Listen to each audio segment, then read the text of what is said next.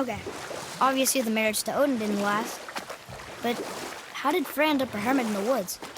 Oh, that was a singular piece of cruelty, even for Odin. As if the marriage wasn't punishment enough. Freya was better to him than he deserved. She stuck it out through all manner of indignity, all in the name of maintaining peace and safety for her people. But Odin's madness, his tyranny, his corruption of her magics, it became more than she could stomach, and at long last she broke it off. Odin's wrath was fierce, and his curses upon her were more than she dared to fear. But her magic was so much stronger than his. After so much time together, he knew her vulnerabilities, and exploited them to craft curses she could never break. Oh, like not being able to leave Midgard. Worse still, he robbed her of her warrior spirit. Freya cannot fight, even to defend herself. No living thing may she harm by blade nor spell. In a world this belligerent, what choice does she have but isolation? Poor Freya. I guess if I was her, I'd spit in your face too. Aye, lad. So would I.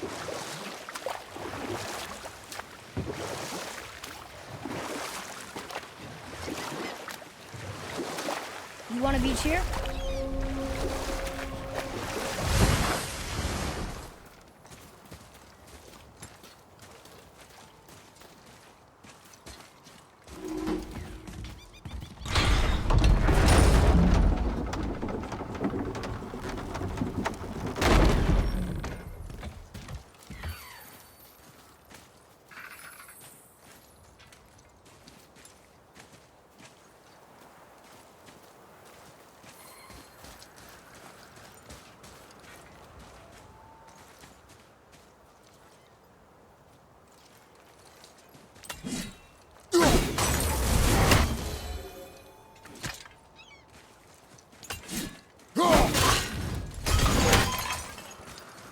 I don't know what we're still doing.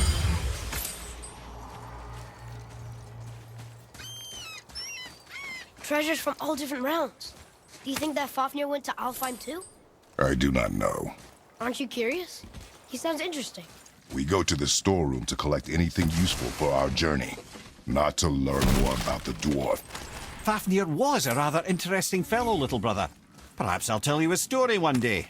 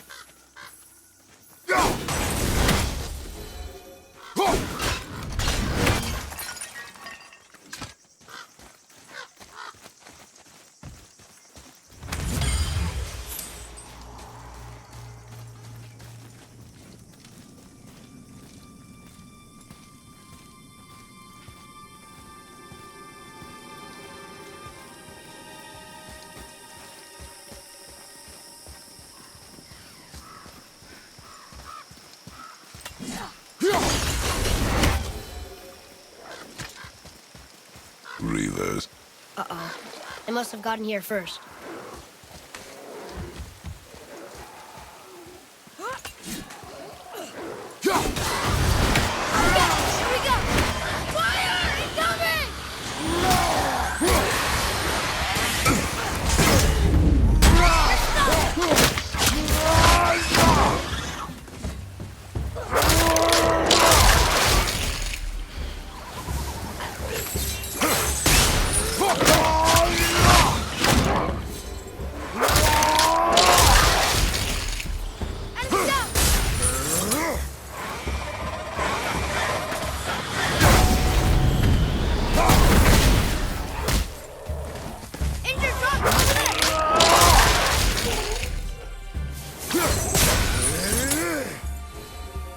Done.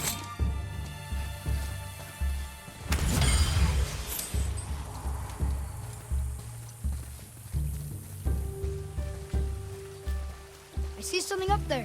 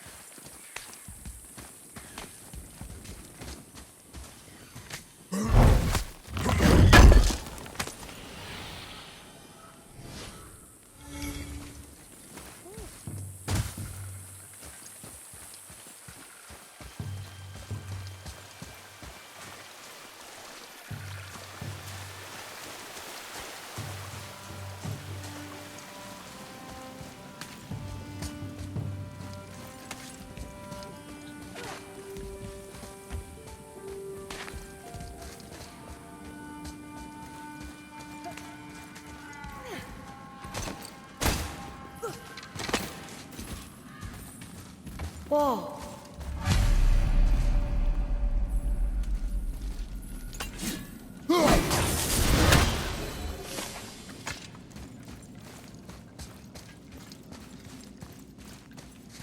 Boy, over here. Hey, it's another treasure map.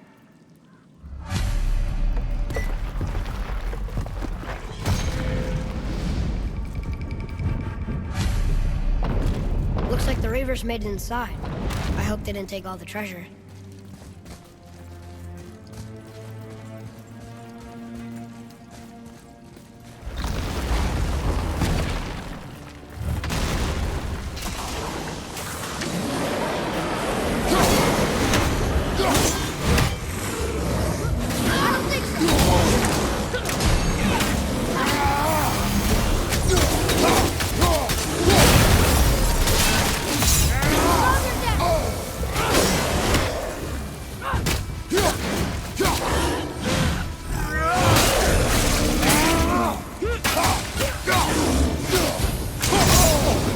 Felt that one, brother.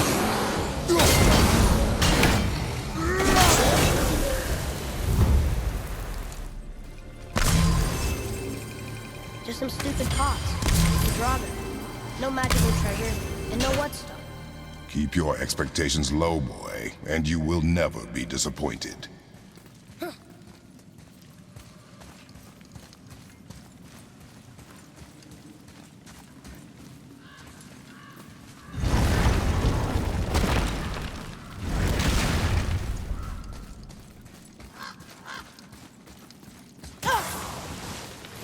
Brother, behind you!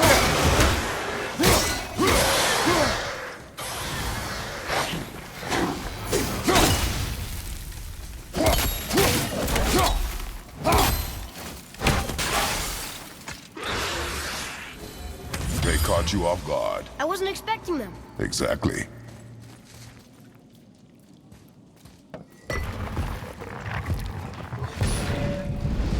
Huh?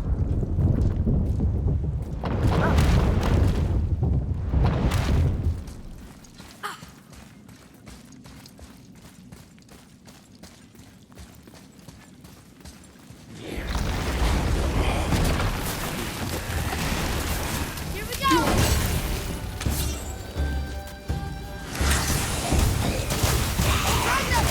Look out, behind you!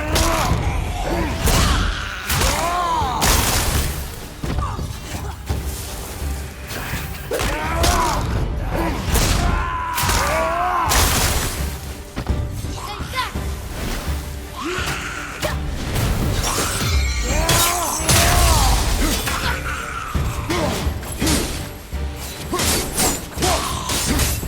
Bring him down!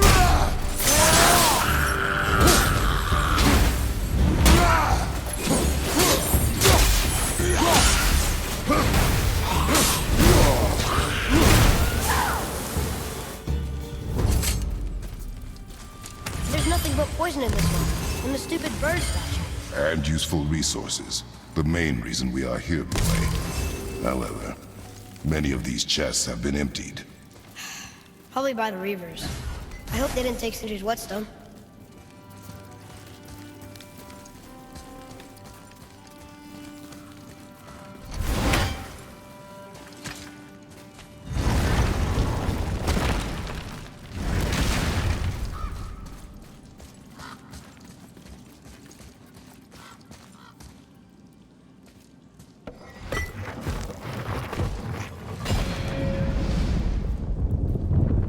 I have a good feeling about this next one. Maybe we'll even find the whetstone. Remember what I told you about expectations, boy. Keep them low. I remember. Still, good feeling.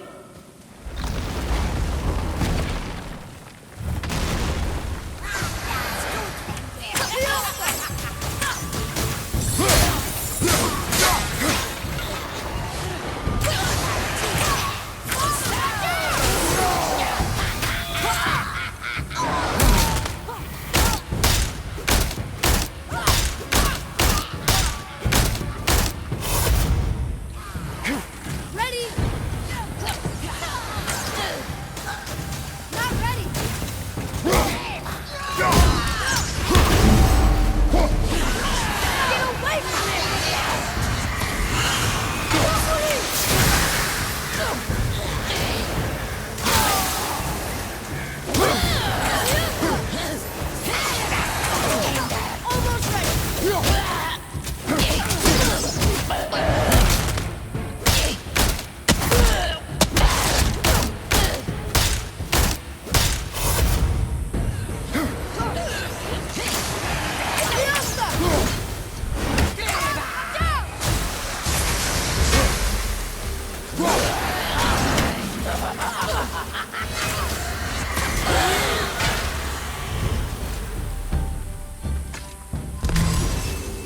So much for my good feeling.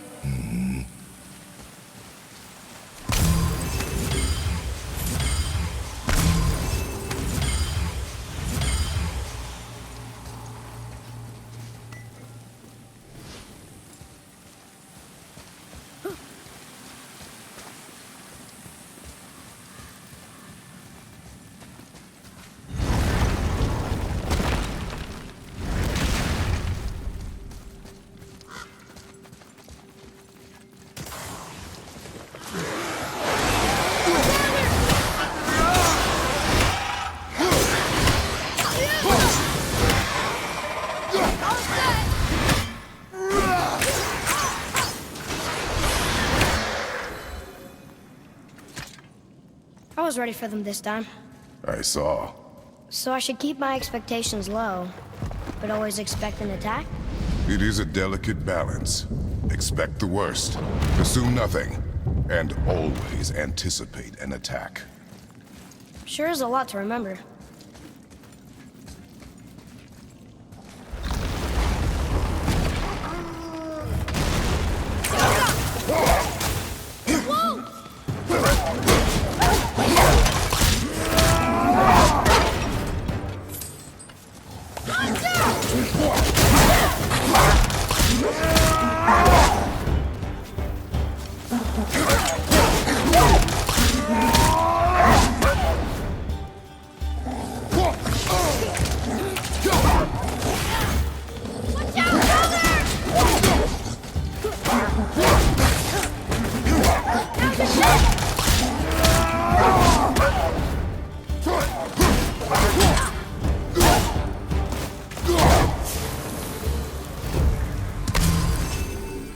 Still no whetstone. And only one room left. I know I shouldn't hope, but do you think we'll find it there? No.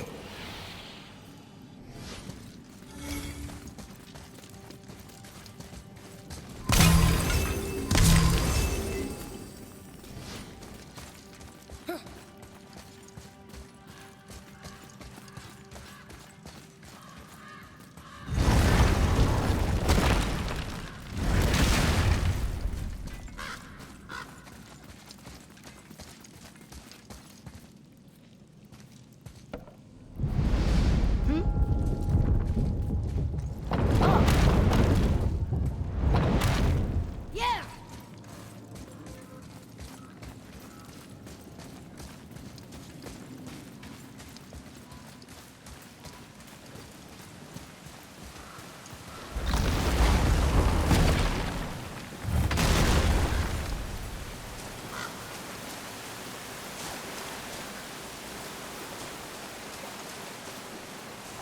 Fine.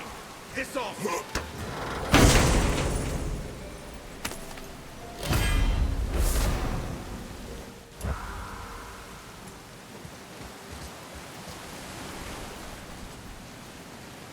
So, you back to piss on my corpse, you ungrateful little... who are you two? We're looking for a whetstone. Have you seen it? Aye, there was one in this room. My son sharpened his dagger on it, right before stabbing me in the back. What? Little bastard thought it was his turn to lead my crew. I was hard on him, sure. Guess I shouldn't be surprised. I did the same thing to my dad when I was his age. He killed his own father? Where is he now? Ha! He may be a bastard, but he's my bastard. You'll get no help from me, fool. Then his dagger will help. Hey! That's mine! Hey! Come, boy. We are leaving. Choke on it!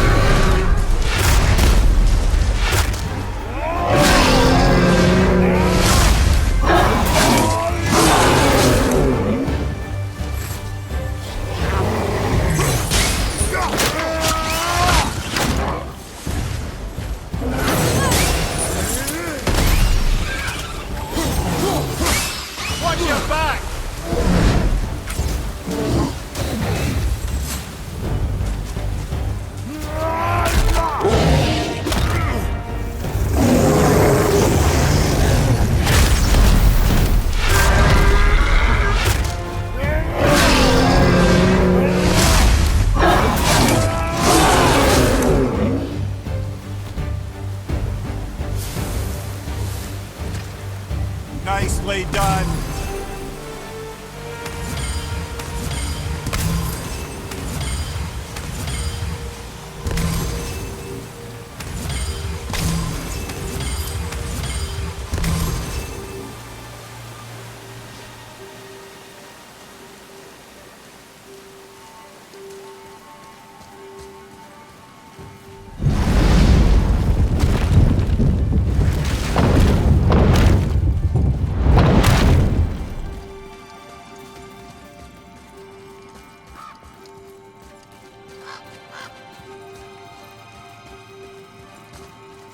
Why would his son betray him like that? Kill his own father? Over some treasure? It seems so greedy. Remember what I told you, boy. Assume nothing.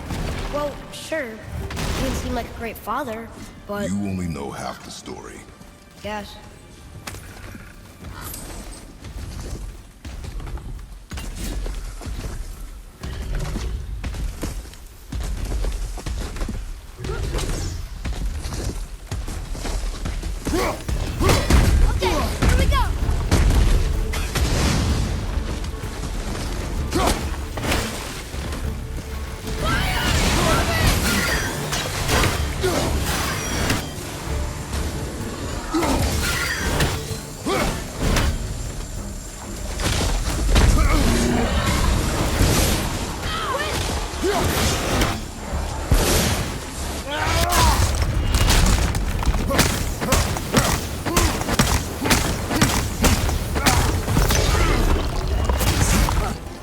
You're right!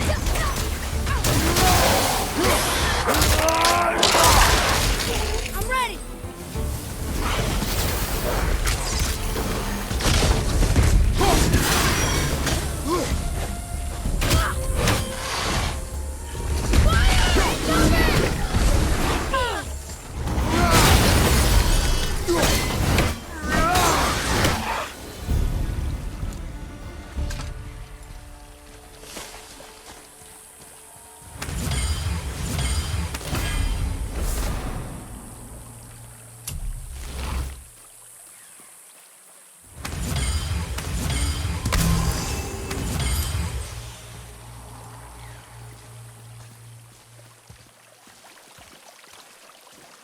Up there. See it?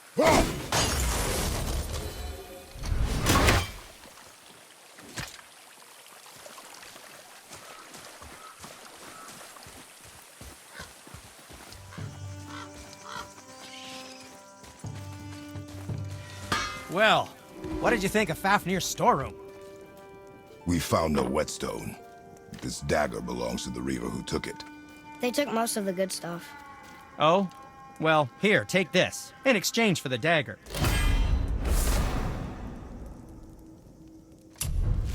The dagger you brought me is quite interesting.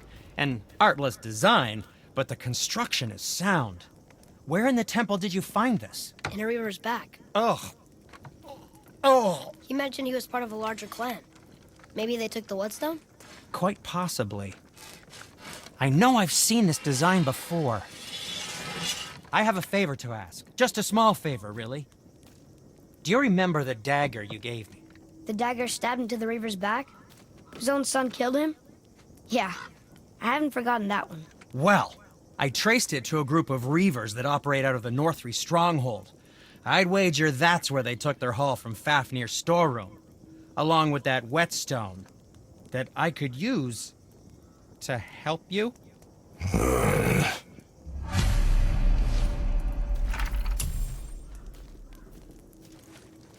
Another treasure hunt? Pointless. Well, not if Sindri really can make us better equipment with that whetstone. Plus, the Reaver's son. He murdered his father.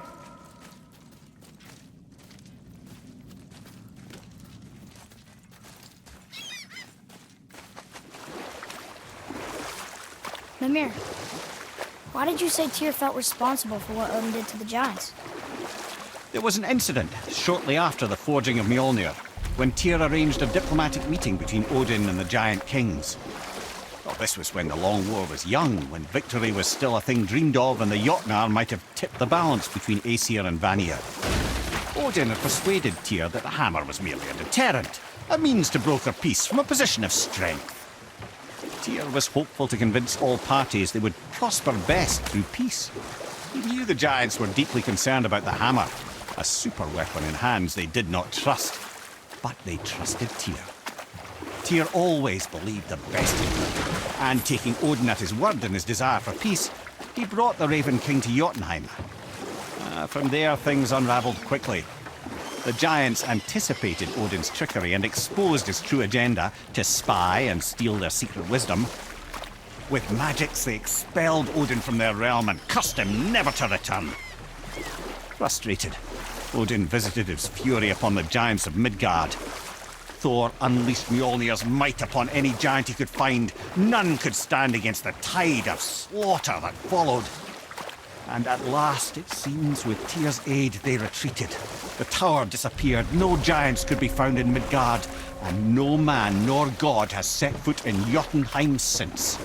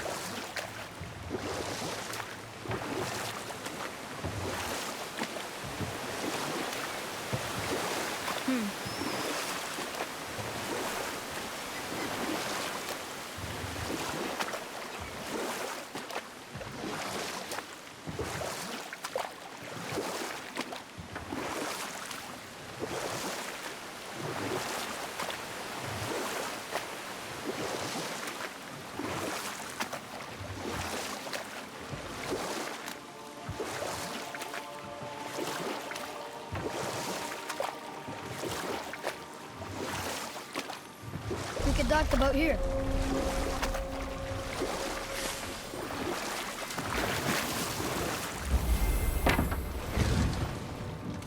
Once you retrieve the whetstone, please take utmost care while handling it.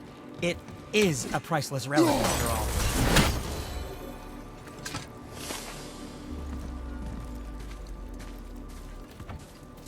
I didn't think we'd see you out here, since you and Brock got back together. Everything okay? Oh, better than ever. You know, I really think we've both grown in our years apart. So how come you're back here? Just catching some fresh air. Look, I love my brother, but he still smells like a fetid dung pot.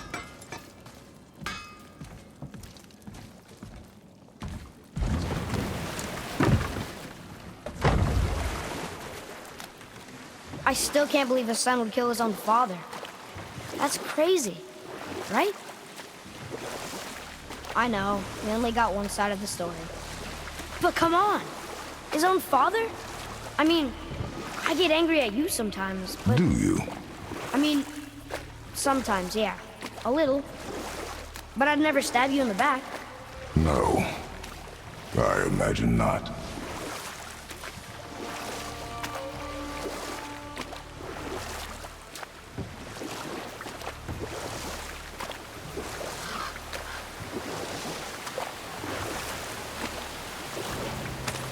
This clan really didn't want anyone coming in. How are we supposed to get through? There must be a way to lift the gate. Maybe with the big water wheel. My thought as well.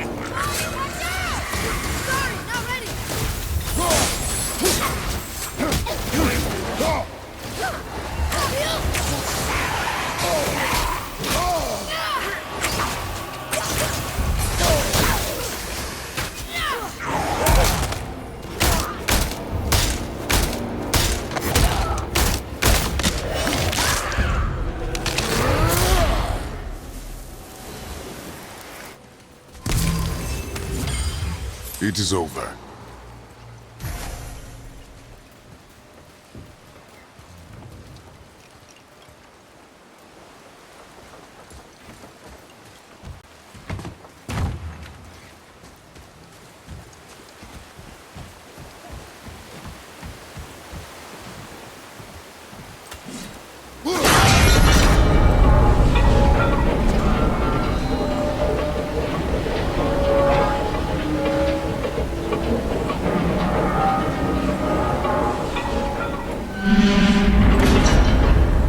Focus up!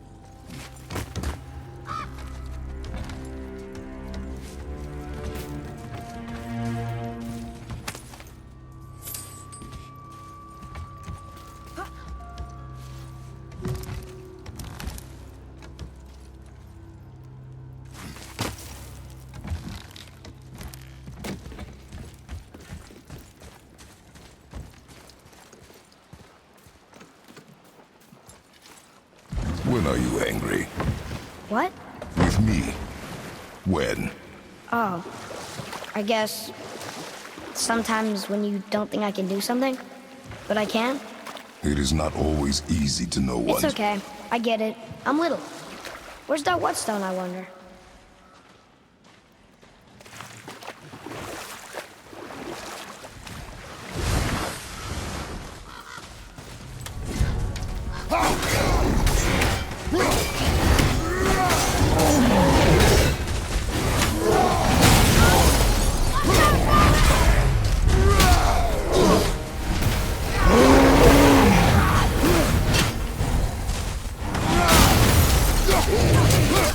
I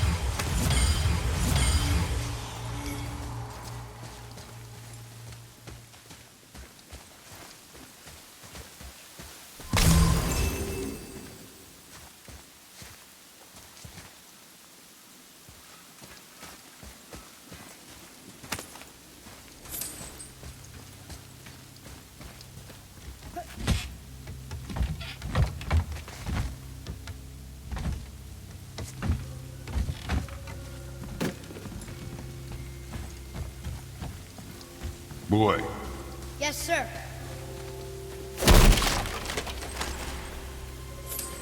Another marker.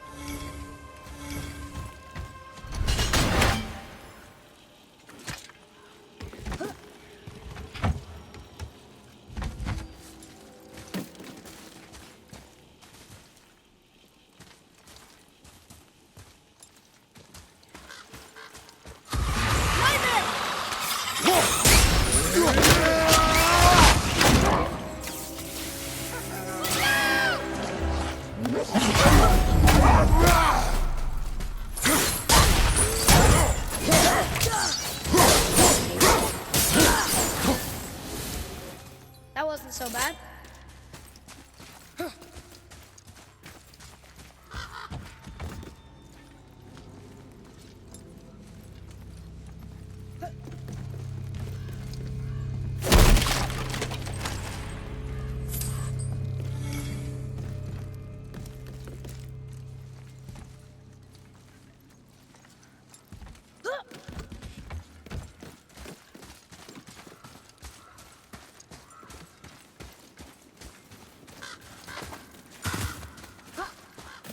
What happened over there?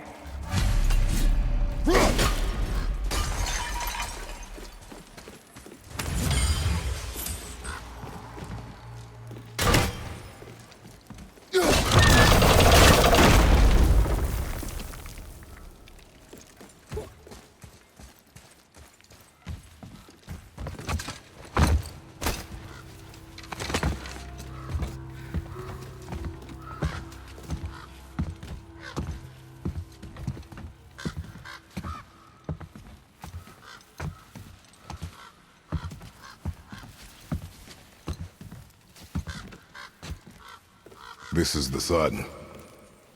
That ghost son? How do you know? The sigil. It matches the dagger we found in his father's back. He stood his ground, but it was not enough.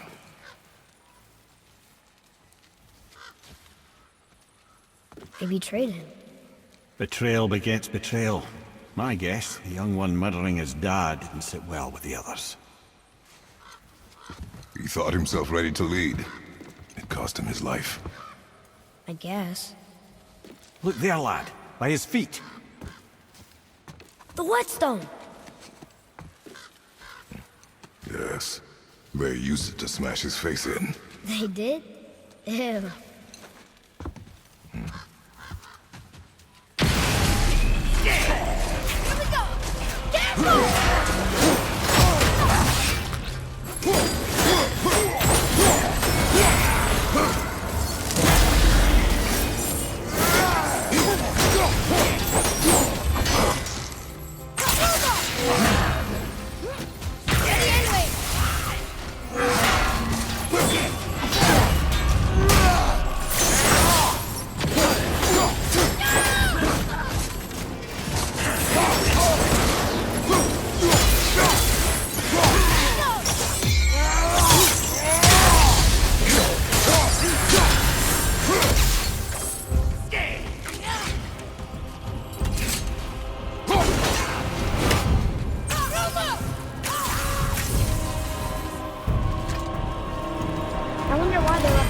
whetstone behind. If Sindri wants it, it must be really useful.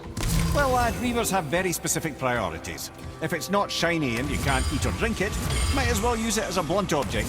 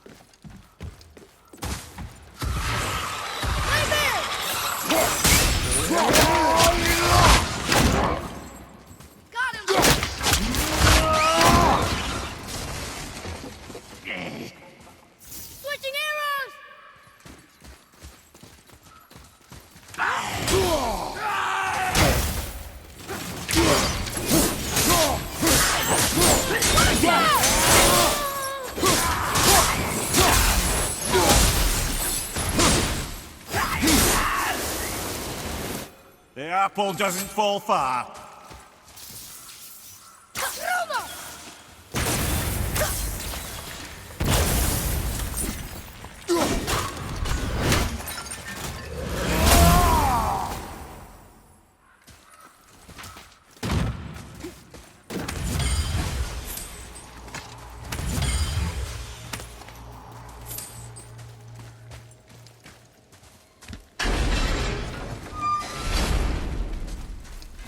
Boy, over here.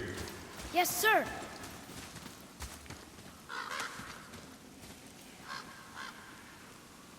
There's a scroll here. It belonged to the sun. Wow, this goes on and on. Father, forgive me, filled with remorse, forget my actions. Had he thought before taking action, there would be no need for regret, yes? Yeah, maybe we should bring this to his father, back at the storeroom.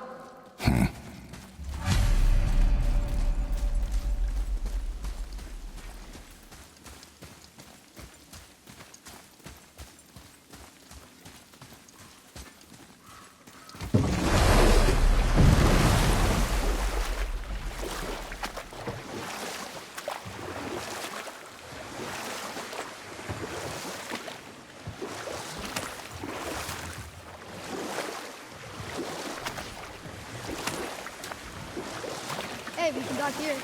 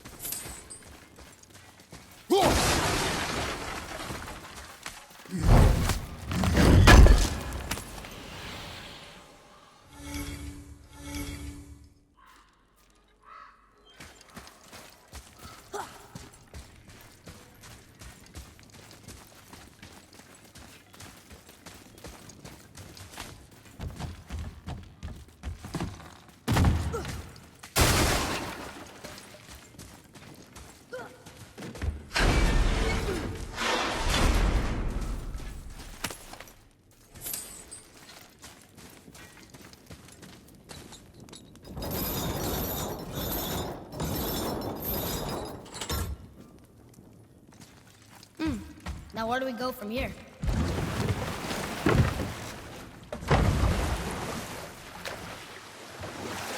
There's something down there.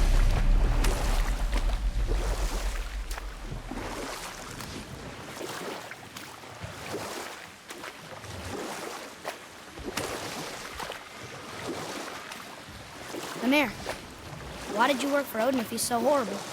It's my career!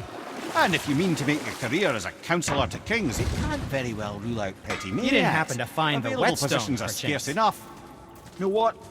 I'll tell this one later. We found your whetstone. Oh, wonderful! This staining is unusual.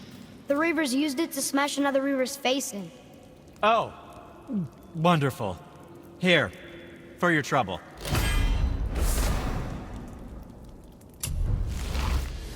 I can't wait to test out the new whetstone. It may not look like much, but it's practically humming with magic. I've needed a new one after my brother borrowed the last one. I saw him spit on it. "To lube it up!" he said. I didn't ask for it back. Where were we then? Oh yes, my first job. My first master was a cruel piece of work as well, but I learned through him the enduring power of wit, which served me well with kings and gods alike. I couldn't have been much older than you when I started. A fairy king's errand boy and unofficial jester.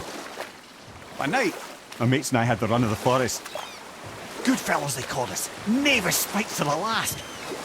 We'd get up to all manner of mischief, making fools of the local mortals. But as long as our lord was kept amused, we were spared the consequences. Oh. Then one day he was not amused, and I saw fit to move on. Thankfully, the ages and roads travelled since then have turned me from that merry wanderer into the paragon of virtue you see before you today.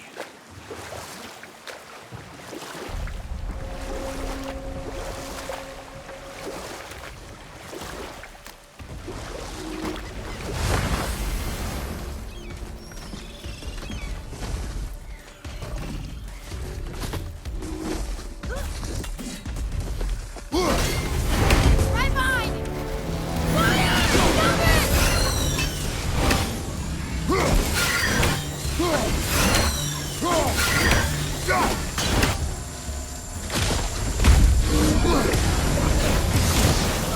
That hurt!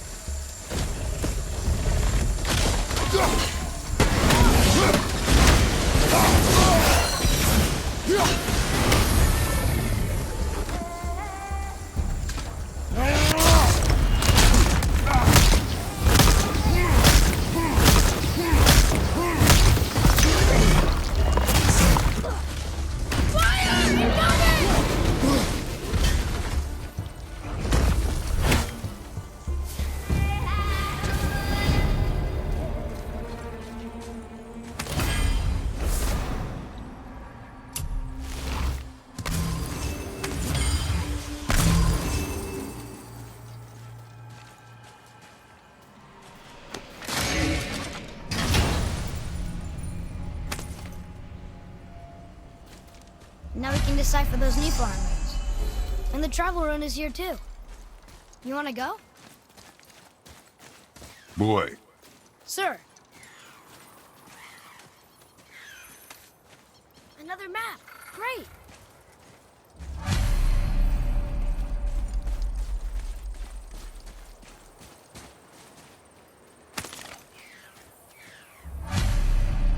these bones pulse with magic. It must be Golvi. Could we just hold on to it? Maybe we'll find the rest of it. This spirit lies to you, boy. How would you know? I have known many spirits. They are all liars. This one is different. I know it. You know very little.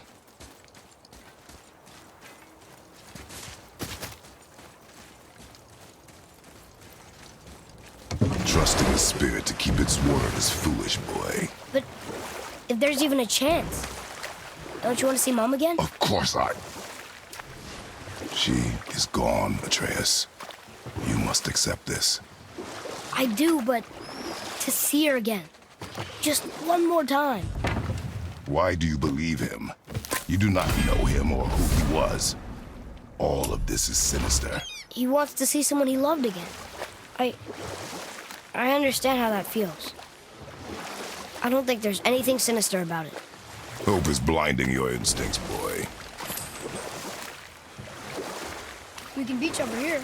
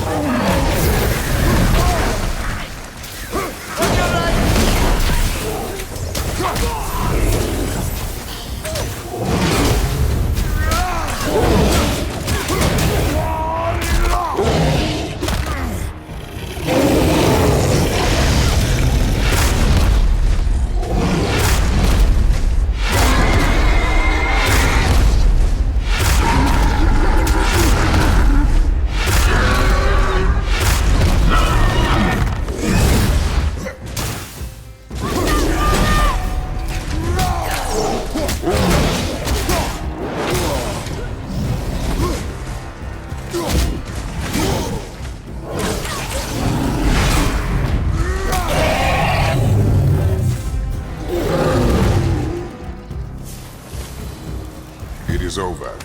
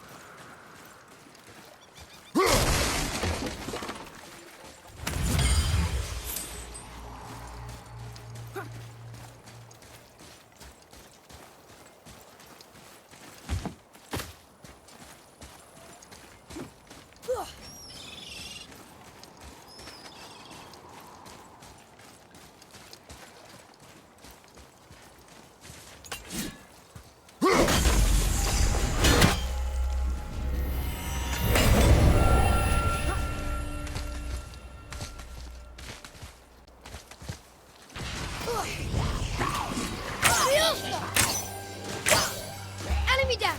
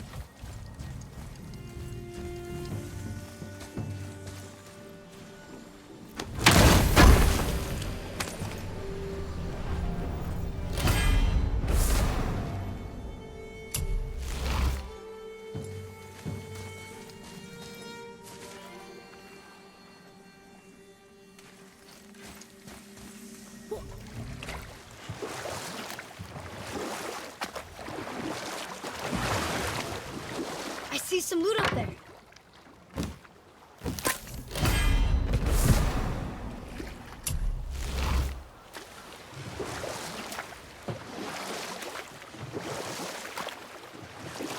Lemire, how'd you come to be in these lands? Lad, there comes a time in every man's life when he changes his name and heads north to make a new start. If you live long enough to do this many times over, you might end up as far north as this place. By the time I arrived, I already knew Odin by his reputation, and so I set to demonstrate my worth by coming to him with something I knew he'd value. A mystic well of knowledge. Or rather, I should say, a well of water laced with enough mystic mushrooms to make a god see visions. Oh, he was rightly impressed. Can't say for sure what he saw that led him to try gouging out his own eyes, but I managed to restrain him before he finished the job. Then I persuaded him it has been his sacrifice made for an even higher form of sight to be bestowed. Blah, de blah, de blah, de blah. I used to think he never caught on. But the day he took my eye, I realised he had never been fooled. He knew I'd outwitted him, called the lesson wisdom, and hired me to make sure from then on I was on his side. And for a long, long time I truly was. Doesn't mean he didn't hold a grudge.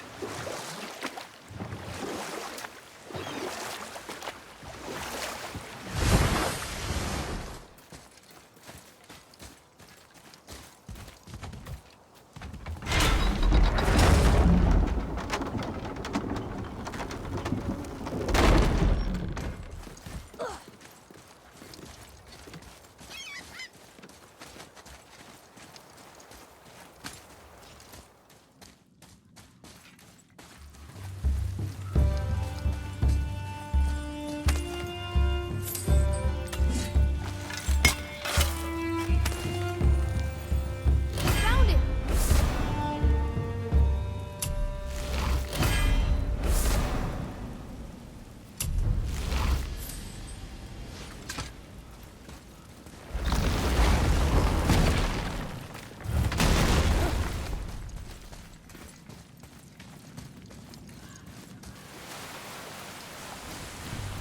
What are you fools doing back here? Come to pilfer my boots and small clothes? We found your son. He was betrayed too. And we found part of his journal. It sounded like he regretted killing you. Fat lot of good that does me. How'd he go out? He die fighting? We found 4 corpses near his. They were decapitated. Ha! Vandrit always did keep his sword nice and sharp. A lesson he picked up from me. He's a backstabbing bastard, but knowing he's in Valhalla sets me at ease. Thanks. We did a good thing. I'm glad we came back here. That thief did not deserve the peace you gave him. Maybe so. Still, it feels good to help people. Even the dead ones. So much like your mother.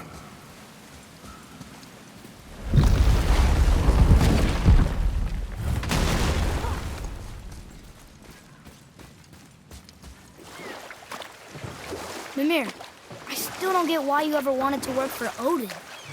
Back then, I was young enough to still be ambitious. The Aesir gods were as powerful a force as I'd come across, but they clearly lacked for strategy, focus, and sage counsel. All this could I faithfully provide. And so, a stranger from a far-off island found himself with Odin's ear, trusted as he trusted no one but himself. And with that kind of power, laddie, I must confess, there are perks. Yeah, but he's Odin. I never claimed to be perfect, laddie, only clever. And often too clever by half. So what'd you do to get Odin so mad at you?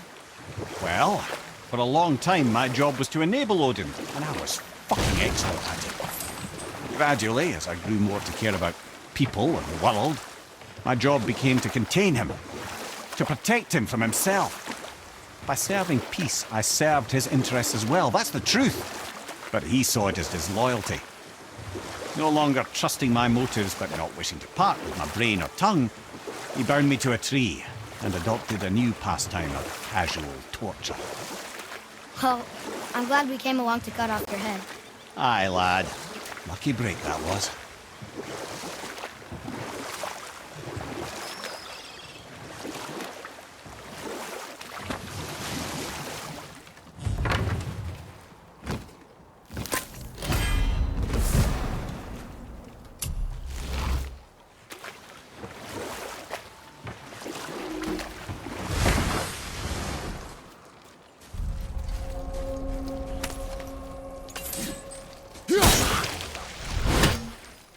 What's that down there?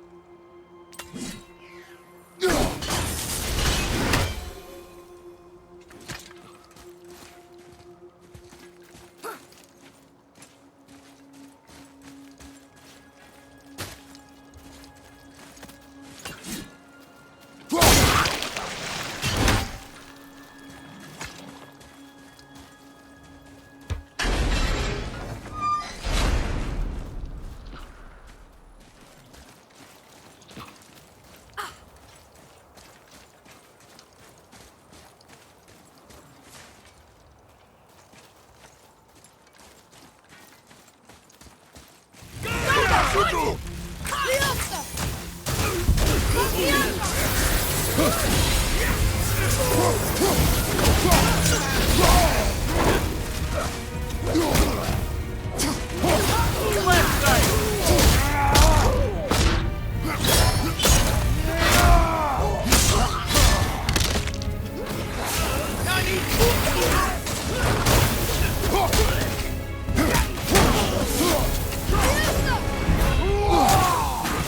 me when!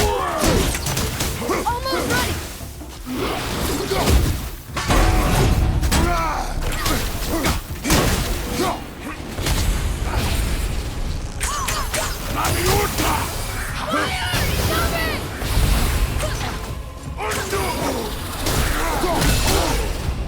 I'm not ready!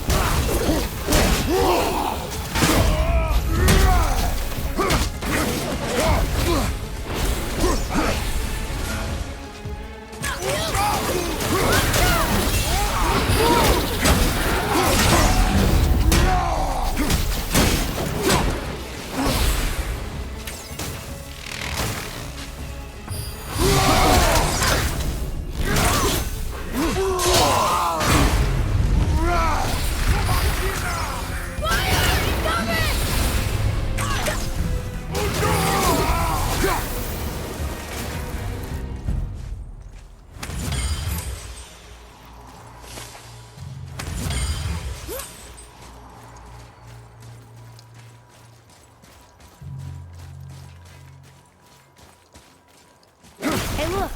A torch! A torch is built with wood. That is a brazier. A brazier.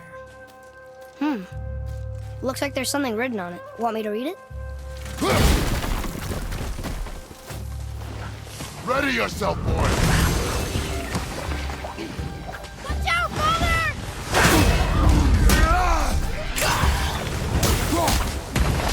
At the ready!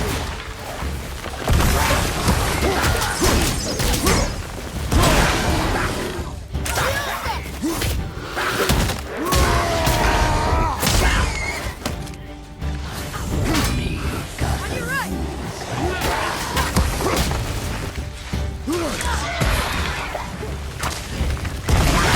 Knock it down!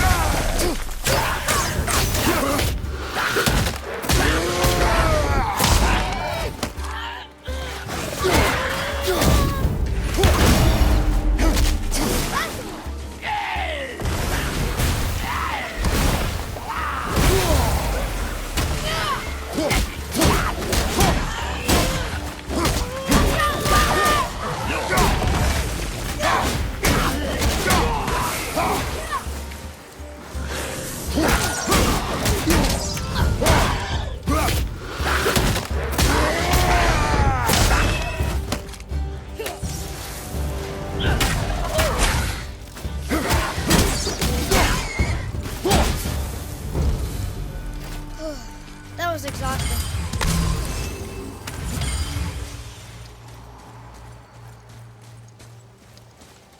Well fought, you two. Hey, it's another spirit. Come now. I don't bite. You're dead? You're very perceptive and reckless. Take caution when lighting these braziers. Sailor and Hellwalkers will swarm to the flames like moths. I assume we have you to thank for freeing us from a watery grave. Us? Other spirits. The Lake of Nine is full of them. Most are able to move on from this realm, but we, lucky few, are stuck here in Midgard until our affairs are in order. Perhaps you can help them as well. We have no desire to help you, Spirit. Ah, but you already have. I only wished to see the sky again. Farewell.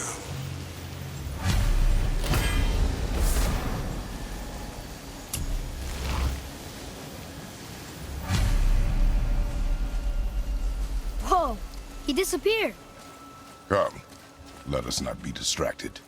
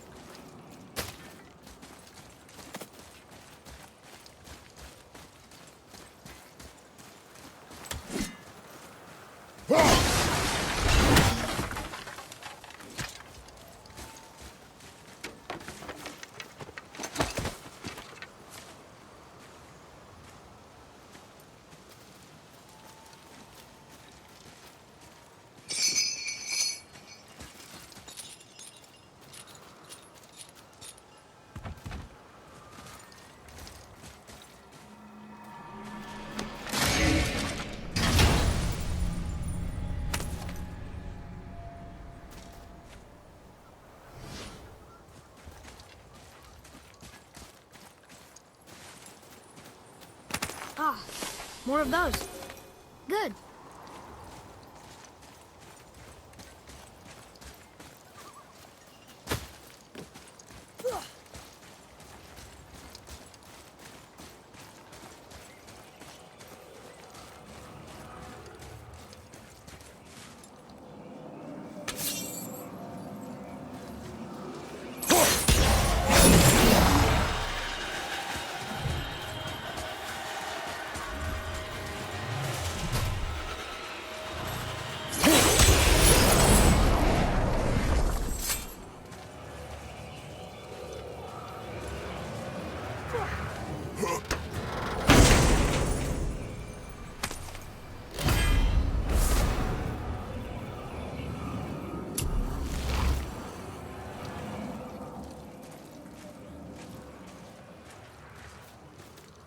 So, I guess we should keep an eye out for other spirits. What did I say about distractions? But it sounds like they needed help. They are spirits, boy. Dead things. They have no needs, only wants. It feels wrong to ignore them. We will get over these feelings. Mom would have wanted to help them. What was that, boy? Nothing. I thought as much.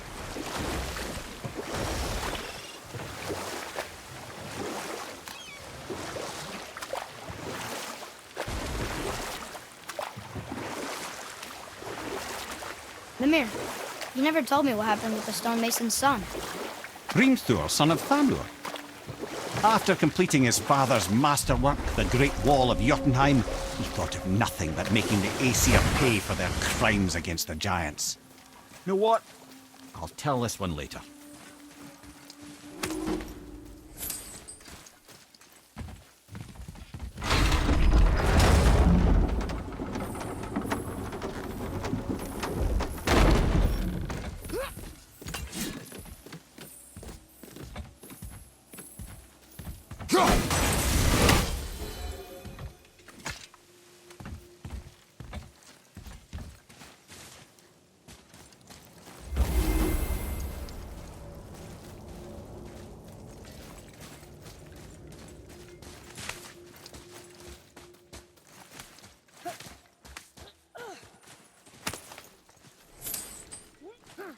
Come.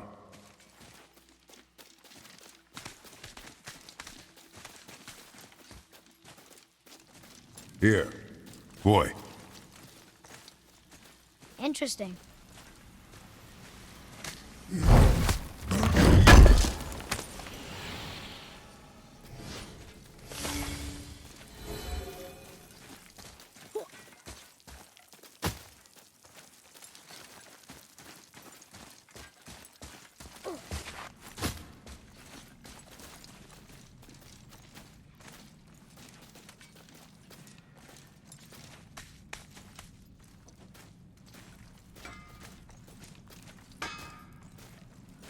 You scare up that alchemist what needed finding? Better not be fighting with your brother again. Just 'cause he's gotten a little less annoying over the years doesn't mean I ain't got a customer base of my own to keep happy. Oh, yeah? Who's that? Well, you came back here, didn't you? Fair point.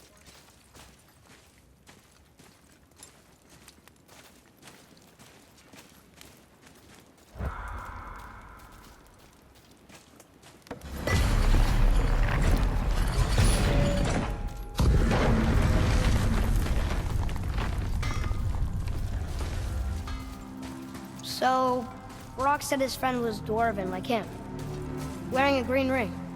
Look if you wish. I will be gathering resources for our journey. You don't want to help him? No, Why not? because I do not run errands for dwarves. Oh. Dwarven, but no ring. One of his crew? Scorch marks. There, along the floor and wall. Weird. I guess we keep looking. We?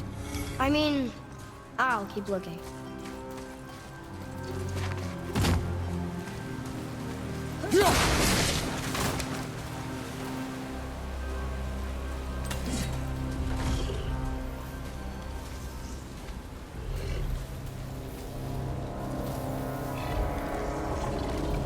That's his soul eater. If that kills us, that's it. No Valhalla, no hell, no afterlife, ever. It does not attack.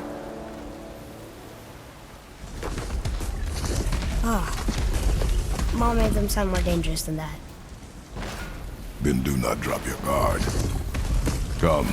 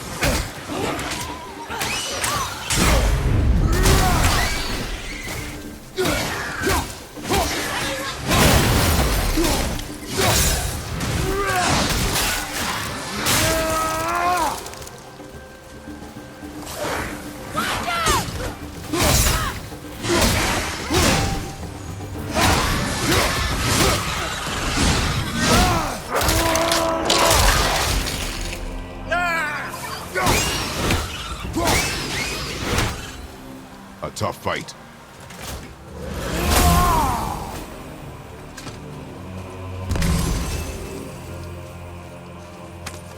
Not him. Hey, I thought you didn't care. I noticed the lack of ring while looting the body. Oh.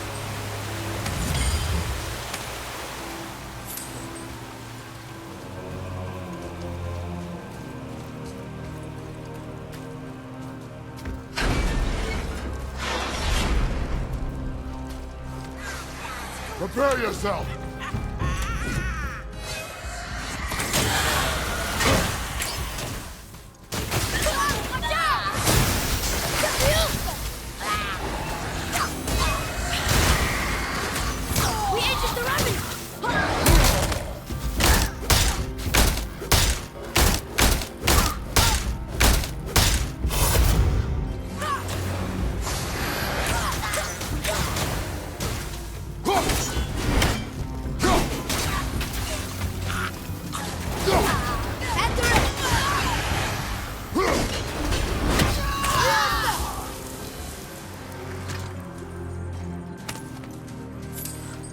No ring. We're not gonna find Brock's friend alive, are we?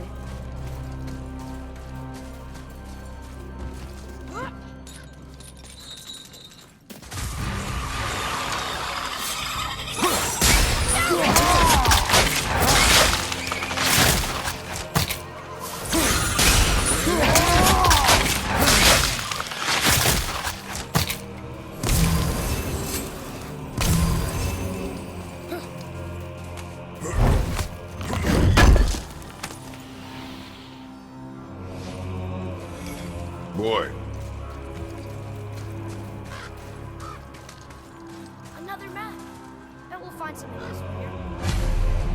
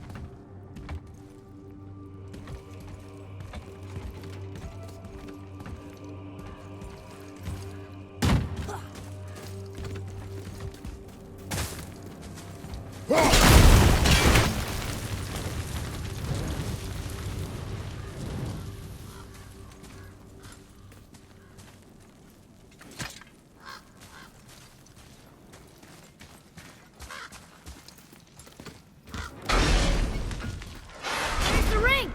On that severed hand! Attached to the Soul Eater. Well, we know what happened to Invari now. We can just go tell Brock.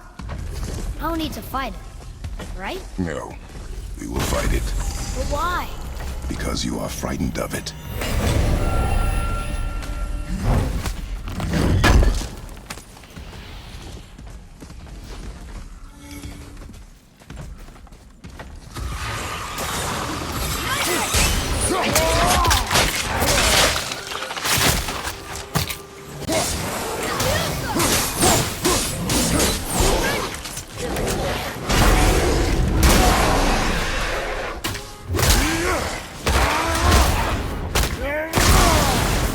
Another one down! Bobby, incoming fire! Behind you, look out!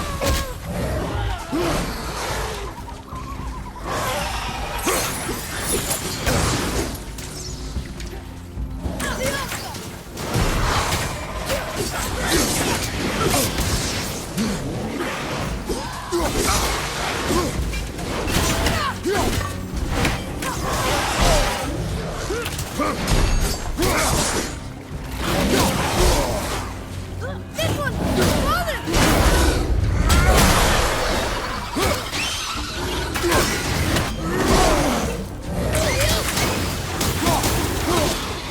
Got one coming! Father, healing stuff! Another one down!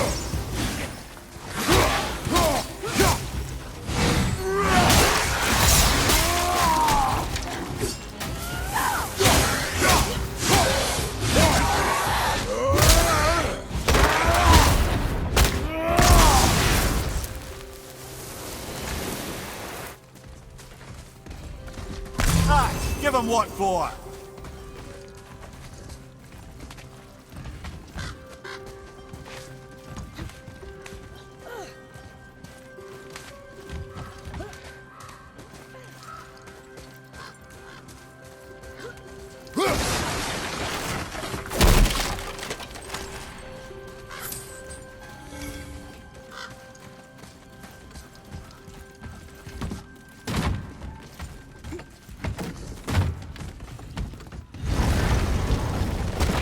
Be strong, Atreus.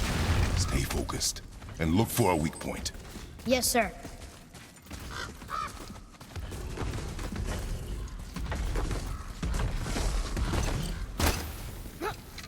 Stay quiet. Make no sudden movement.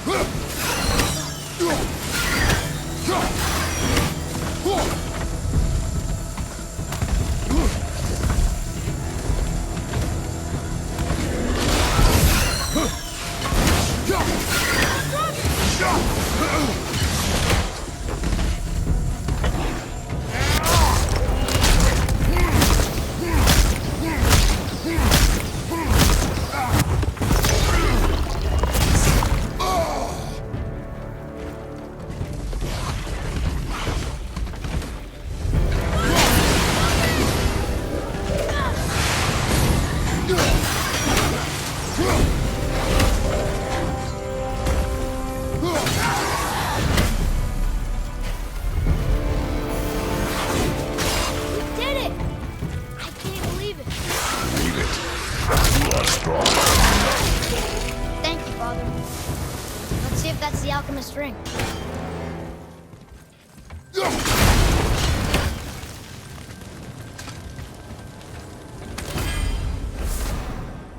Green ring. Dwarvish inscription. The alchemist. But where's the rest of him? Ashes, most likely. The Soul Eater got him. I guess we should bring this back to Brock.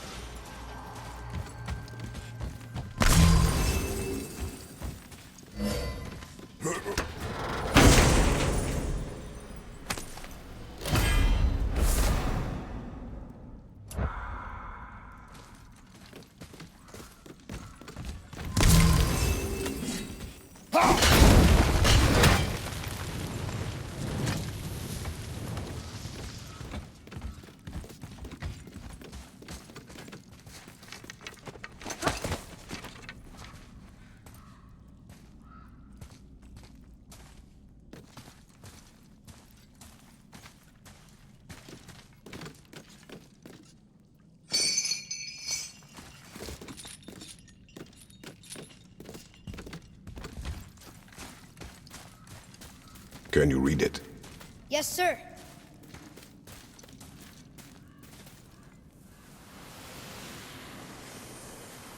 These runes were written fast. It spells out Ejim Staney. I don't know that one. We will ask the blue one. So now you're interested? We found his alchemist. A reward was promised.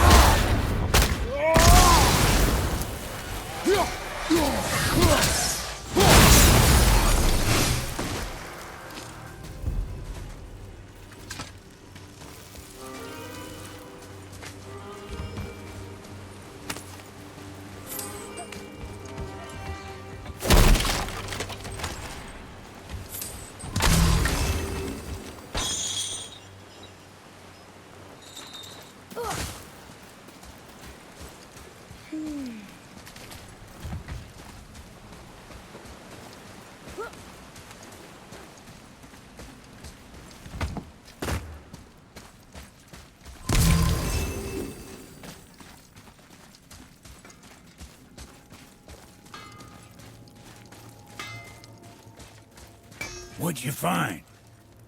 Your alchemist. I'm sorry, Brock. The hand is all we could find. Still wearing the ring. There was a Soul Eater inside, and well, he must have burned away the rest of him. Suppose you'll still be wanting some compensation, huh? Naturally. Naturally, he says. Miani Feruxi.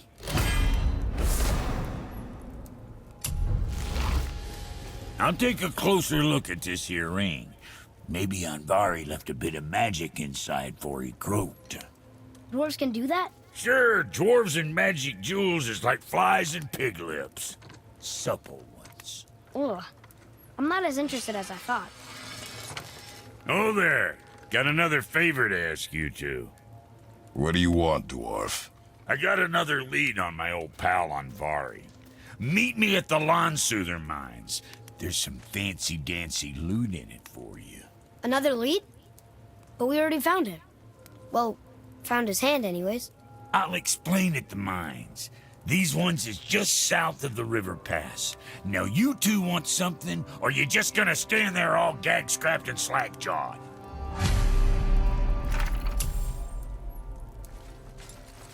Pulled the ring off Anvari's hand at the Velander mines. Feller was always tampering with souls and dark rituals and matters of the night, see?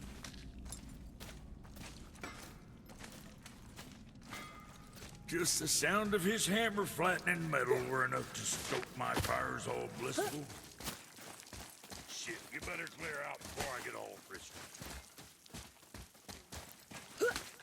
Come, boy.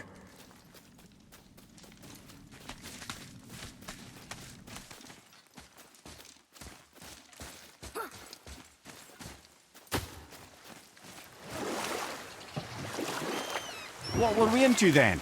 Oh, the revenge plot of Hrimthur, the stonemason's son.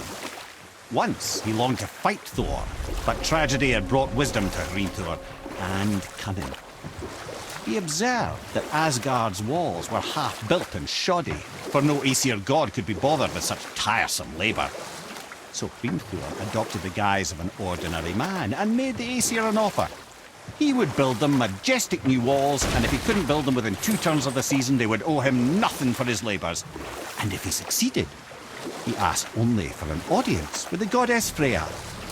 Odin agreed, knowing the task was impossible, but intrigued by the stranger. Hrimthur made short work of it, of course. He had the benefit of his father's training and the aid of a magical stallion for fetching stones. Odin was not happy to find himself on the losing end of the wager, but he seemed to uphold his end of the bargain. Freya was sent to meet the mason, and to her surprise, he wanted only to whisper something in her ear. That being done, he made his way out of Asgard. And when he found Thor awaiting him at the gates of Midgard, he knew he had been double-crossed. But he didn't care, because his plan was complete. It was? What did he say to Freya? Only she could say for certain, but I've had many moons to work it out. Hrimthur knew that Freya loathed the Aesir, despite her marriage to Odin, and I believe he gave her the secret to Asgard's defences. Some weakness he may have built in, structural or magical, which I expect will be exploited come Ragnarok when Surtur arrives to burn Asgard to ash, if not sooner.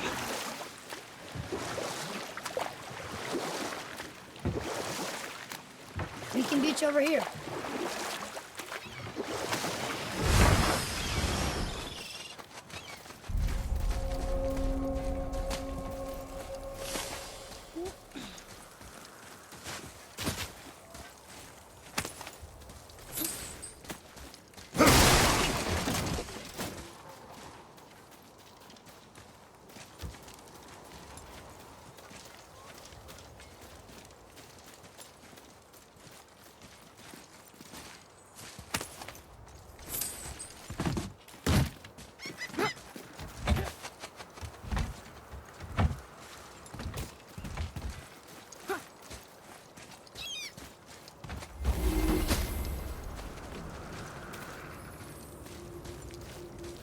Well, looky who decided to show. Talk to this here ring. What? I can't hear thoughts from rings, Brock. It's talking to me! It's Anvari! Ha! Knew it. He says he went to the Velander mines to observe his mistake, but then the Soul Eater attacked, so as he was being ripped apart, he cast a spell that removed his soul and put in this ring. And then he... What about all his stuff? Huh? Anvari had a workshop here with all sorts of posh doodads and ornatery tools, and one beaut of a hammer. You make mention of it still in there? You're upsetting him. Your point? You fellas take Anvari with you and go have a look-see. If you find his hammer, I'll whip up something real nice for you.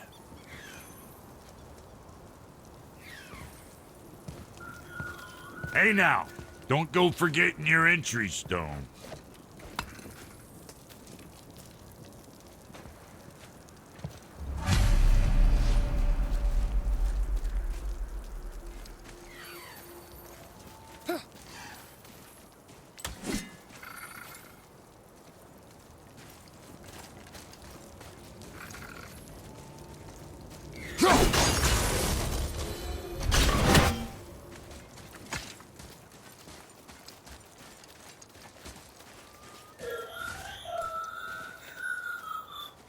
Andvari isn't happy about us taking his stuff.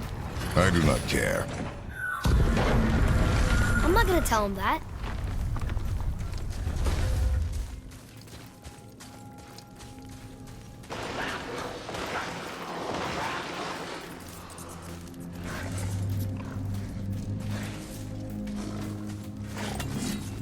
Whistles, up ahead.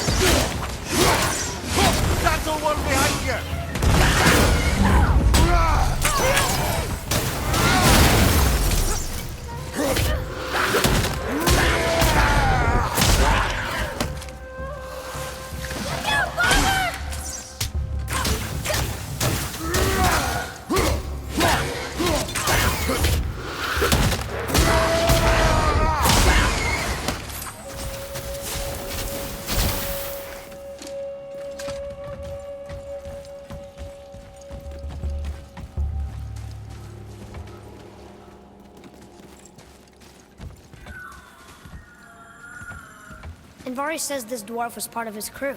That he died because of his mistakes. He sounds sad.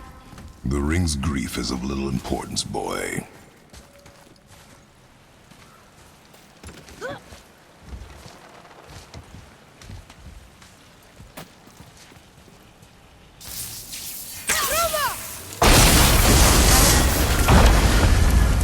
Oh, he did not like that. He's warning us not to go down there. Stop listening to the ring, boy. Cannot be trusted.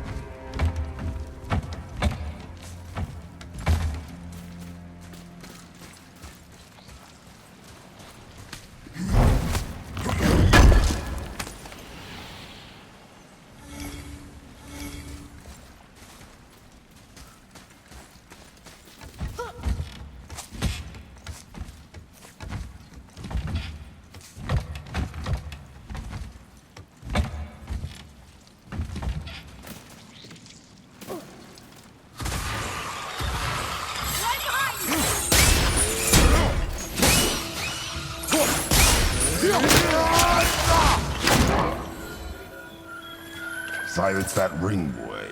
I don't know how.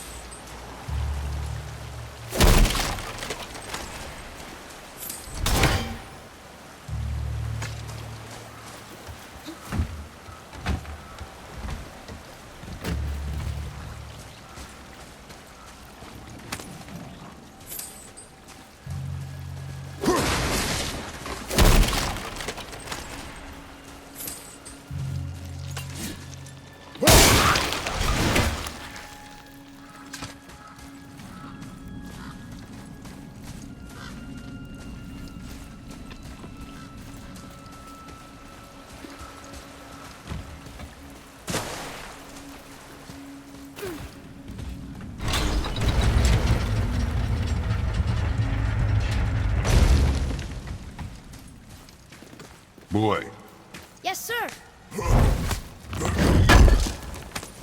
It's another one of those maps.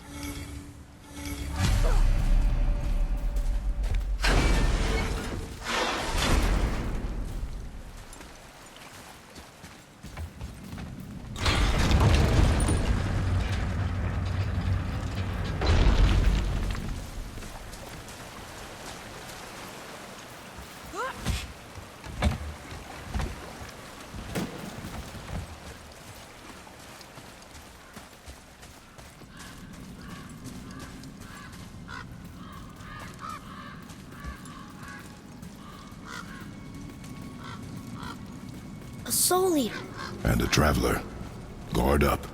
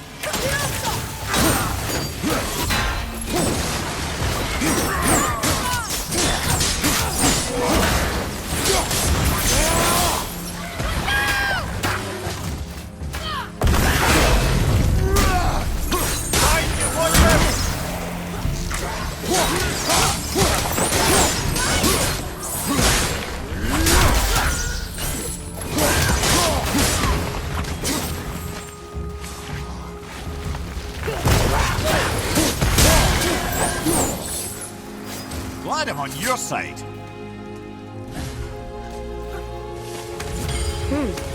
A dead soul. What's a soul eater even doing here? What do you mean it's your fault? Boy, ignore him. It's sort of tough for me to ignore.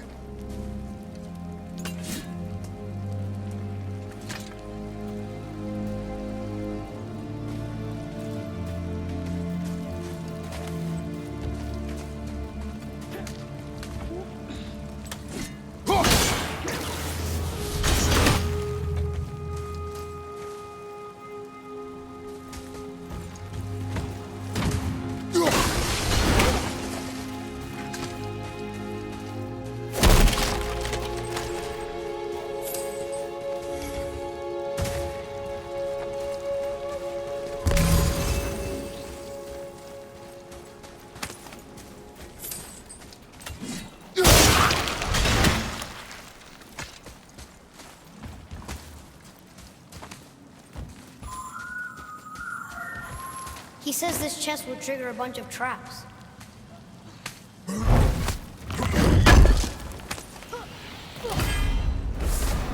I see no traps. Sounded so sure about it.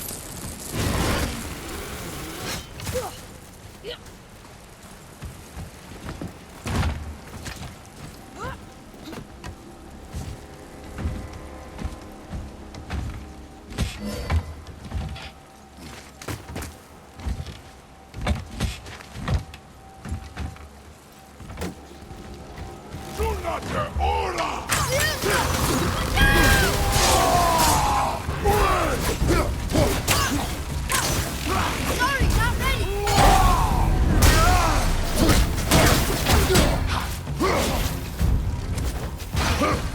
Ready to go now.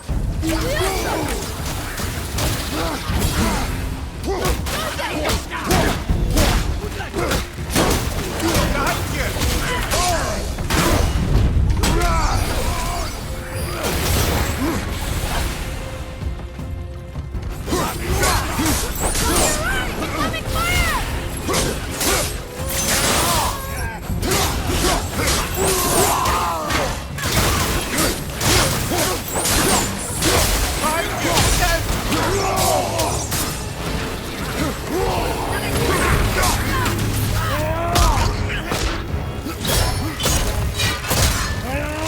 That one's down.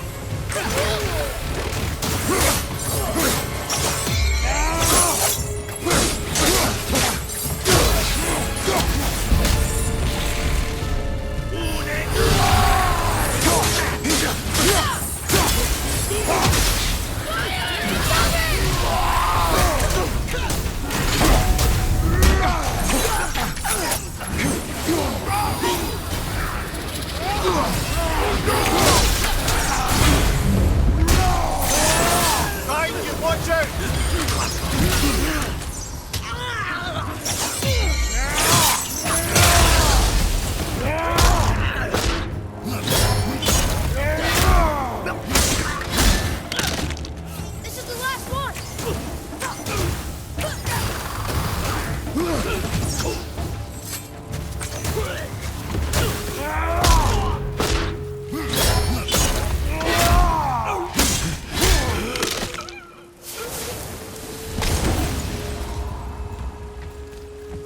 Our enemies are strong.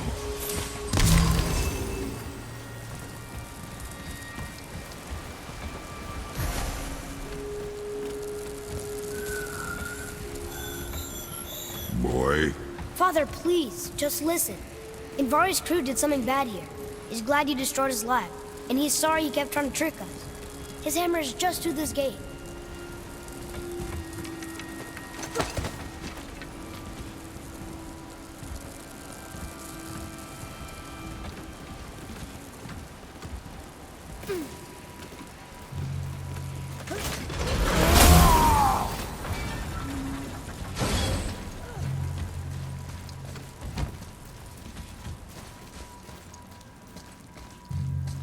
boy, Sir!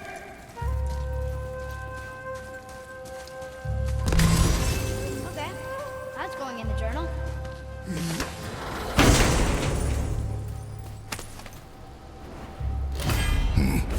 this is a fine hammer. Invari says thank you.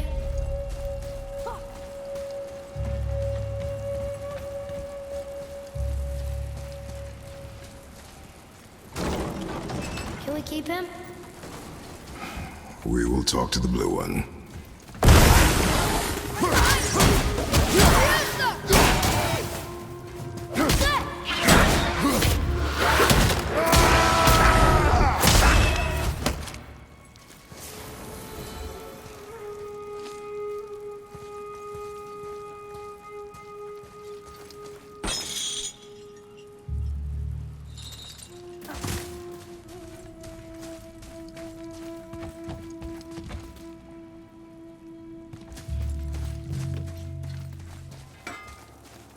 You two find that hammer, or you too busy looting every keyhole and cranny? Here, the alchemist's hammer. His spirit is a nuisance. Yeah, Andvari always was an asshole. Hell of an alchemist, though. Hand him over here and I'll melt him down. What? You're going to melt down your friend? A trapped soul's what I need to give your reward some extra oomph. You don't want it? Father, we can't do that. Here, you hold on to him. He's really useful, I promise. Fine. So long as he proves his worth.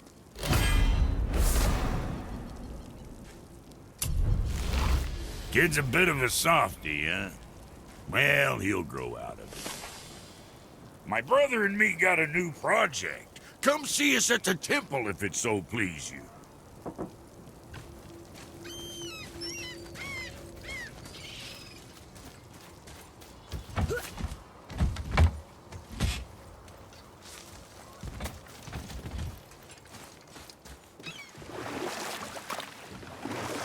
Mimir, there was a shrine about a giant lady with lots of books and visions.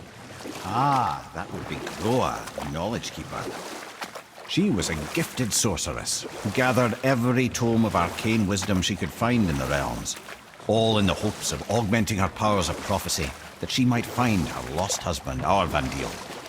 But it was not her husband she would glimpse in her visions, for it was Groa, seeing longer and farther than any before or since, who witnessed Ragnarok, the end and the beginning. When Odin caught word of her ultimate prophecy, he maneuvered to obtain her knowledge and hoard it for himself.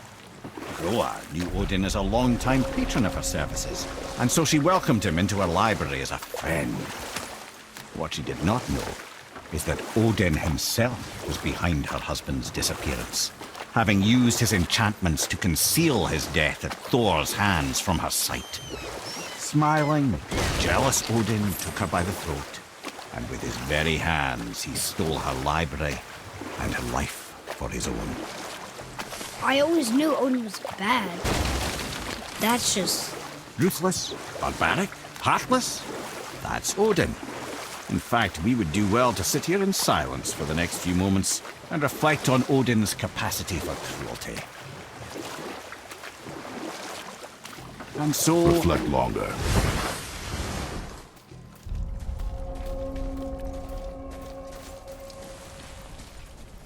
Bothar, Frimund, Erik. Are you okay? No, son. My goods are underwater. My men are drowned, and yet their bodies continue to walk the beaches. Hellwalkers. They plague these lands. I was their captain. They died because of me. But these abominations sully their memories. I will find a way to free them from their tortured state. In this, I am determined. A thunderstorm scattered all 3 of my ships across the lake. I know not what I did to anger Thor, but his judgment was swift and brutal.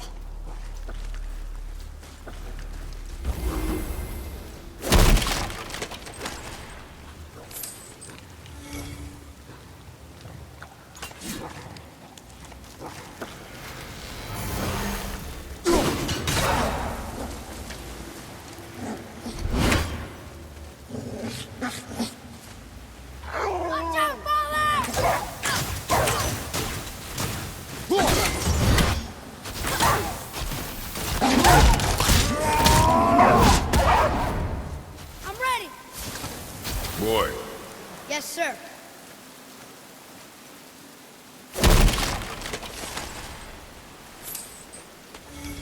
Treasure map. All right.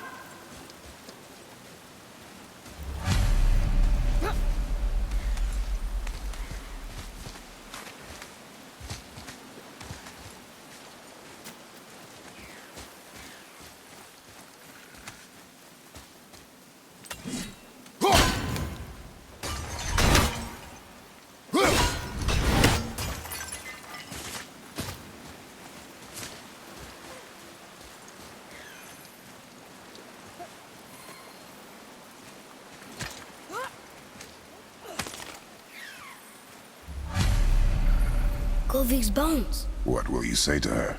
To Govig? Your mother. What have you left unsaid? I guess... I just want to know if she's okay. She is dead, boy. I know that, You don't understand. Neither do you.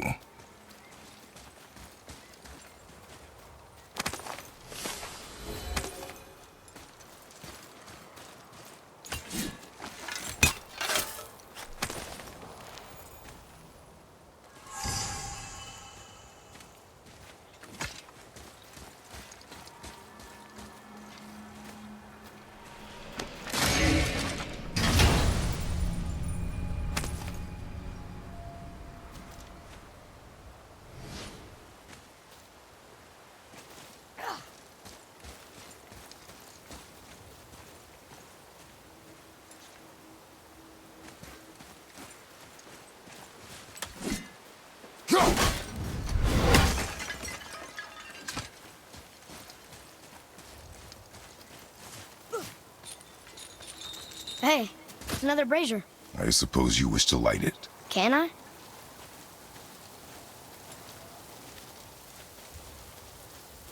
Kvekia.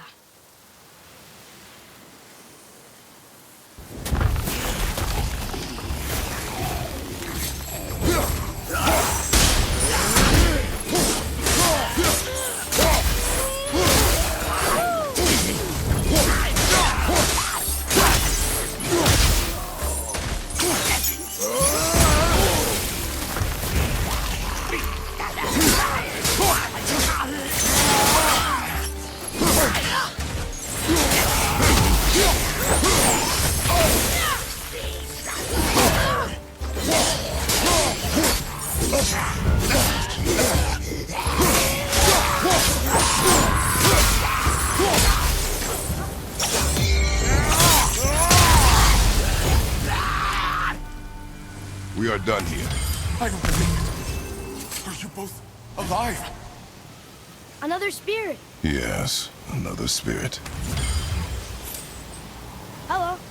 I can't remember the last time I saw something walk these islands that wasn't dead or corrupted. What do you mean? The desolation, child. Plagues this land, growing more severe with each passing winter. Do you know its cause? Not for certain, but I suspect the appearance of the World Serpent, along with the great flood that followed.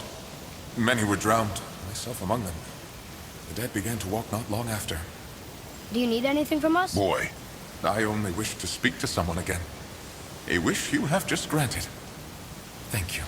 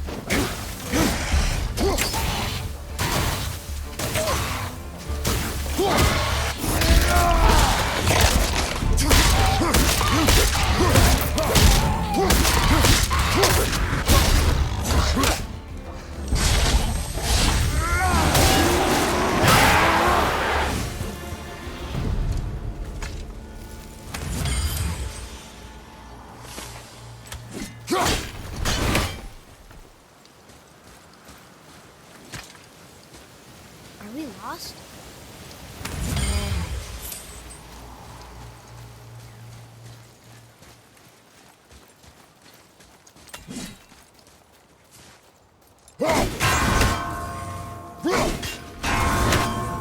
What's that?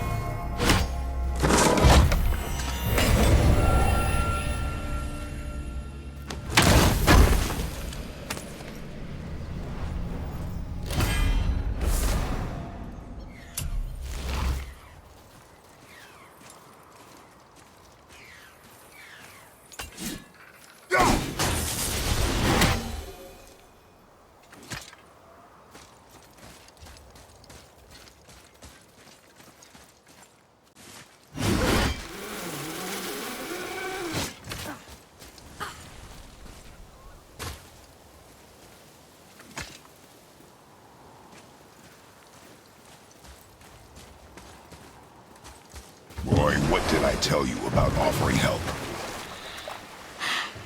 Don't. Correct. But can't we This just... is not a debate. You must learn focus. Our journey need be your only concern. But what if they can help us? That one seemed to know a little about the lake. And how does that help us with our goal? We won't know unless we ask. What's that down there?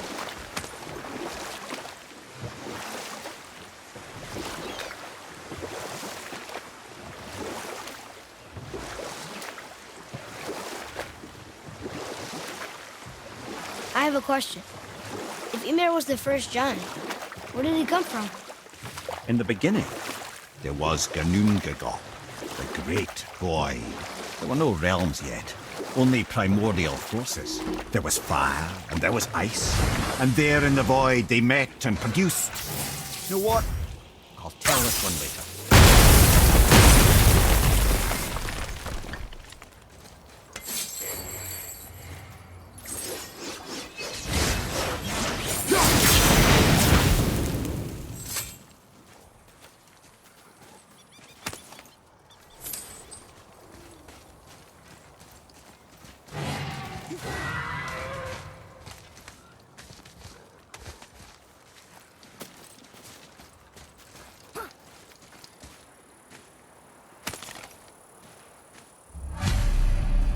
The final bone.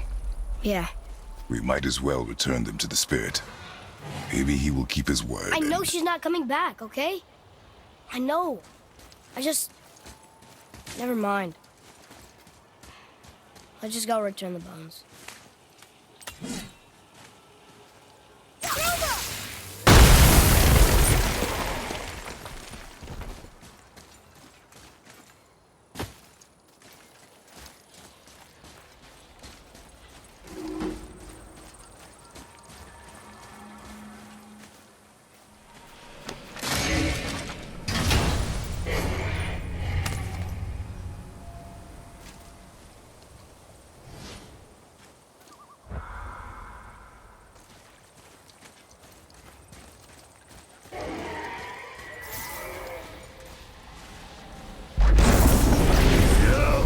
Here we go!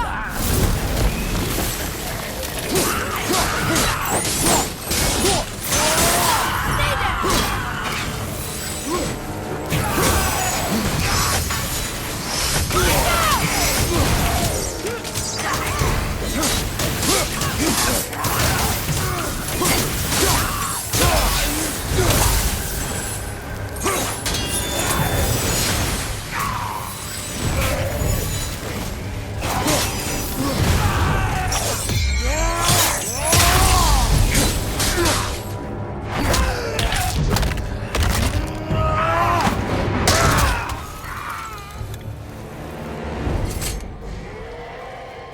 You two make quite a formidable duo.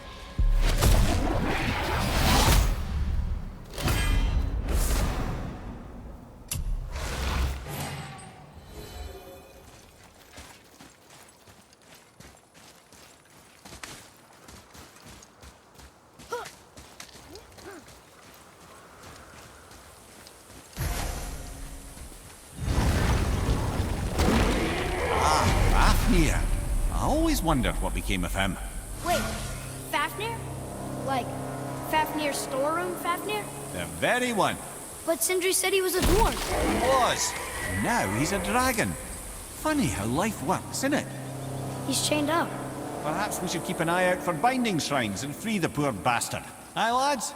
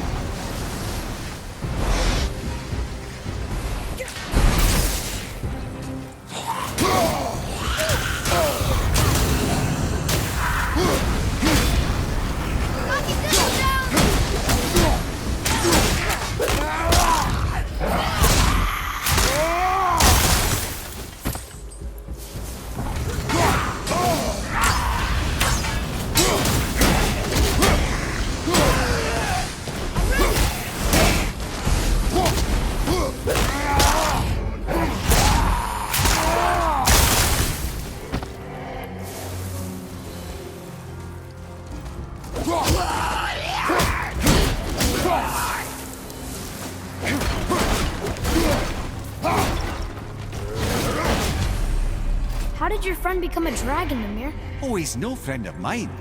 This little scrote was a constant source of annoyance amongst Aesir and Vanir alike. Then why free him?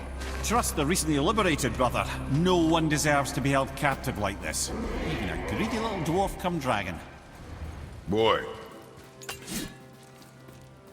Let me read this.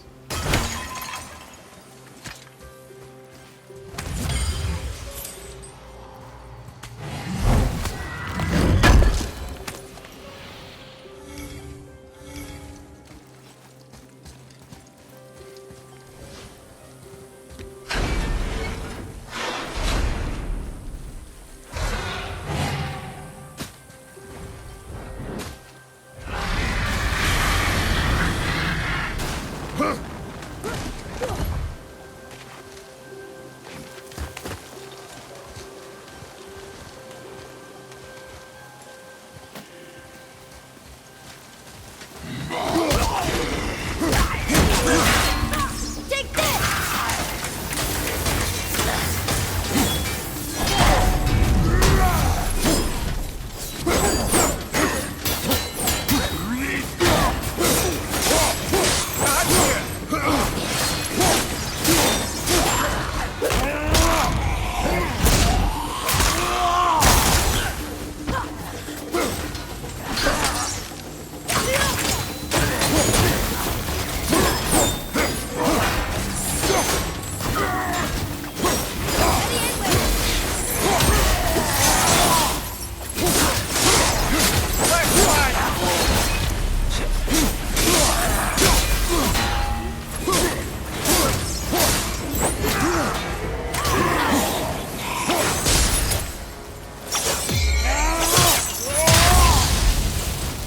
you never answered the boy's question, Head. How did this dwarf become a dragon? I don't know for certain, though I'd wager his penchant for stealing magical artifacts had something to do with it. Must have stolen a trinket from the wrong Vanir goddess.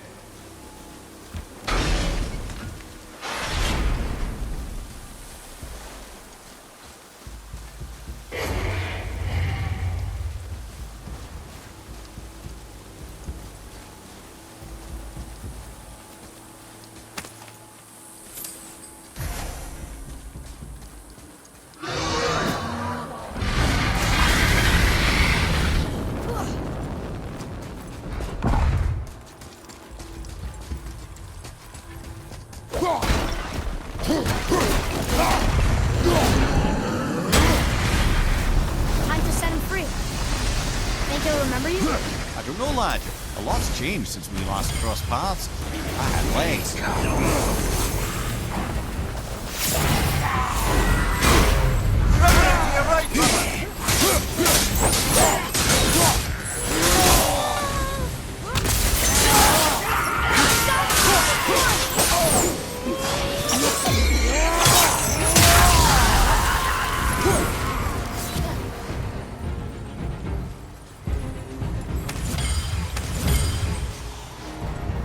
Father, watch out!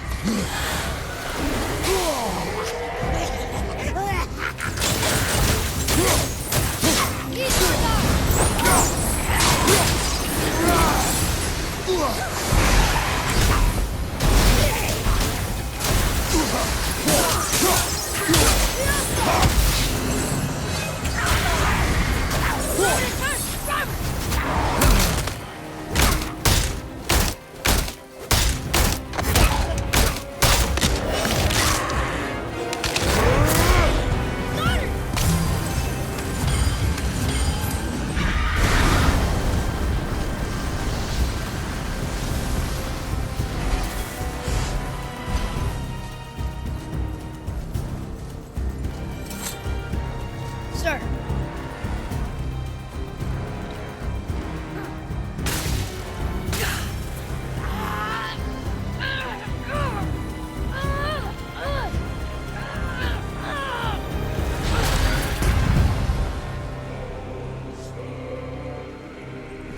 There you go, you wee little bugger.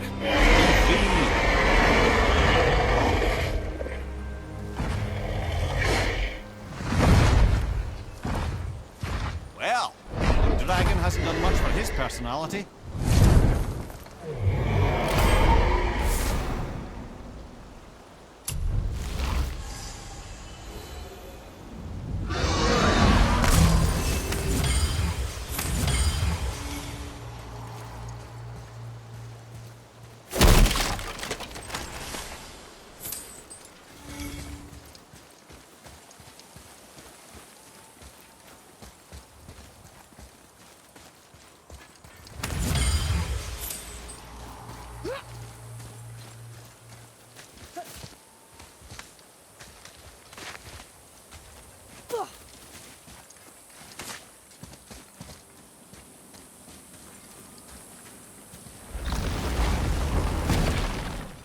I wonder why Gulvig's bones are all over the place. Desecration, typically.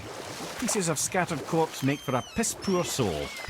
No hope for Valhalla or Helheim when your arm's on one beach and your head's on another. Why not ask the spirit? I'm sure he will be forthcoming with answers.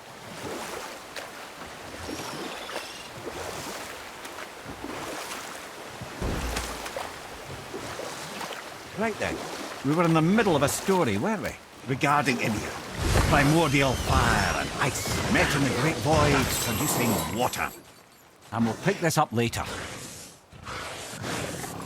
Be ready!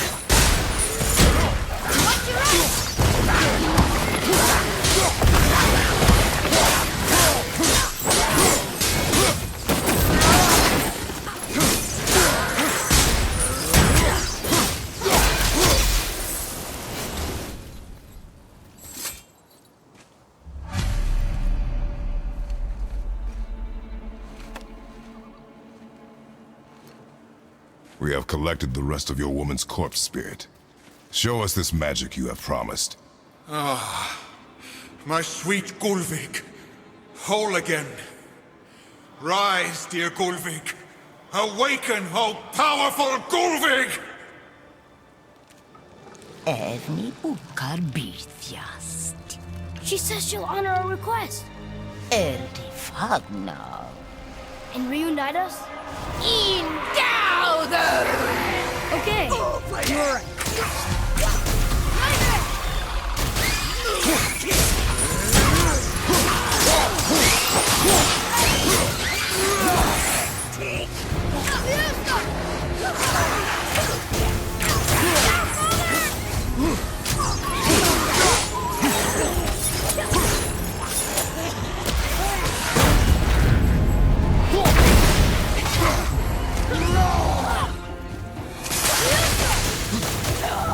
Sorry, not ready.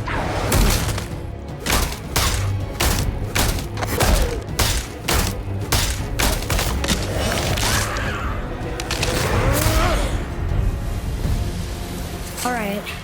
Say it. I told you so. I told you so. You are naive, foolish boy. This is true as well. But do not take your disappointment out on me, boy. Take it as a lesson. Yes, sir.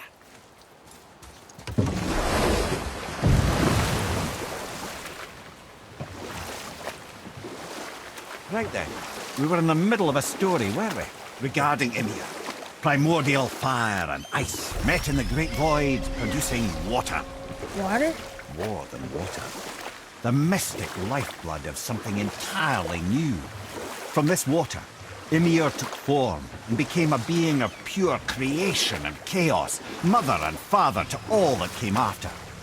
Even the Aesir? Aye. Every god, man, and beast came first from Ymir's flesh. Though it was the Aesir who thought themselves so superior that they should hold dominion over the rest of creation. It was Odin who took arms against his creator and spilled Ymir's lifeblood with his spear. A necessary evil, he would say, to bring order to the realms. From Ymir's torn flesh, Odin would fashion the realm of Midgard for his own. Called himself All-Father as if he was the creator and not the creator's destroyer. A small, covetous tyrant. Ymir? Huh? Oh, sorry, my boy. You know, I think it best we just end it there, actually.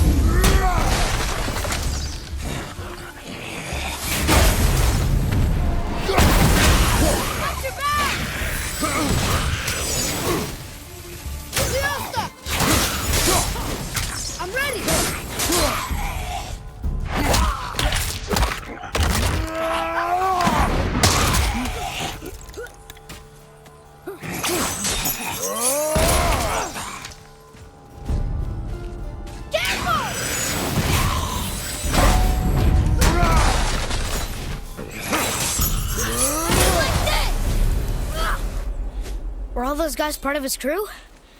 That's a tough crew. And all were his responsibility. That's a lot of responsibility. Does it frighten you? Responsibility. Oh, no. I don't think so. I mean, I think it used to, but not as much anymore. Why is that? Well, being out here, with you, makes me feel more grown up.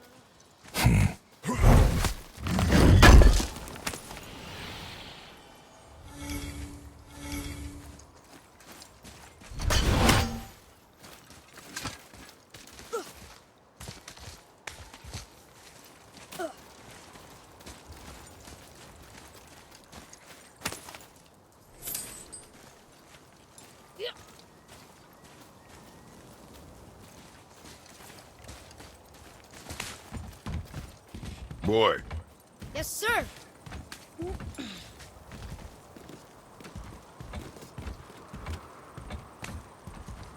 Wonder who wrote this.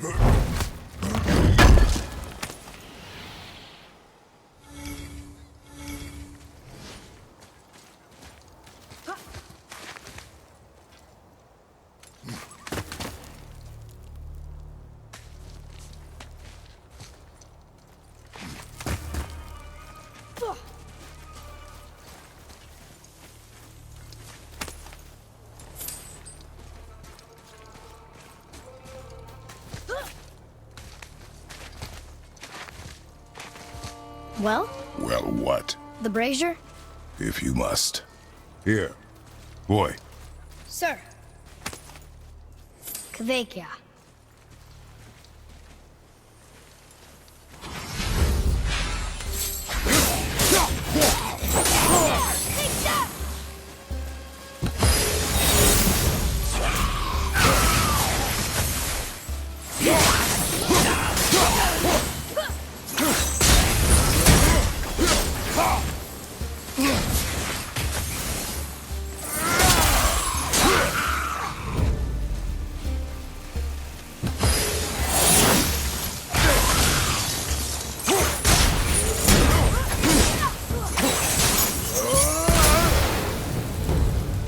Not too hard.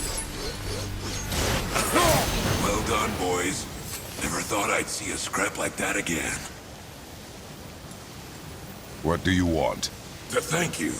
These dead Reavers drowned me many winters ago, and I've been itching to see them get theirs. Useless. Well, we can't expect them all to know something useful.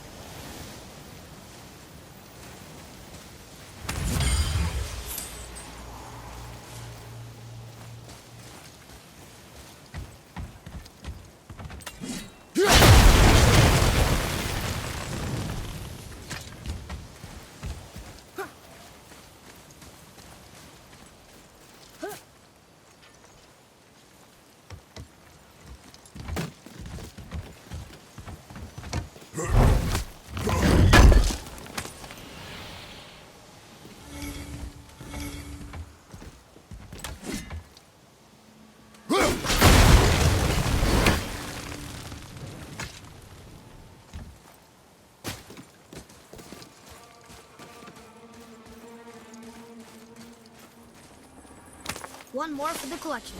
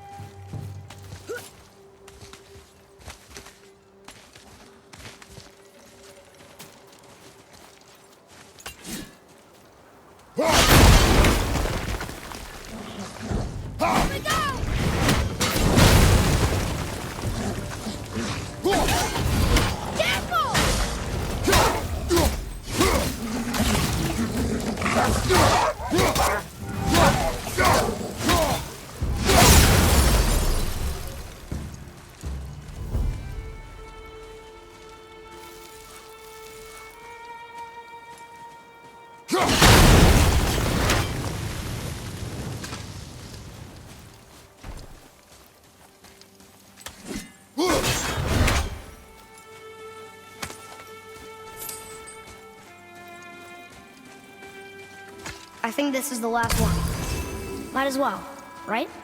Fine.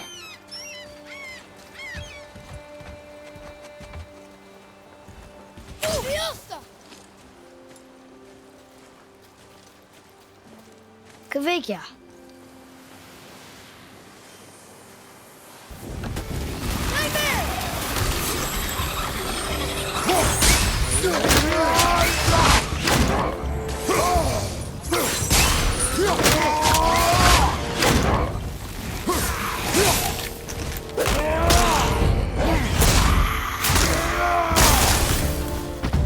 Enemy down!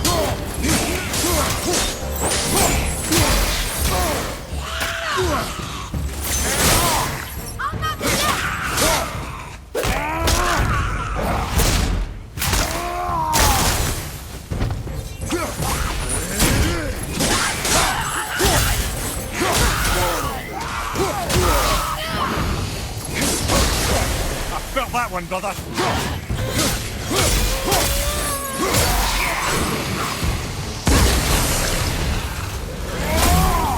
That's showing him. You, I must speak with you. Another spirit who wants something from us. How unexpected. What's wrong? I came to this lake with a group of tradesmen, seeking refuge from the desolation. But how could we know it was even worse at the Lake of Nine? We cannot undo your mistakes, spirit. I know that. But I fear for my captain and crew. I believe they are still under the water. Will you find them for me? Is there anything you can offer us in return? I have little to offer. Oh. Well, I'm not sure. Wait! I died wearing a valuable family heirloom. It's yours, if you promise to find my crew. Deal. Thank you. You are learning. Why didn't you or Mom ever tell me about the desolation? I won't speak for your mother, but it was never my concern. Nor should it be yours. Doesn't it concern us if everything around us is dying? Our only concern is going home. Really? Then why are we exploring all these islands? The resources we find improve our equipment. If we stray from the path, it is only to prepare ourselves for the journey ahead. I can live with that if it means we keep exploring. And helping others.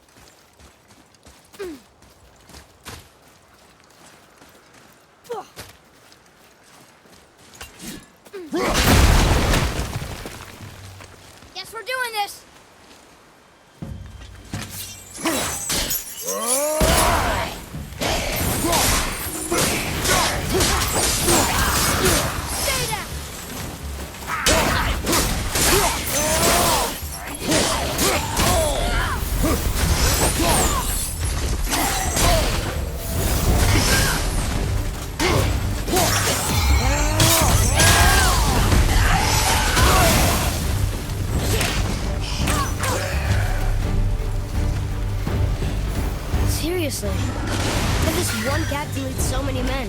He had their loyalty, so they followed. And then they all died. He must have been a bad leader. Why do you think that? Well, he led others men to their deaths. True. But these men chose to follow. Even good leaders make poor choices. The best take responsibility for them. Remember this.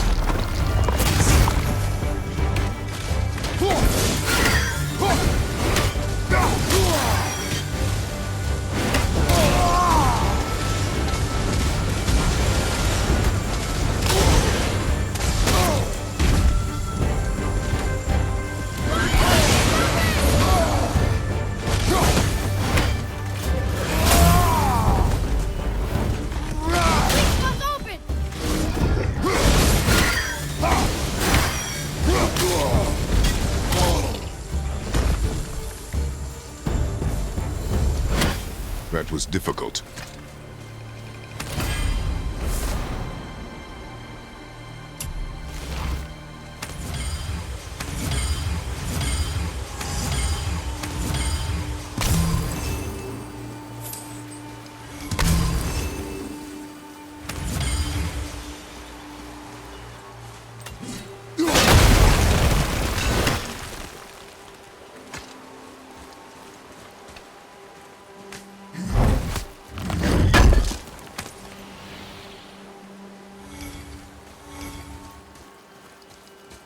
Here.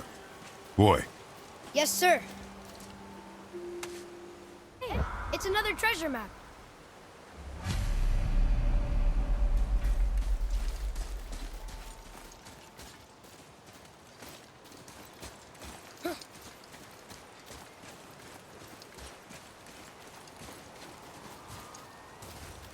Father, were you ever a leader? Many years ago, yes. I led men in battle. Were you a good leader? It is complicated. Did you No ever... more questions, boy. Focus on the task at hand. Yes, sir.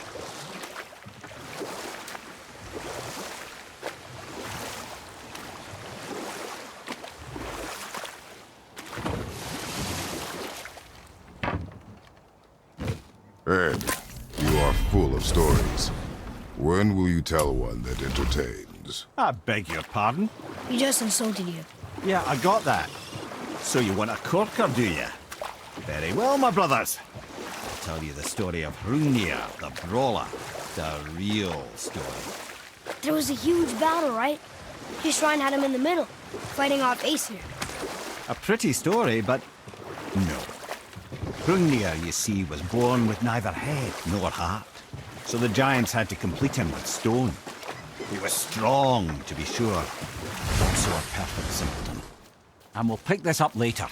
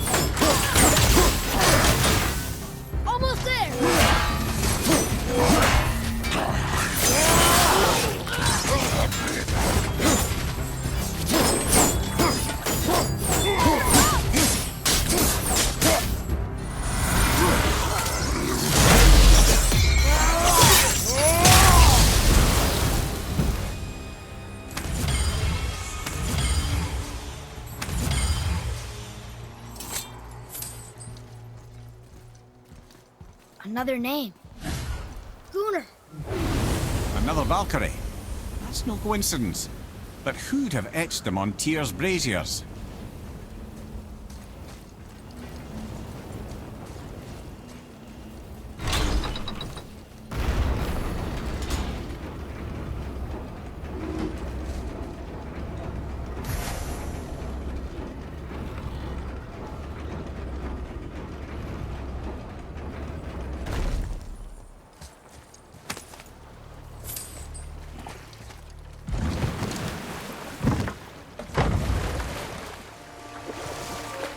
Mimir, you were in the middle of a story before. Was I? Oh yes! The real story of Hrungnir the Brawler. A giant with head and heart of stone. You know what? I'll tell this one later.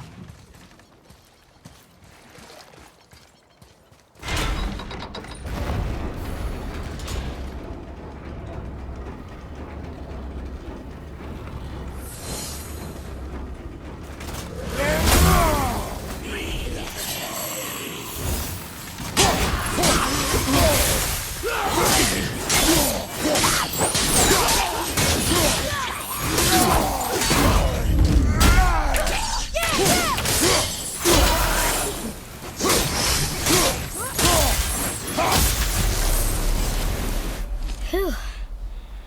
That was the last ship. I hope the captain will be satisfied now. Unlikely. He was determined to put these men to rest himself. But he would have never been able to. That does not matter to him. Our victory will only remind him of his failure. Then, why do we do this?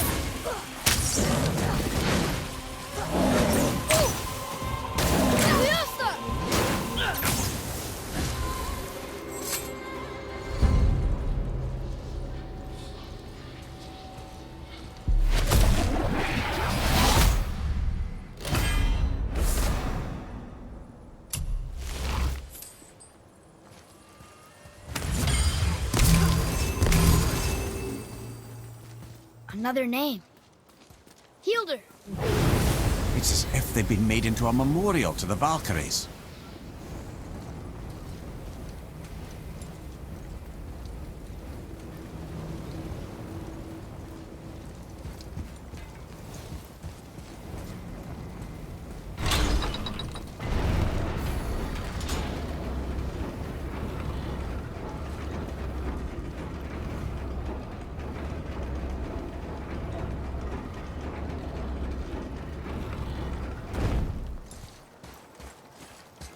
Father, why did you really want to help the spirit? You need the experience. I've had plenty of experience fighting these things. What's the real reason? This man inspired loyalty.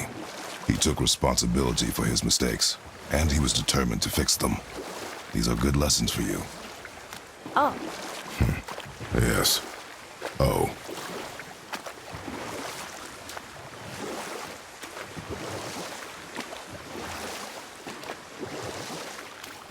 Mimir, you were in the middle of a story before. Was I? Oh yes! The real story of Hrungnir the Brawler. A giant with head and heart of stone. My And men we'll are... pick this up later. They roam no longer. that's right. We killed... We laid them all to rest. I see. So even in death, I am a failure. But in life you were honorable, strong-willed, and you inspired loyalty. These are good qualities, aren't they, boy? Yeah. I couldn't believe how many men followed you here. I thank you for your kind words. May your journey have a more pleasant end than mine. Well, you're right. You didn't seem very satisfied. I guess you never really get over losing ones you care about. Never. Mimir, you were in the middle of a story before. Was I? Oh, yes! The real story of Hrungnir the Brawler, a giant with head and heart of stone. Odin met him wandering in Midgard one day. Found him so amusing, so harmless, so gullible, that he invites him back to his palace in Asgard. There he gives Hrungnir his fill of mead, and goads him into all manner of boasts and antics, all for the amusement of the court. I was there. I saw the Aesir laugh as Hrungnir leapt upon his shield and swore he'd kill us all and take our womenfolk back to Jotunheim. Then Thor shows up. And does he laugh? Oh no. Thor takes one look at the drunken stone buffoon and brings down Mjolnir on his head so hard that he's got chunks of Hrungnir in his own skull to this day. Thor is so startled by the face full of rock, he doesn't notice Hrungnir's body topple right onto him with a sickening crunch. And again, the roars of laughter echo through the palace halls. That's an awful story, Mimir. Nothing like the ones Mother told me. Let that be a lesson, my son. Truth is seldom so pretty as myth and legend. I see something down there.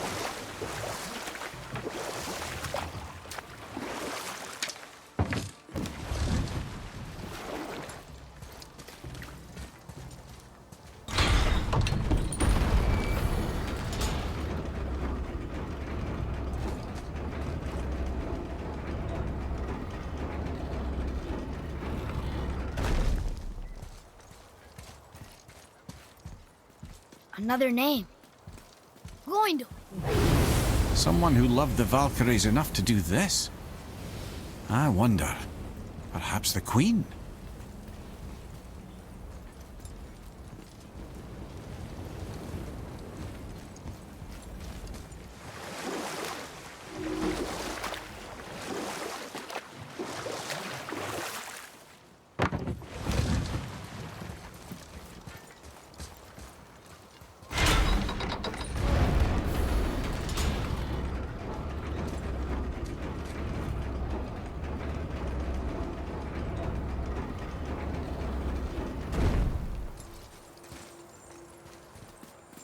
Ooh, good find.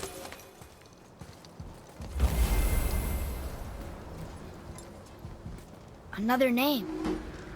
Deirdreful. Why the arcane runes? Perhaps we're meant to find something in Muspelheim and Niflheim.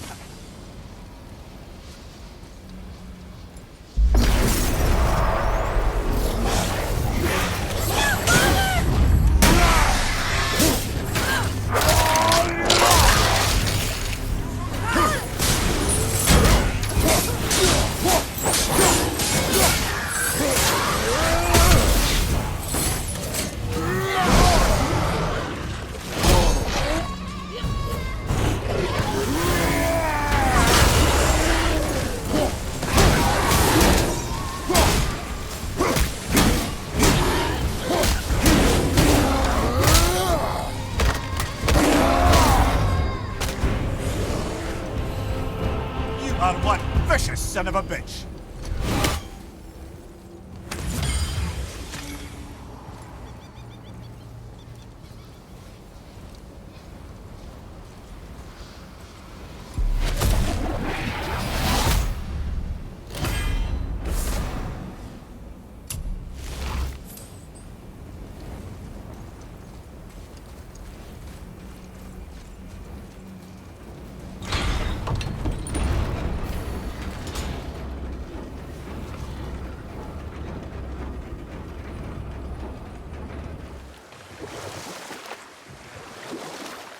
If I'm not mistaken, we've yet to discuss the tale of the giant Bergelmir. Oh yeah, I remember his shrine. It looked happier than the other ones, mostly. It begins in an ocean of blood. Finally, a story worth hearing. If you remember, Ymir, the first giant, was fatally stabbed by Odin. It's in his blood our story starts. Ymir's magical guts poured out in a torrent so violent it threatened to flood all of creation. The Jotnar were unprepared, as the very last of them were washed away in the endless tide. Not just Ymir, but all of giant kind faced extinction. And so would Odin's victory have been complete. But Ymir's kind did not all perish that day. Staying afloat in the hollowed husk of a tree, the frost giant Bergelmir endured, as did his lady wife. For weeks they sailed, until finally they came upon a new land. They called it Jotunheim. And there they would start anew. As father and mother they would multiply exceedingly, and as king and queen they worked to make Jotunheim a land where giants would know no master but themselves. Bergelmir never sought revenge for Odin's slaughter. His vengeance was to live and prosper. He died at peace, a legion of his kin to mourn him. He would ever be known as Bergelmir the Beloved. Bergelmir the Beloved. Huh. I've never heard a story end that way. Not a true one, anyway. Bloody.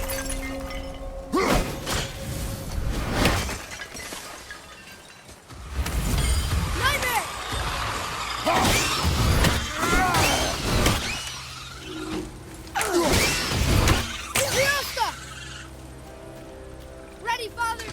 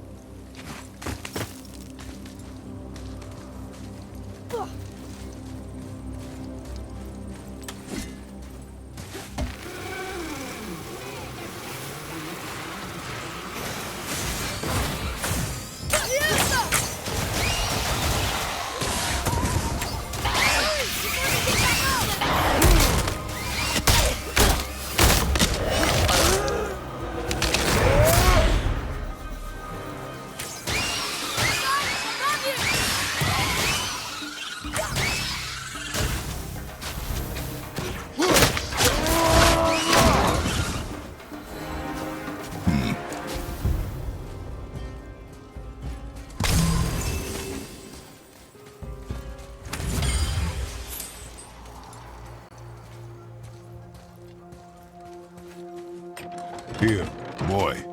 Another one. This one is Thrym, a frost giant king. Correct. A cunning one as well. Is that Mjolnir? Did he steal Thor's hammer? Aye, for a time. A lot of these seem to end with Thor killing them. Imagine that.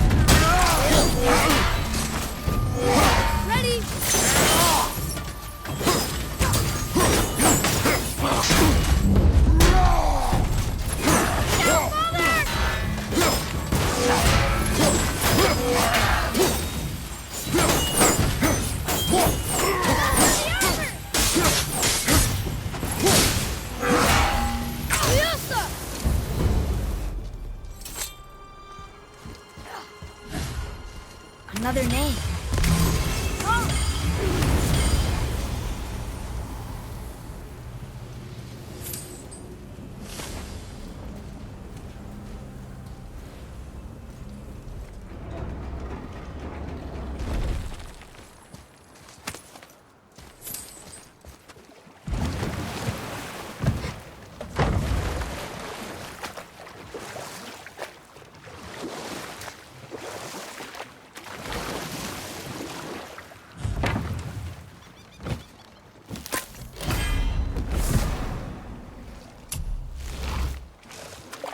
Lemire, why don't you tell us the story of the giant that stole Thor's hammer? Happily, my boy. It involves your friend Freya, too, though I don't expect it's one she'd enjoy being reminded of. The giant was called Thrym, and he proved cunning enough to make off with Mjolnir while the Thunder Lummox slept. Sadly for Thrym, he didn't always think with his brain. Though he had robbed the greatest giant killer of his greatest weapon, he offered to trade it back to the Aesir in exchange for Freya as his bride. Now, at this point, Freya was married to Odin, and Odin, frankly, would have traded her for a sufficiently strong need, but he saw an opportunity here. Thrym's palace was in Jotunheim, and only giants know the way. By agreeing to the marriage, they'd have to escort Freya back to their realm. So, Odin coerced Freya into using her Seithr magics to conceal Thor, so he could sneak along with her and infiltrate Jotunheim.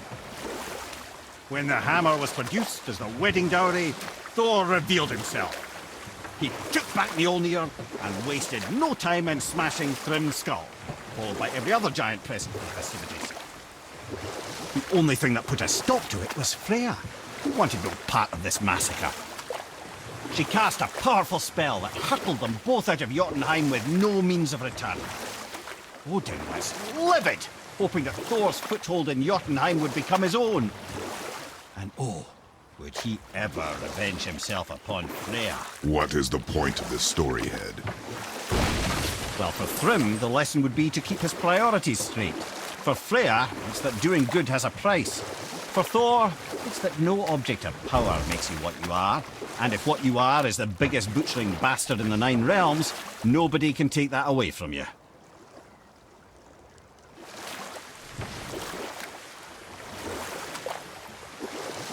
You want a beach here?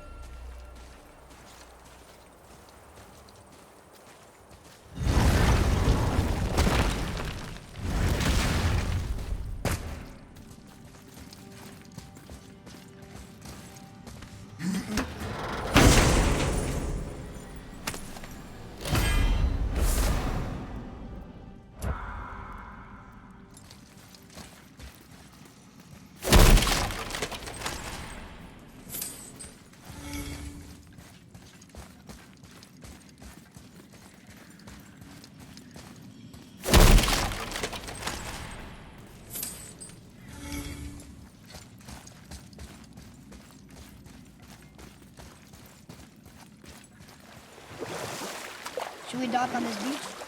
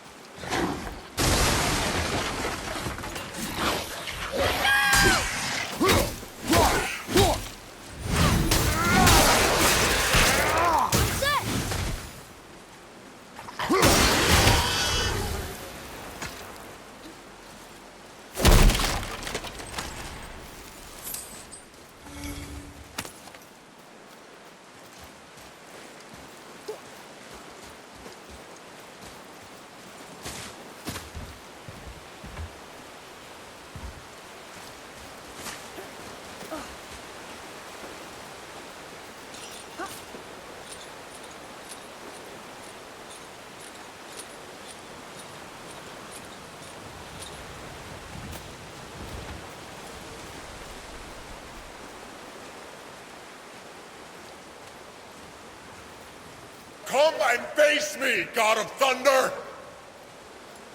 Your challenges mean nothing to the gods, Spirit. They do not listen. Do not mock my pursuit of vengeance. Though my family devoted their lives to worshipping Thor, I've devoted mine to his downfall. And I will start with that statue looming over my father's grave. Unlikely. You are dead. Is there something we can do? For a reward, of course. If you bring down the statue, you have my blessing to loot my father's grave. He rests on an island to the east. Why do you hate Thor so much? After my father passed, my mother built the statue to watch over his grave. Imagine our surprise when the God of Thunder himself came to offer condolences. At first we were thrilled, but he quickly took advantage of our hospitality. My mother begged him to leave, and Thor, in his drunken rage, killed her. I was left with nothing but grief. Eventually, I lost that as well, and found only rage in its place. I'm so sorry. Come, boy. We have a statue to destroy.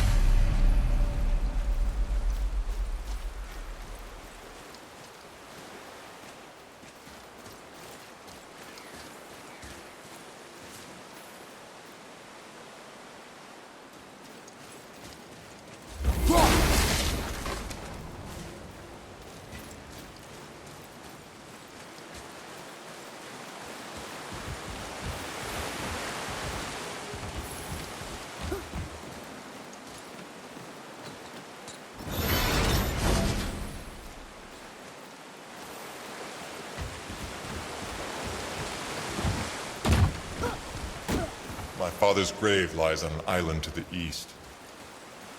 Do not mistake my mother's statue of Thor with that monstrous eyesore to the south.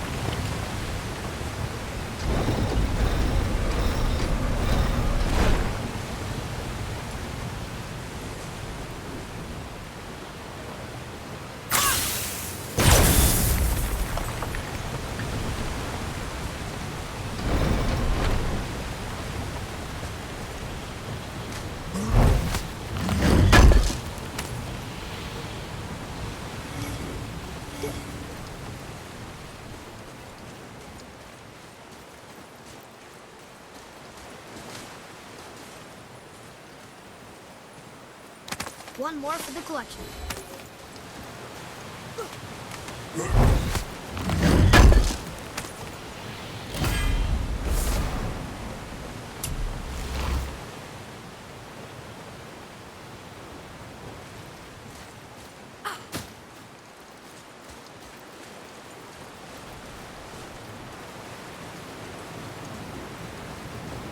cannot rest while my mother's murderer stands above my father's grave.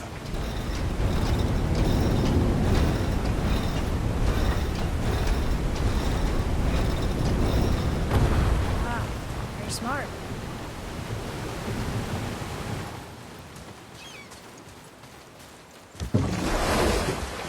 That spirit.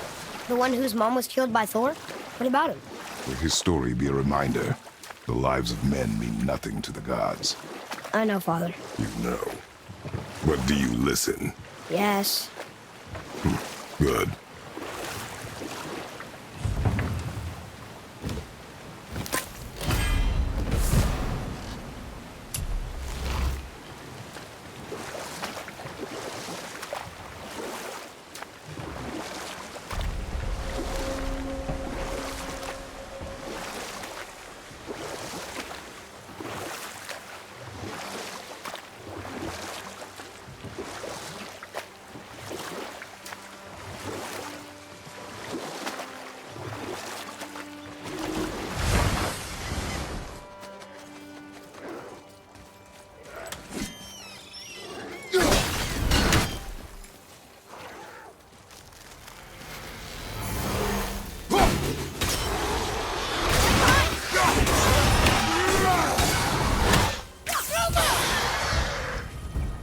At the ready.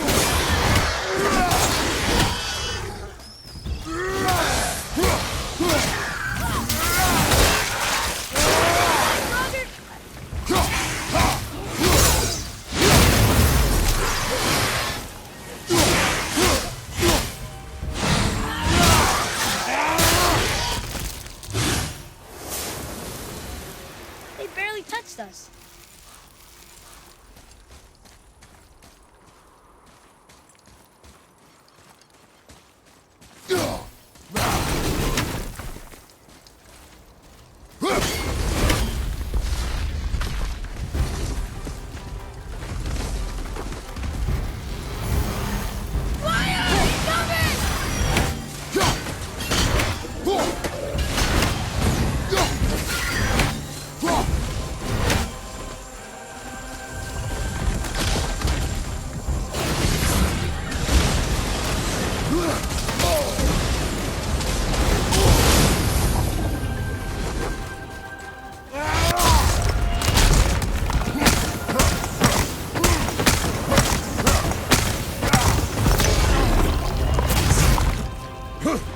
He's open! Now your chance!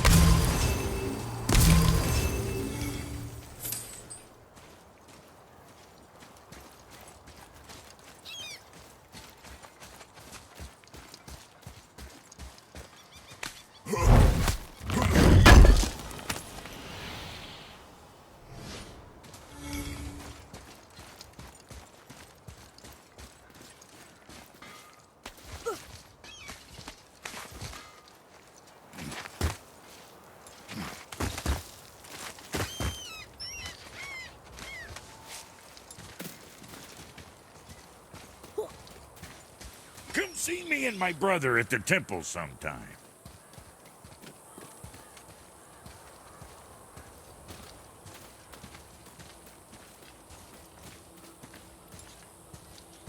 Here. Boy. Yes, sir. Veðurgard. Southern outposts of the Dwarven King. Dwarven King? Have you ever heard of a Dwarven King? No. I'd heard rumours of a powerful dwarf ruling over some poor sods not far from here. Not that you asked me.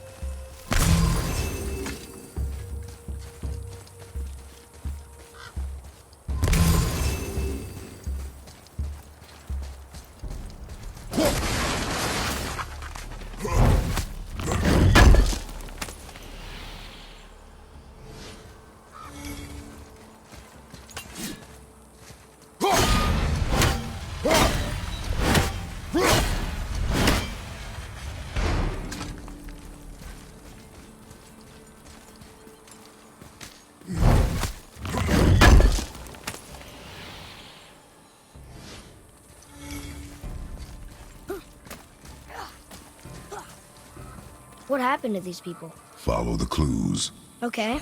Well, scorch marks. They're all grouped together. So maybe they were hiding from some kind of fire breather. But they died anyways. Be ready!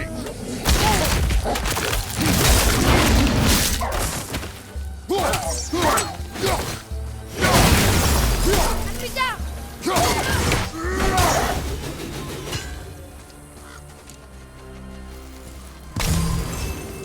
Boy, Sir! Curse the Dwarf King. Bane of mankind. Sounds like he wasn't a very good king. I wonder why they hated him so much. They are dead now. Does it matter? No, I'm just curious. Curiosity is dangerous, boy. Stay focused. Read it. Veda Douther. It means hunting death. Great.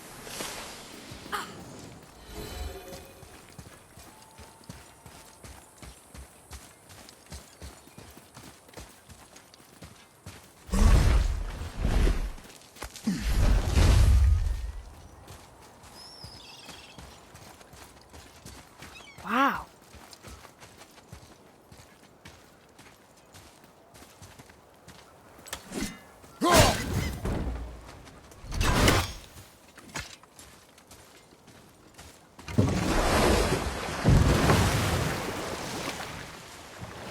How do you even begin to build statues this big? Dwarves are resourceful creatures. Annoying, but resourceful. I guess they must have been pretty important dwarves.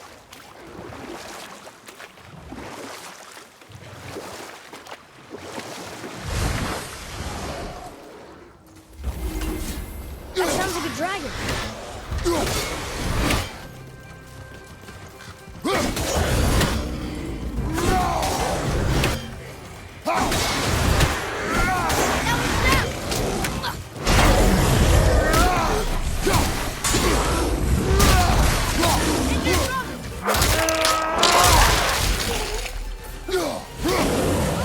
This one! Father!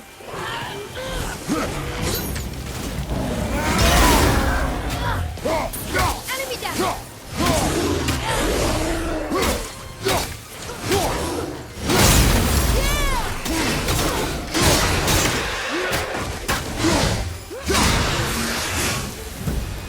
Aye, give him what for?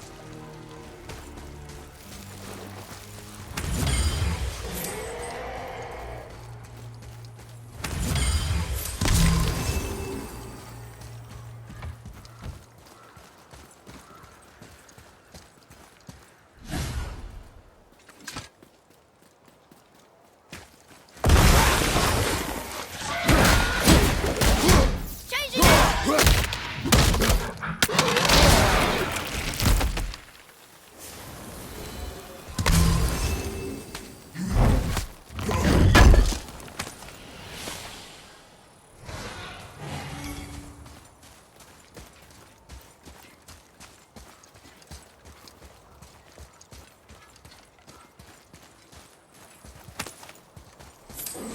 It is a dragon.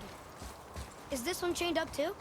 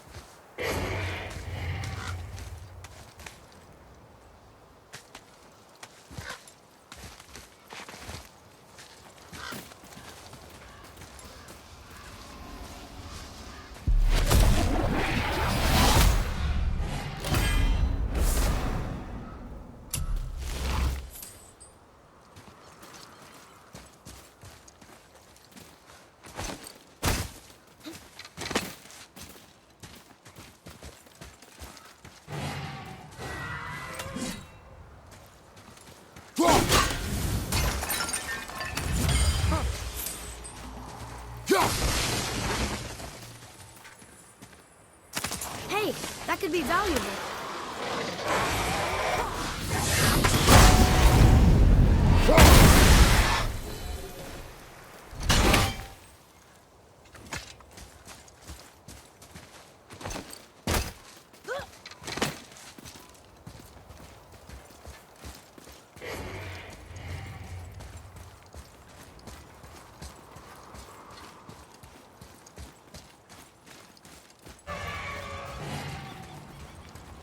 Boy, over here.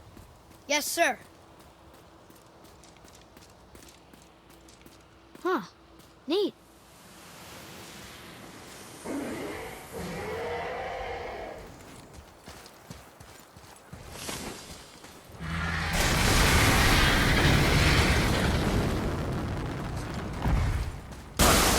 Watch out for the dragon breath.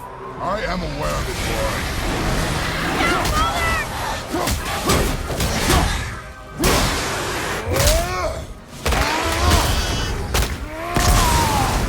Take that!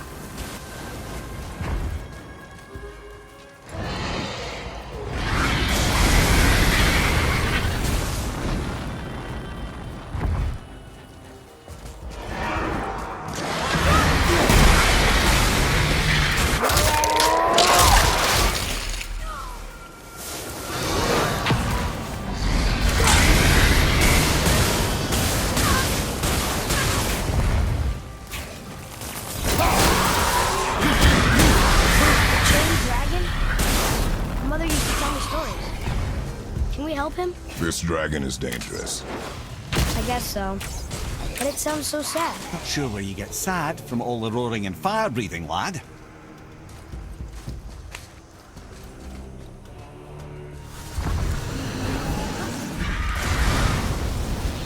Ready yourself, boy!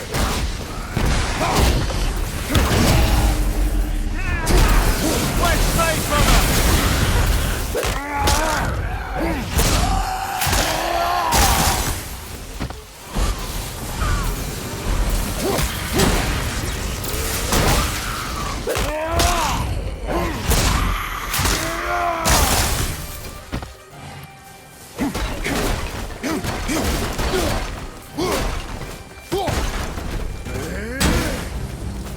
The Dragon Shrine. Mother had a story about 3 chained dragons in Midgard. The shrine must be related. There were 3 rooms on the pedestal. We've got to find the other 2 and free them. It does not concern us. I know, but Mother would have wanted. And it just seems right. Guard your emotions, boy. Your enemies will not hesitate to use them against you. Yes, sir.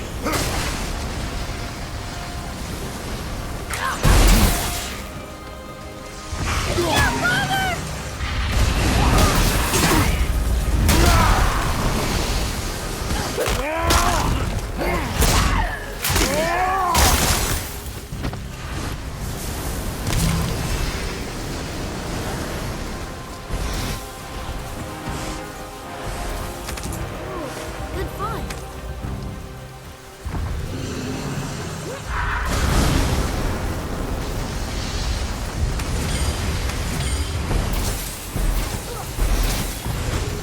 Not very many graves here.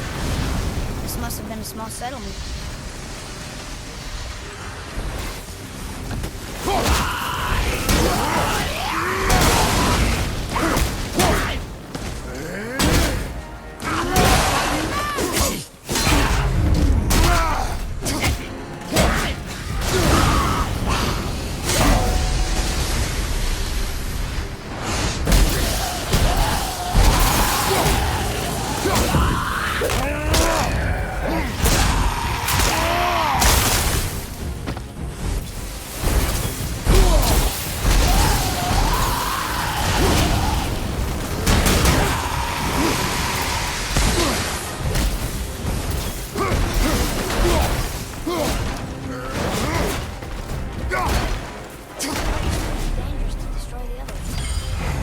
If it was your mother's wish. Yeah.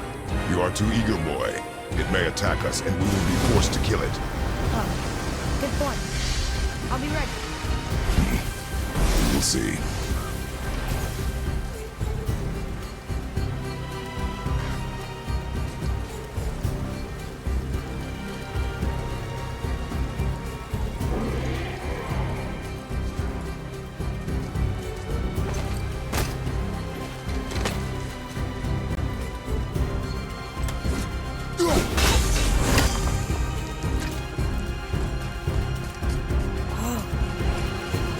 actually was a pretty big enemy. No longer.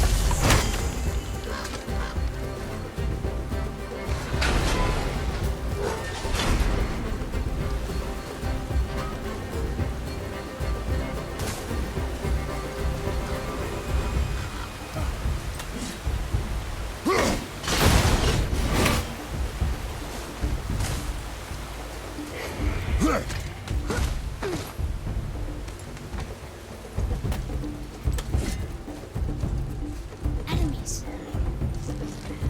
Are we gonna fight him?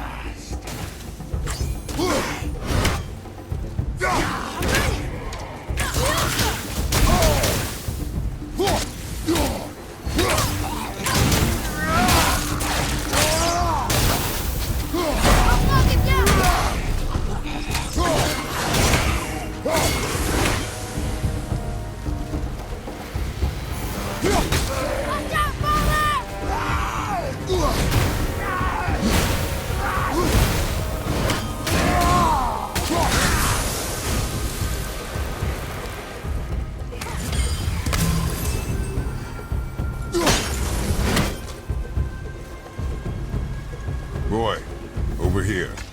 Yes, sir.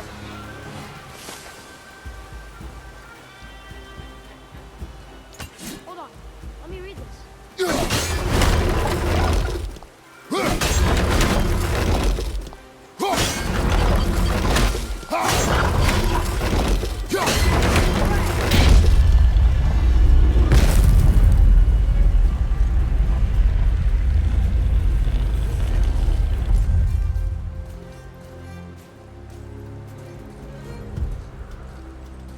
Looks like the ruins. There's one.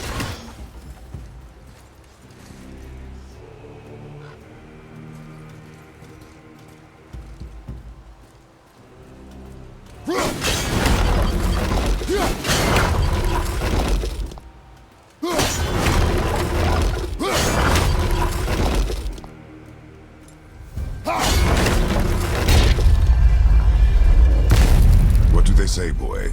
Trua.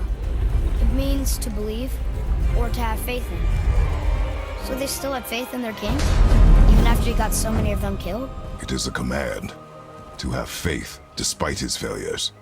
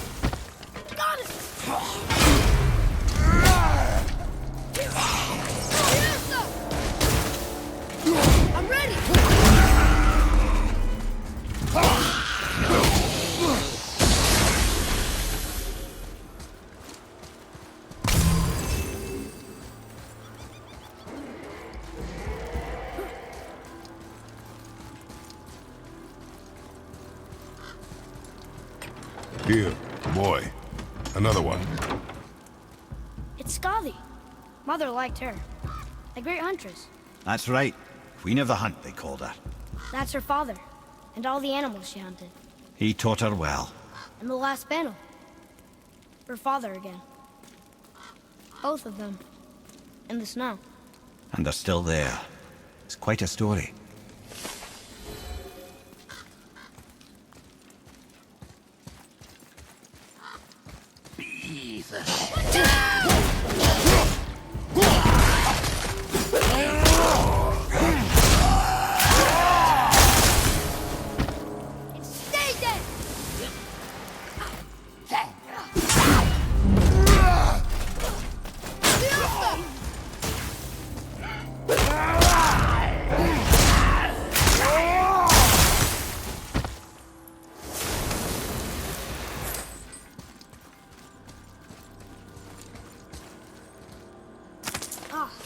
More of those.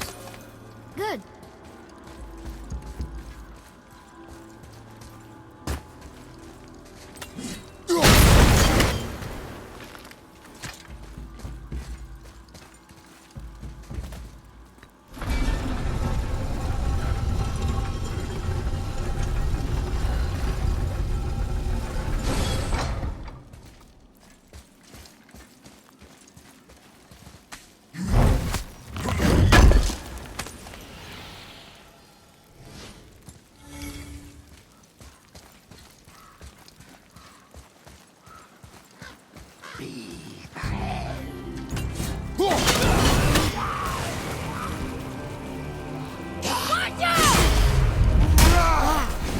Look at this place.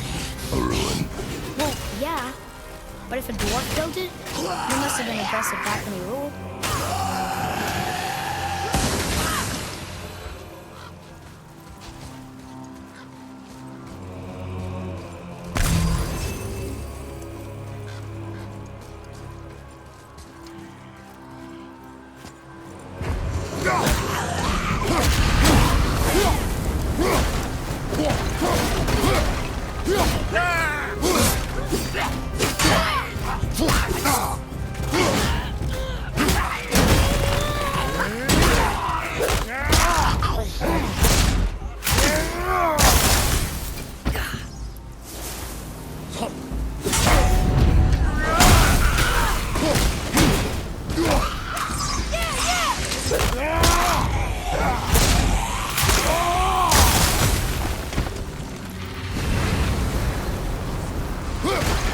That's the last one. Guess now we find out if dragons can be grateful or not.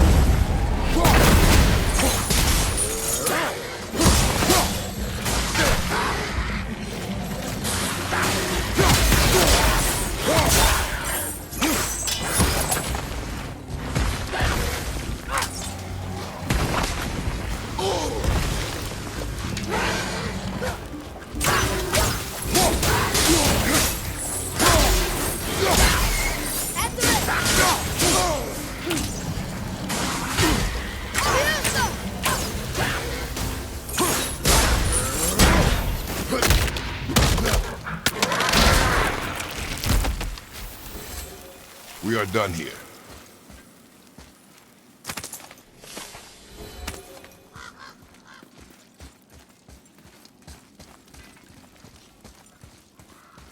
Boy. Sir.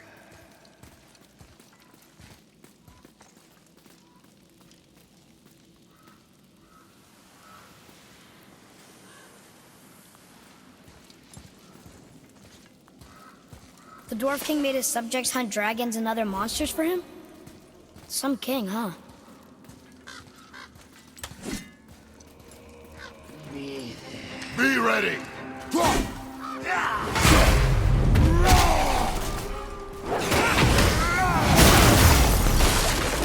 Hurry!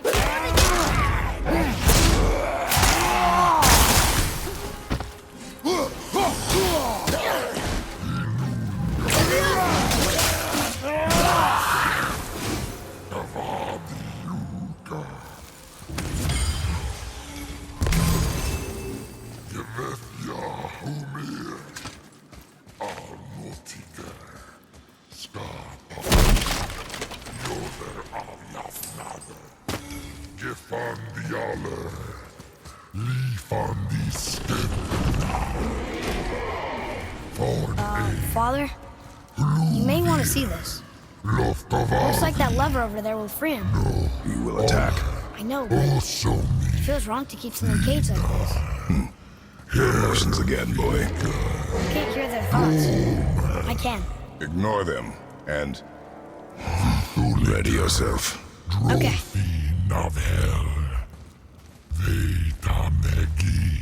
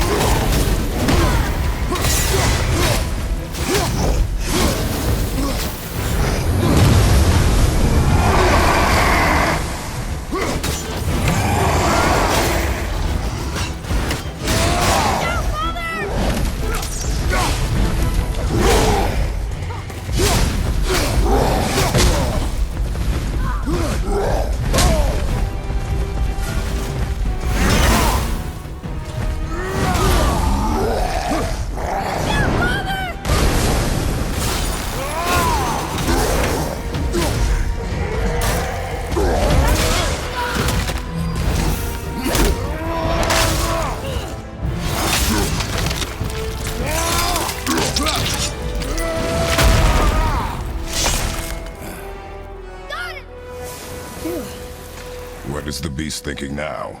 Well, nothing. But he was grateful to die in battle, instead of rotting in a cage. Your skill is improving. You fought well, Atreus. Thank you, Father.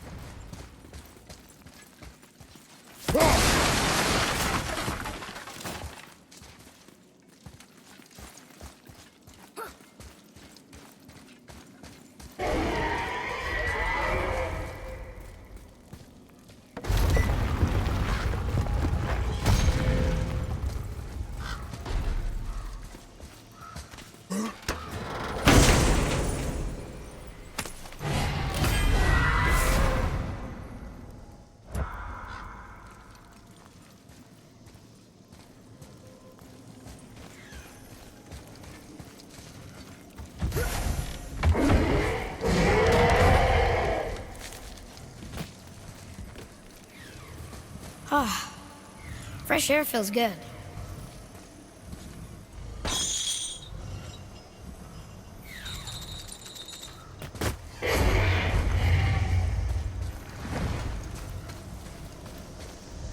Yes, sir.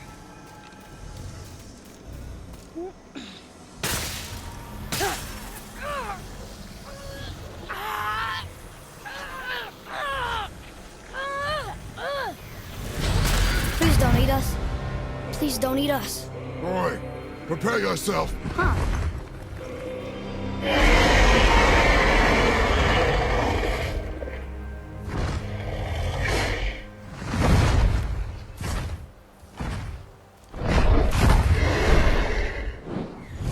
You're welcome.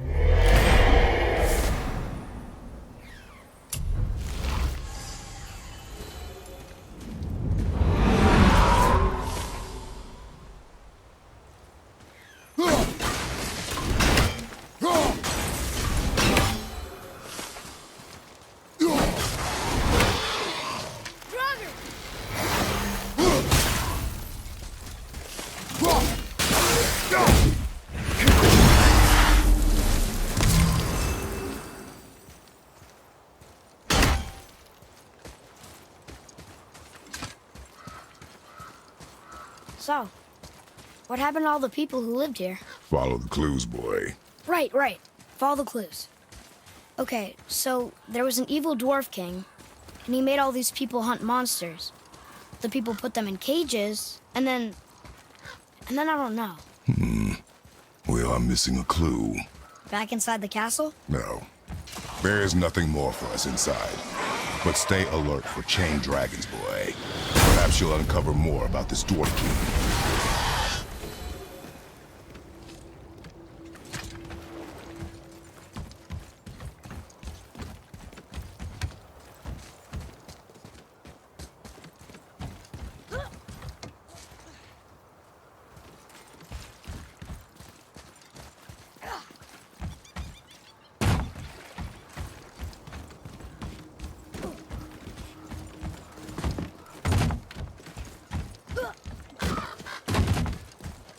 There's a Thor statue on that island. That must be where the spirit's father is buried.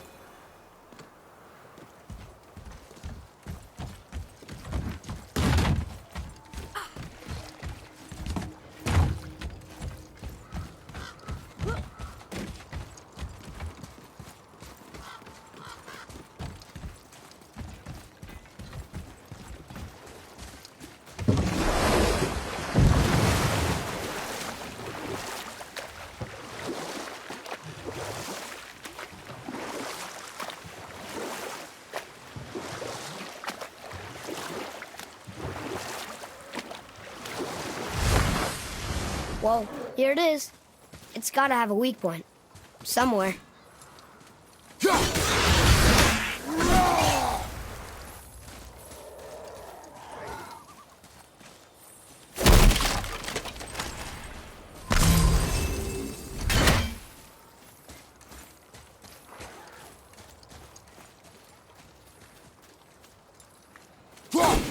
it goes!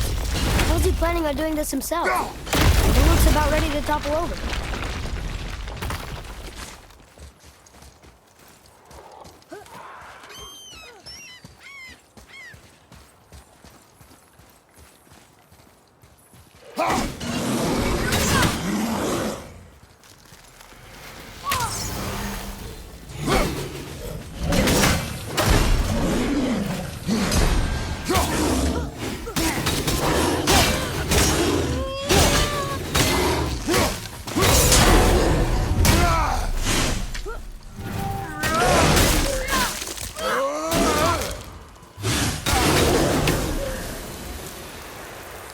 That's showing him.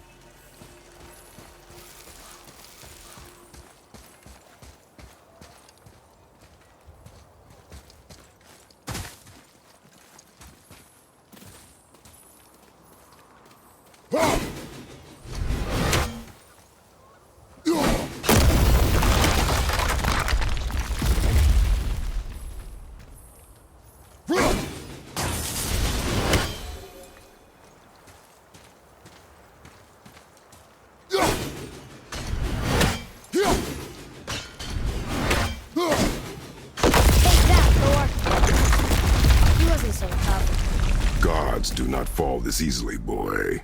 I know. I was just joking. Nor are they a joking matter. Sorry. There's something down there.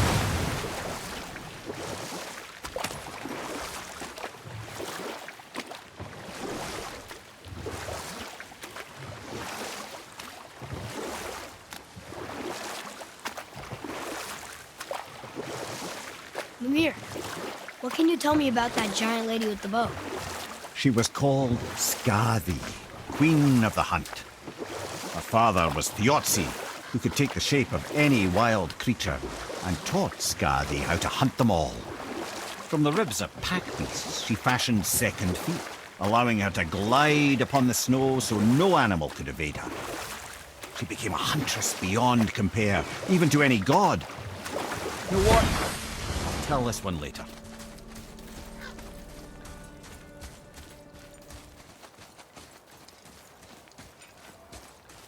Father, why do the gods cause so much trouble for mortals? Because that is their nature. But with all that power, you would think at least some of them would try to make life better for people. And yet, the gods continue to spread misery. This is life, boy. Well, at least we're doing some good, right?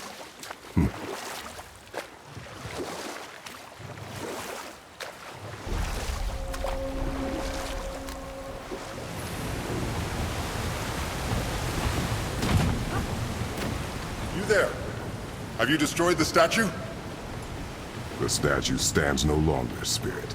Then my bond to this realm is severed, and I am off to find the real God of Thunder. He will know retribution. My deepest gratitude. Off he goes. Brave guy. Want to look for Thor on his own. He is a fool.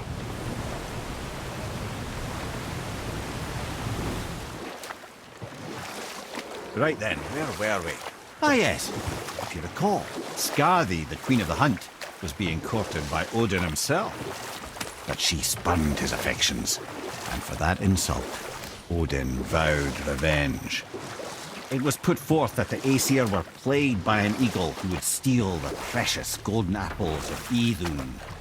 Not even the finest archer among the gods could bring it down. Odin knew that Skadi could not resist the temptation to prove herself superior, and so she joined the hunt. Skadi tracked the eagle as it flew as she alone could glide, and loosed an arrow from her unerring bow. When she collected her quarry, she found no eagle at all, but her own father, poor Thiotzi, slain by his own daughter. She was overcome with grief and shame, for there is nothing nature so reviles as a child who kills their parent.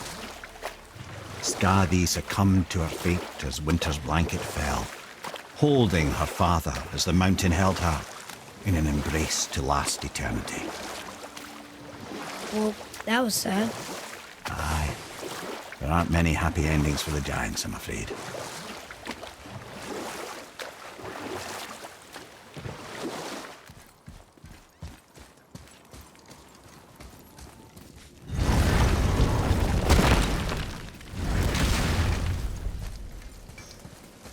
My brother and me got a new project, now that we're on speaking terms.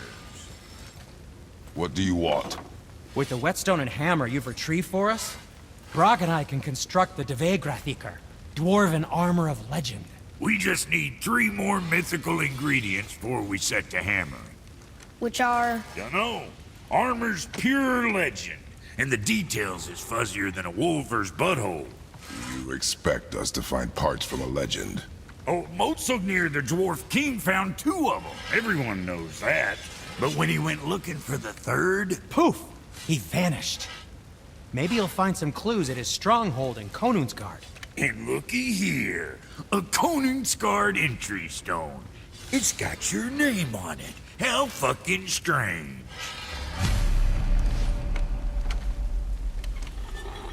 All right, well, scoot then.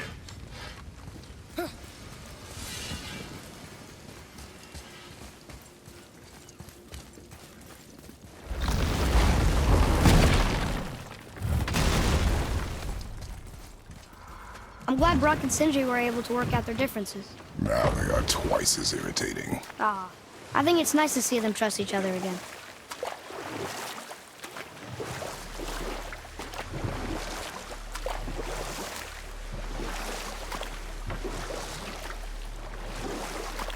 We can beach over here.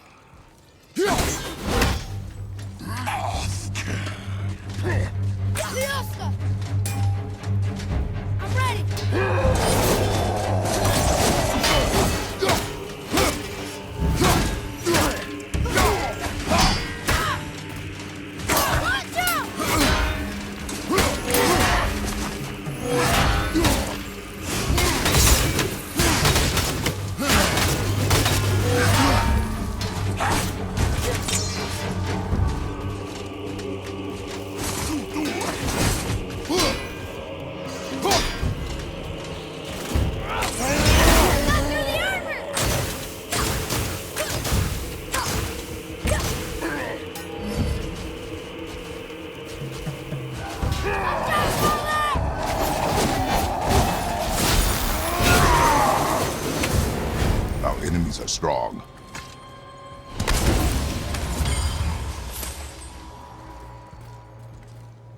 Another name. Ulra.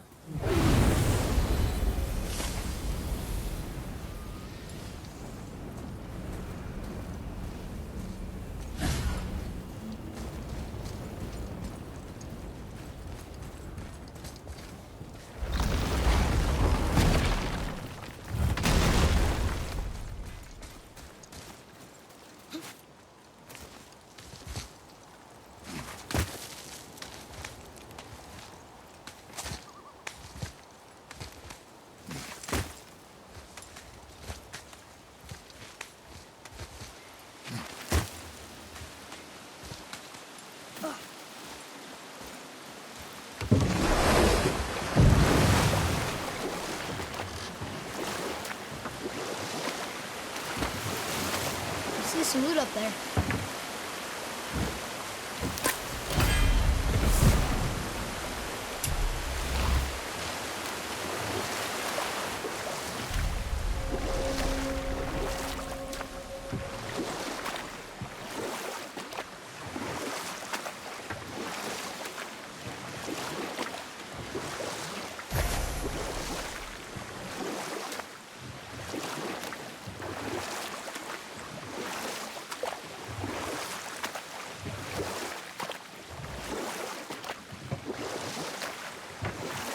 Should we dock on this beach?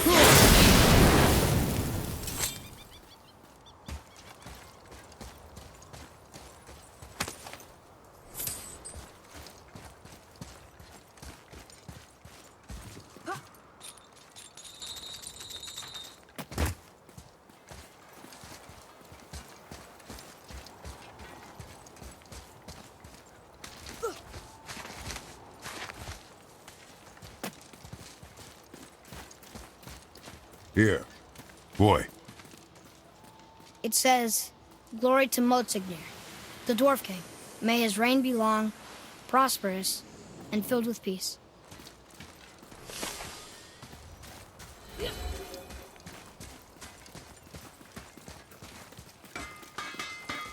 Hey, Sindri, could you take a look at this? Honestly, I don't have much else going on right now. Ah, offerings to Tyr. These are quite rare, you know. Why? Well, you know Odin, not the biggest fan of Tyr. I thought he destroyed all of these.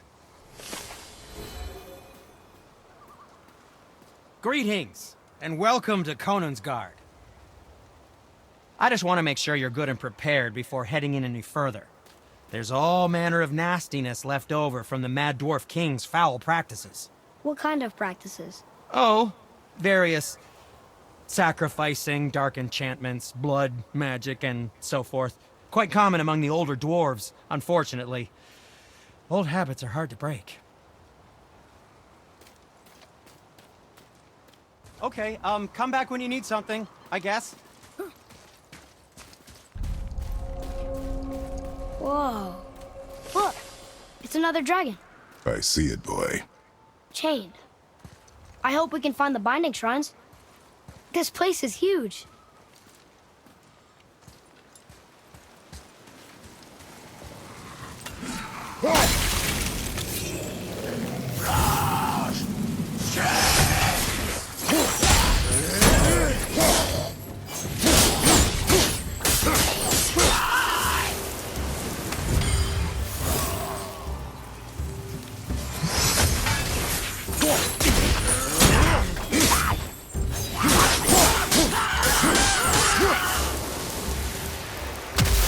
Nice to have an easy fight every once in a while.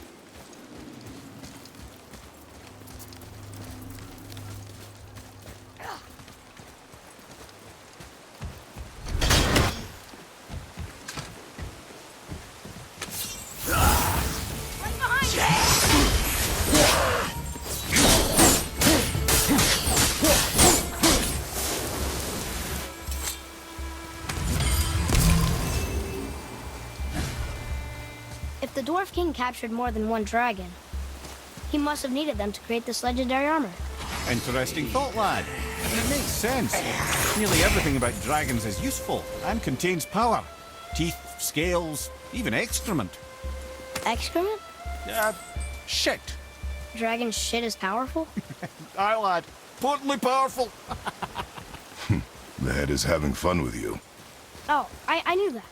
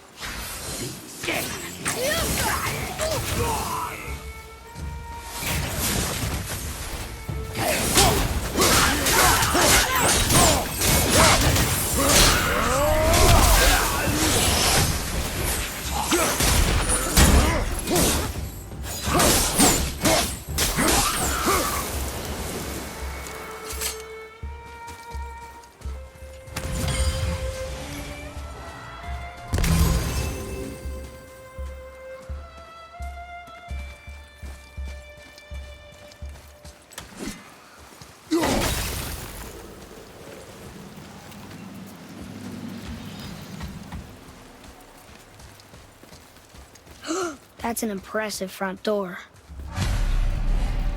These materials must be pretty special to make a legendary armor.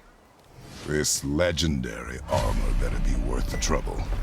But if Brock and Sindri make it together, I'm sure it's worth the effort. Don't you trust them at least? I trust you, Atreus. I do not trust the legend. Oh.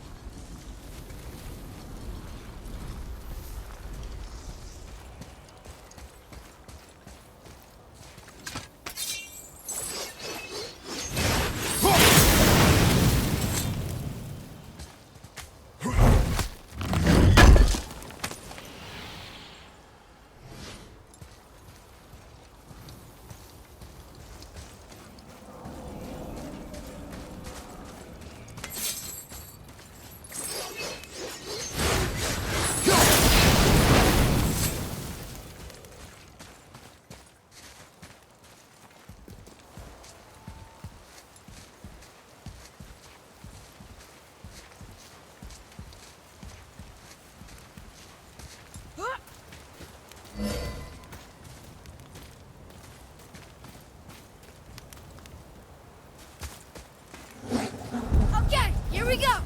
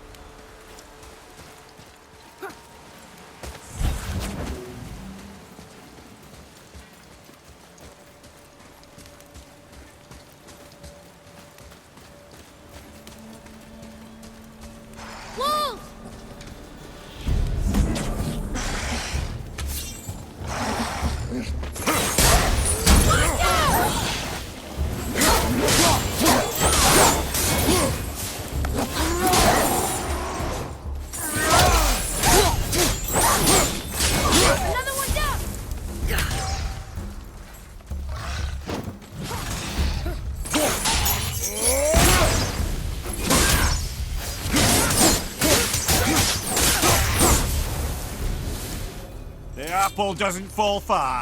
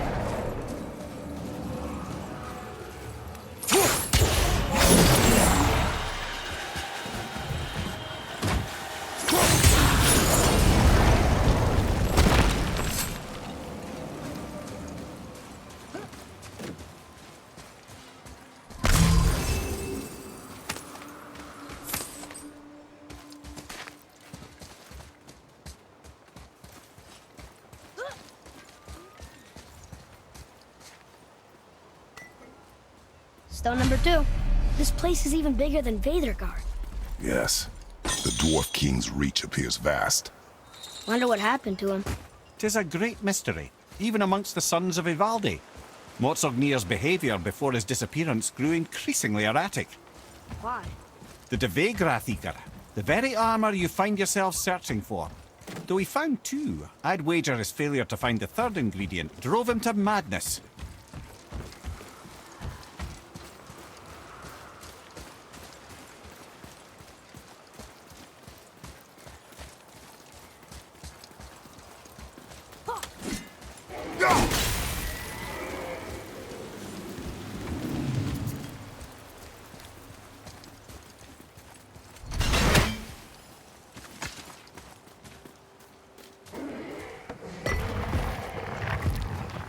Still won't open?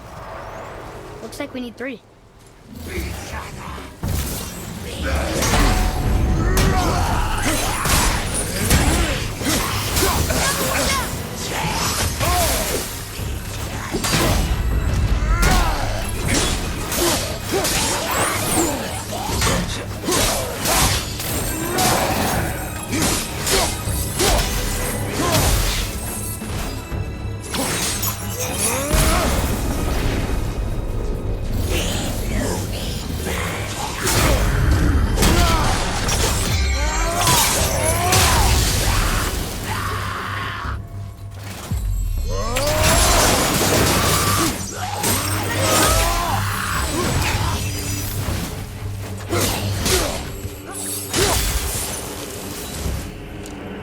Enemies are strong here. Keep your guard up.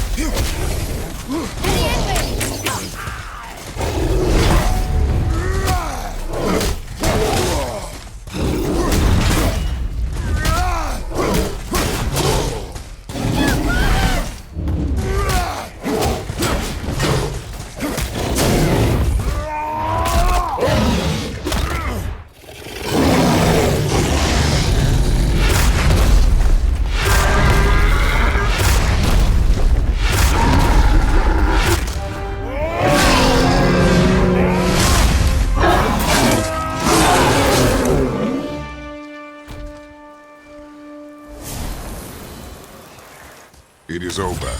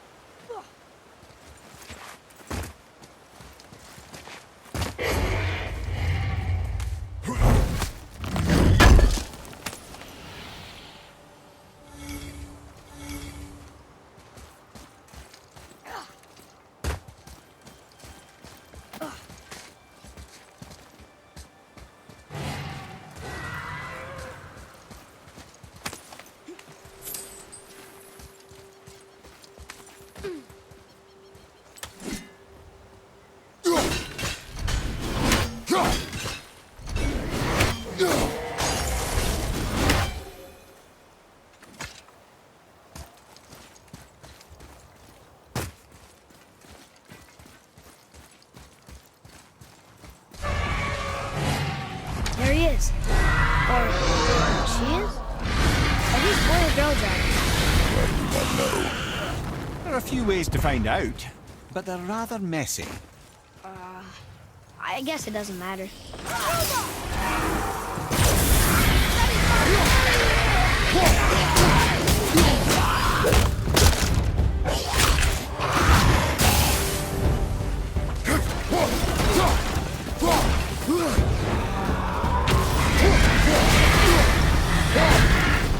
One shrine down. You'd think this dragon would be a bit more supportive, seeing how we're trying to free it. Ah, yes. Finger poison. Not a fan.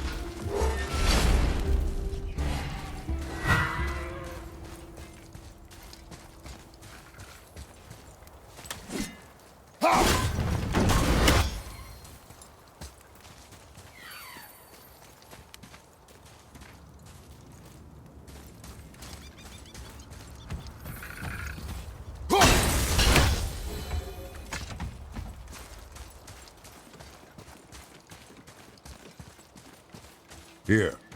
Boy. Yes, sir.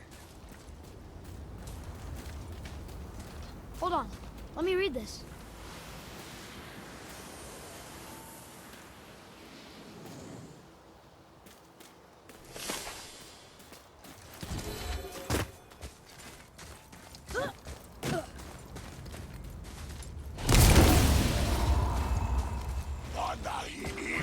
Ready yourself, boy.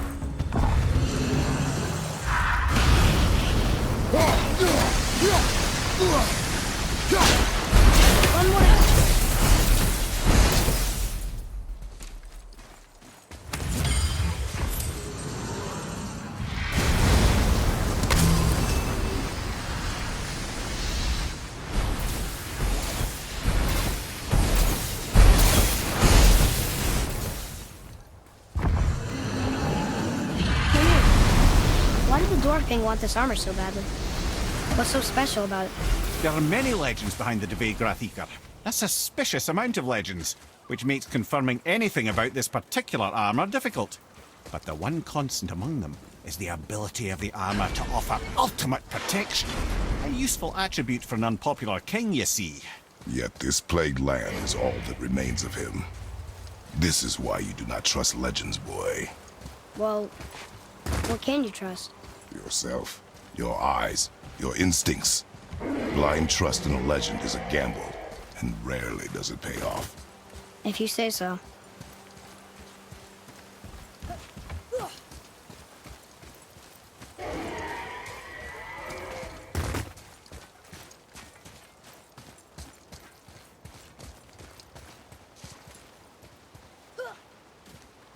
We're in! Okay, here we go.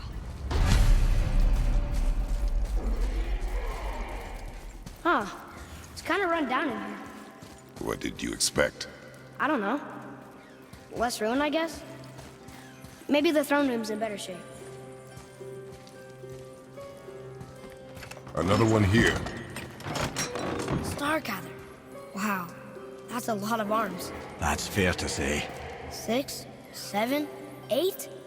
Could he shoot 4 bows at once? More of a swordsman. He did only have the 2 eyes. Looks like Thor cut him down to size. It's what he does.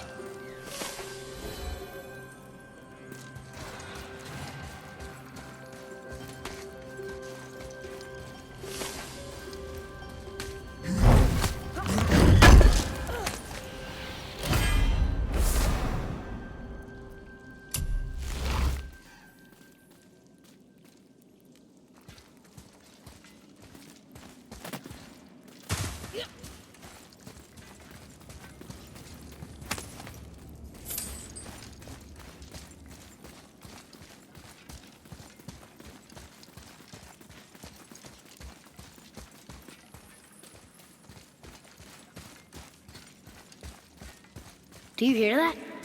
No. What do you hear, boy? Crying. And screams. Large crowd of people. Just old spirits, I suppose. Leftover victims of the Mad Dwarf's raid. They're getting louder. They sound almost like... Hella!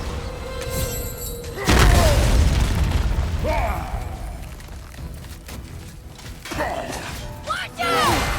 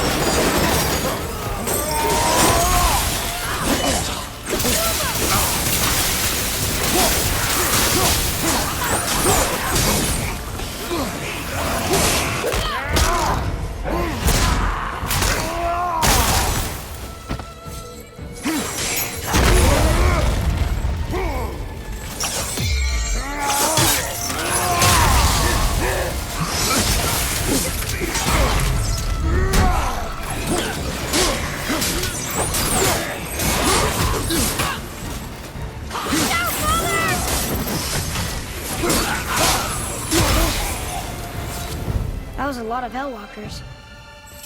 Hey, look at this. A blood trail.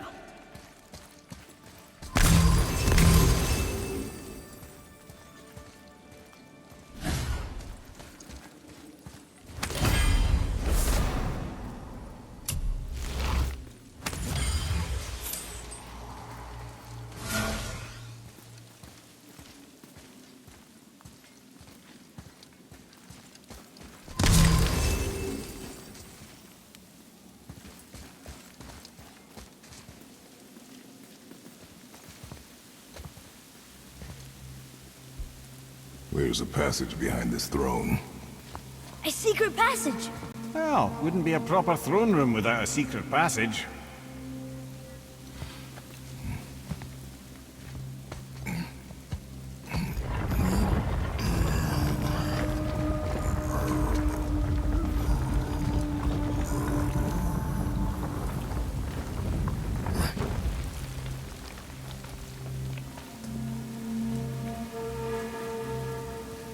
Mordsignir.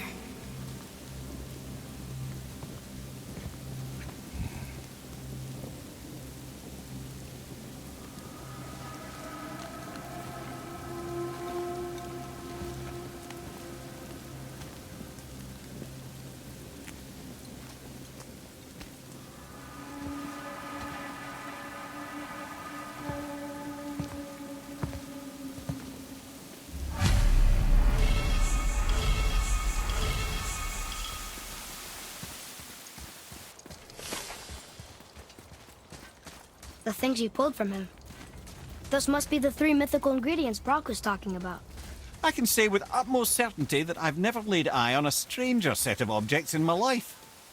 How are Brock and Sindri supposed to build with... whatever they are? Don't count the dwarves out, lad. They're right pricks, but they're resourceful. They once made an unbreakable chain out of little more than a cat's footstep and bird spit. That doesn't even make sense. Well, that's the legend. If you wanted sense, you shouldn't be talking to a severed head.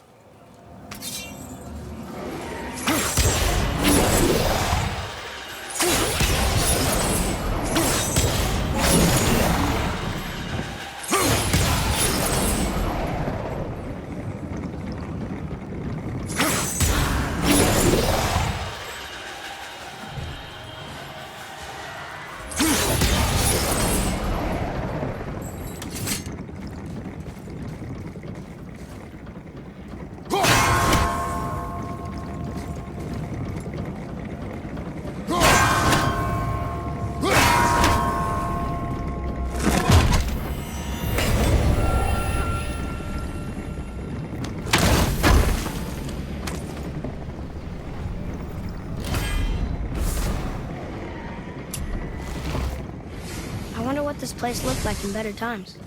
Conansgard was a beautiful land in its heyday, before the Dwarf King's obsession poisoned his mind. How could he let that happen? The dwarf blindly trusted in the legend and pursued it without thought to the consequences. This is the result. Trust is a gamble. Like you said. And the Dwarf King lost.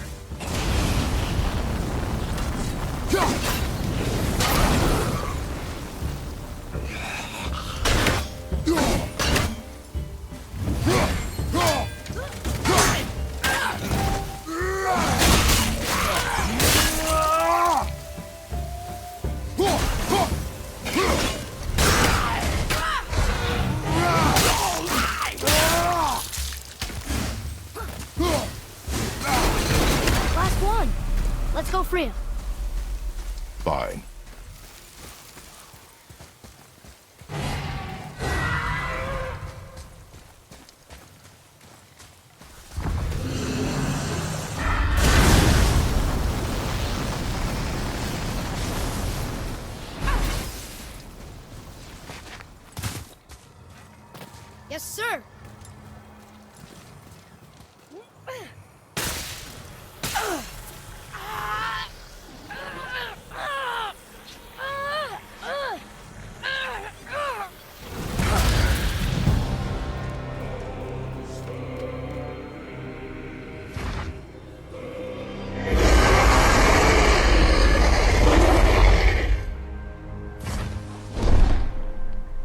Look out there!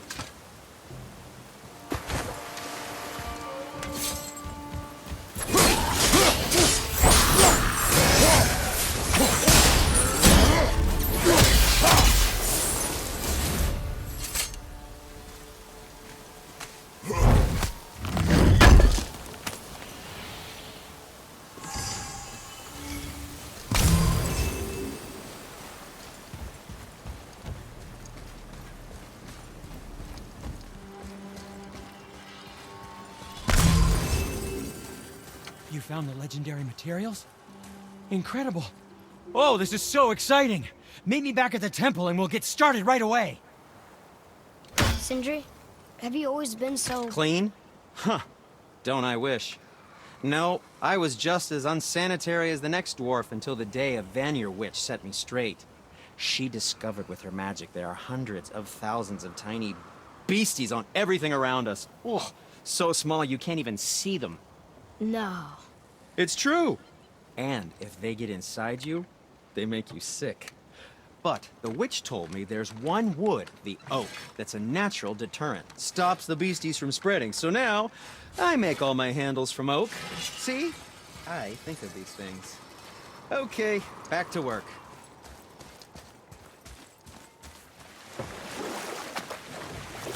Okay. What about the giant with 8 arms? Starkath the Mighty, he was called. If the Giants ever had anything so organized as an army, Starkath would have been their general. An opinion, in retrospect, I should have kept to myself. But no, as Odin's advisor, I kept him advised. And having bent his will towards Starkath's doom, there was no dissuading him. But even Thor wasn't stupid enough to take on Starkath on his own. No. Instead, the Aesir set forth slanders upon Starkath's name, branding him throughout the realms as a monster to be feared. They said he abducted an elf queen who killed herself rather than be ravished by the giant. Lies, of course, but you're too young for her story. In the end, even the Vanir gods and the armies of Midgard were roused to the cause. They surrounded Starkath, showered him with arrows until he was brought to his knees. He surrendered, hoping by trial he could clear his name. Thor took advantage and ripped off one of Starkath's arms, which only made it easier to sever another and another until he was satisfied. Relieved of 6 arms and too much blood, Starkath perished upon the battlefield. I regret it to this day, you know. I told myself there was nothing I could do, but I wish I'd tried.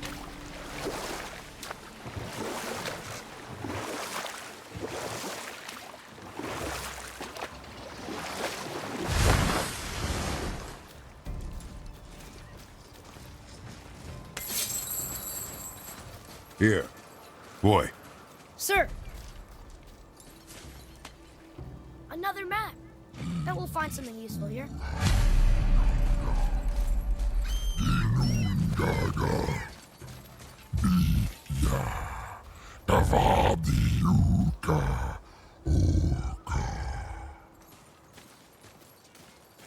Okay, here we go!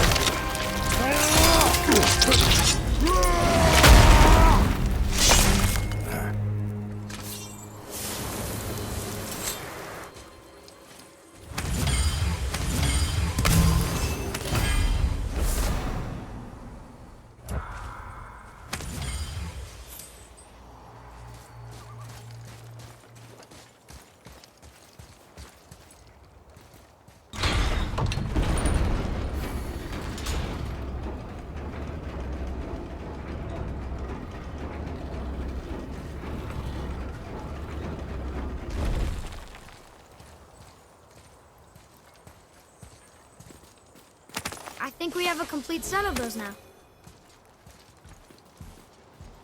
All right, last one. Air! Look at that. Maybe we can survive a fight with the Valkyrie now.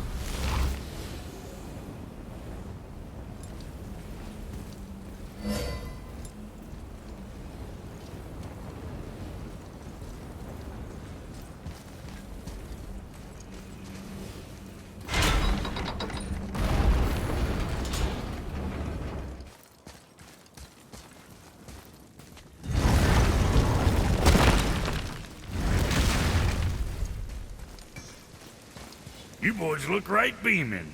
Well, the squirt does. Can't see squat behind that frizzle fuzz you call a beard. We found the materials. But they're so weird. How do you build a piece of armor out of something so... None ya. Nanya? None ya fucking business. Trade secret. We got our ways. Oh.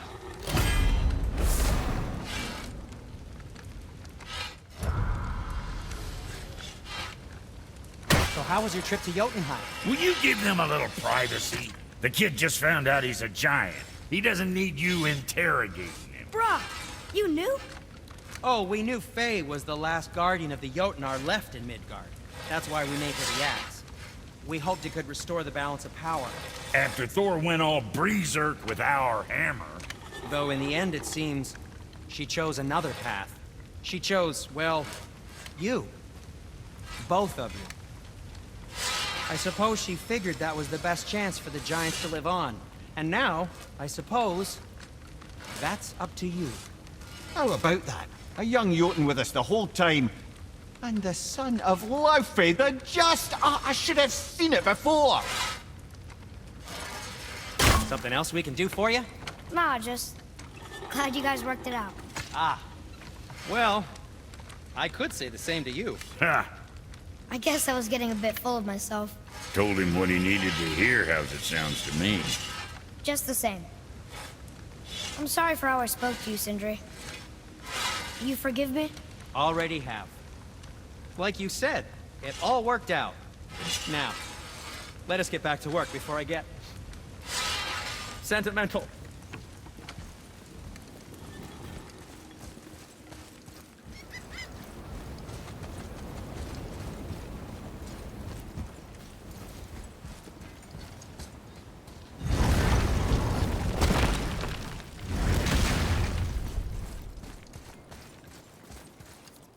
What does it say? Yes, sir. I can read these now. It says Muspelheim, the Fire Realm, is the gauntlet of the Sewershire. Like a magic glove? Or a series of dangers? We should go see sometime. Our young god knows no fear. Can you read it? Yes, sir. Oh yeah, I can translate this now.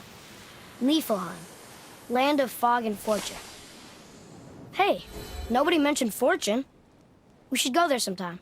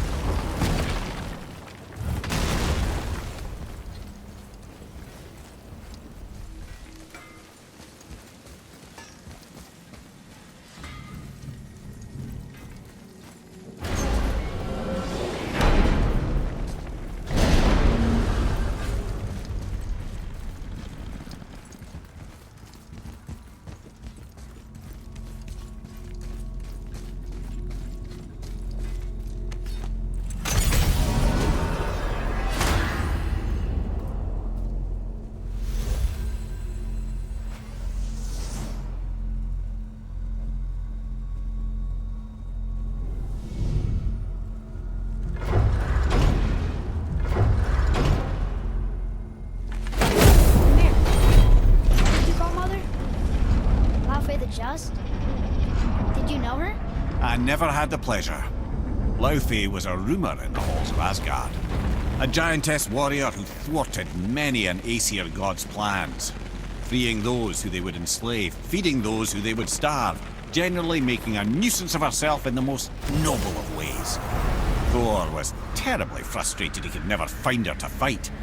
Once my imprisonment began, I could only wonder what became of her, and who she would turn out to be. Yours is quite a singular lineage, lad.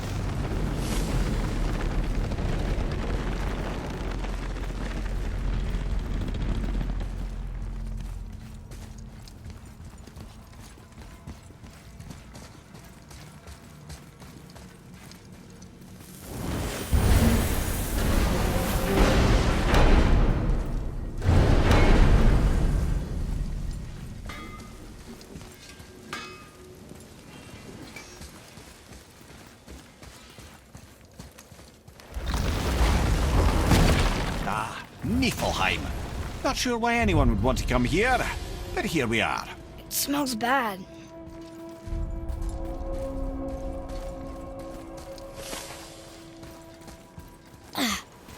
What is this stuff?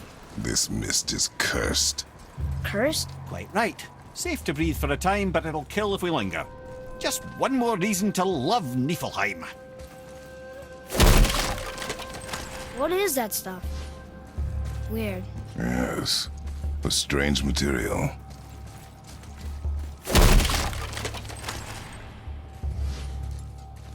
Here, boy. Let's see.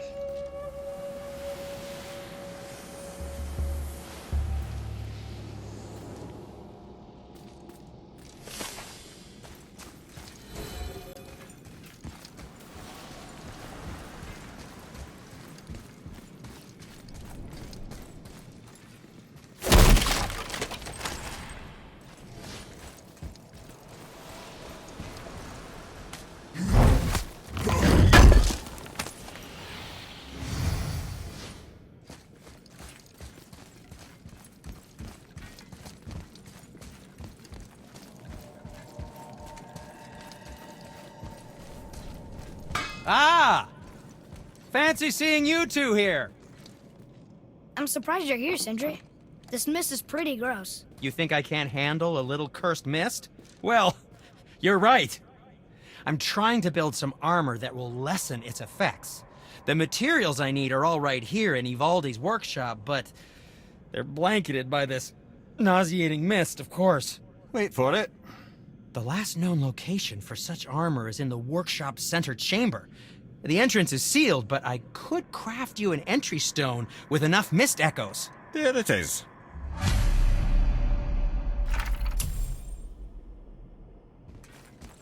I wouldn't recommend staying in the mist for too long. That stench will stick to your hair, your weapons, your armor, and I will not touch your gear until you burn all the tiny beasties off in the fires of Muspelheim. Also, it will kill you.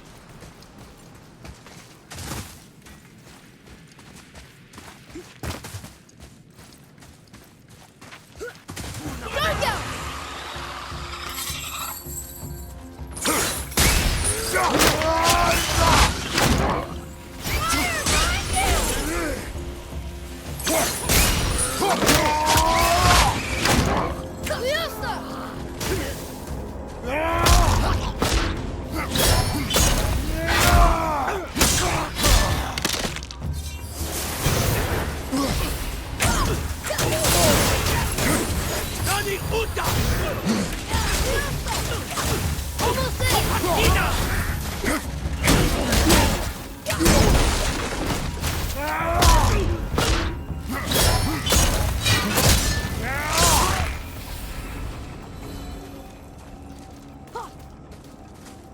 That must be the center chamber.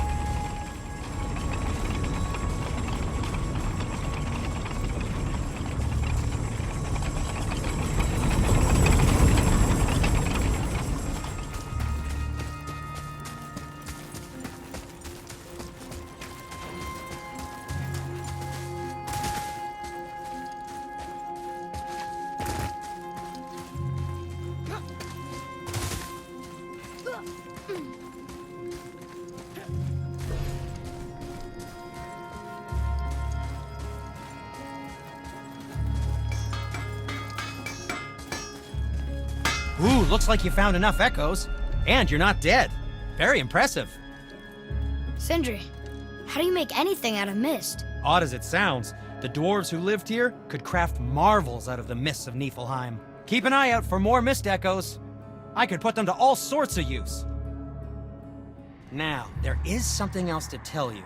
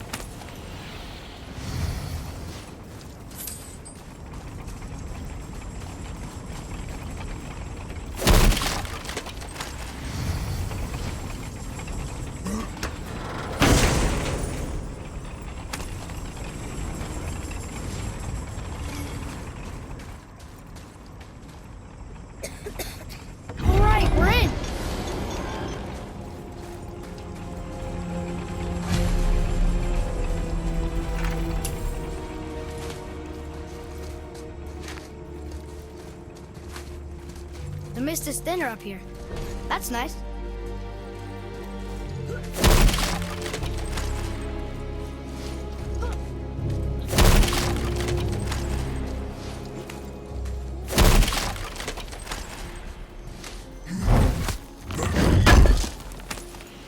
Is that the armor?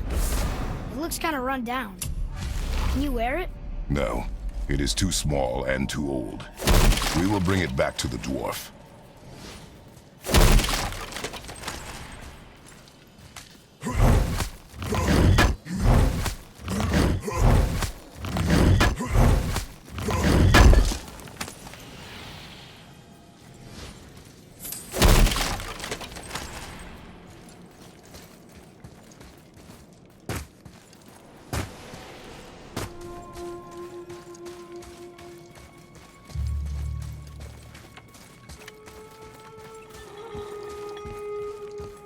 Is that what I think it is? Useless armor? Useless? Oh, ye of little faith, this armor was worn by Ivaldi himself. Sure, it's seen better days, but I can restore it with more mist echoes. And it'll help with the effects of Ivaldi's curse. Unless there is something of value in this workshop, there is little point in staying here. You saw all the chests in the center chamber, yes? Plus all the goodies tucked away towards the back of the workshop? And the 3 round tears, of course! But might want to be careful with those. Why's that? It's a literal tear in the fabric of reality itself. You want to reach your hand through there? Be my guest. Let's get to it. Happy to provide.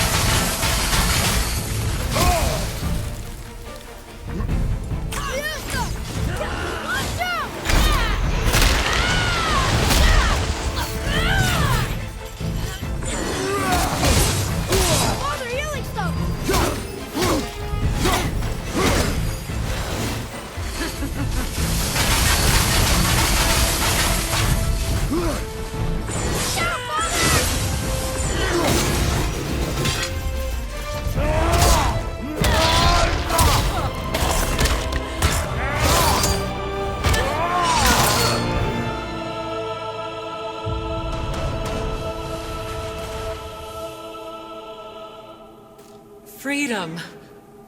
Freedom? You have destroyed my physical form. I have nothing to give but my gratitude. Okay. Valhalla awaits. Farewell. Incredible.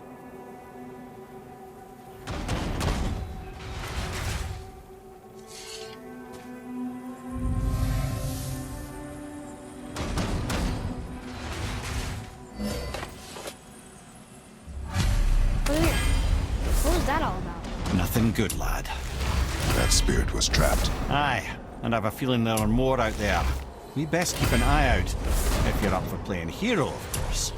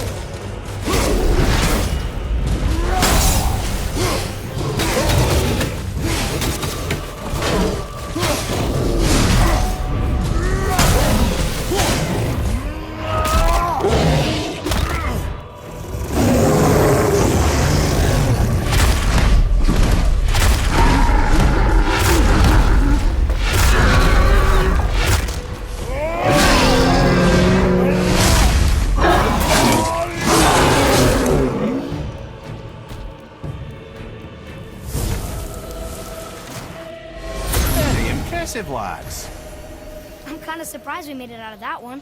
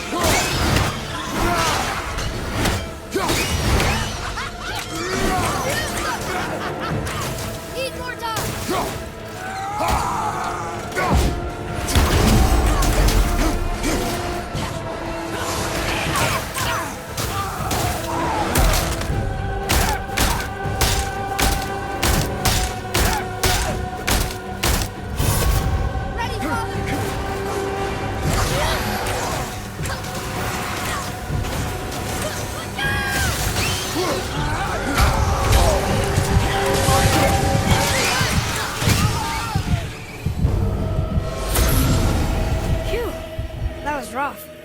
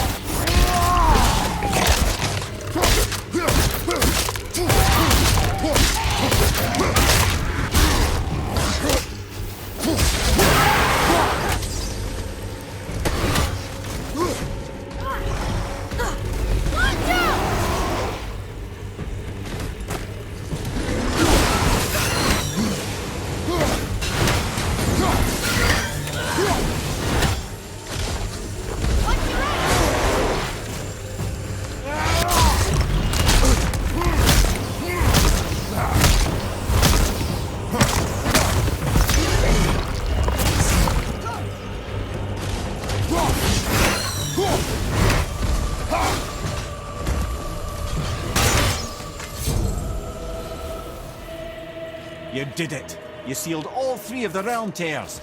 How do you feel? Like my fingers are about to fall off. You have come a long way, Atreus. This was no easy feat. You should feel pride. I do. Thank you, Father.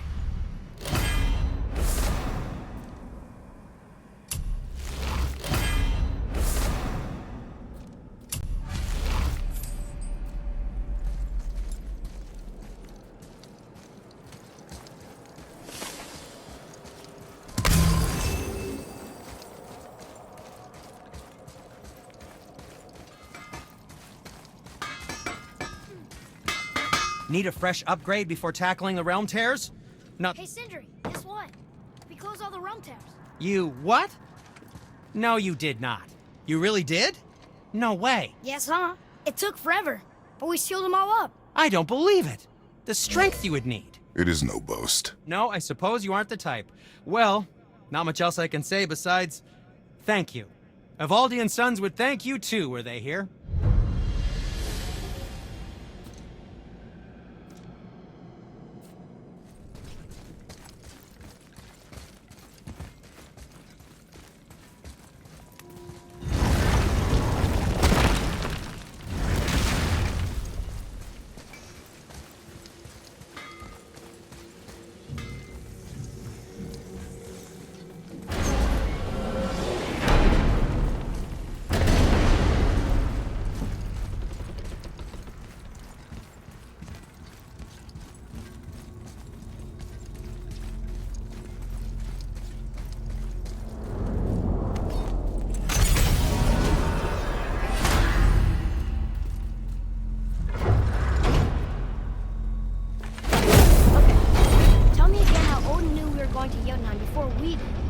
Odin is extremely clever, you see.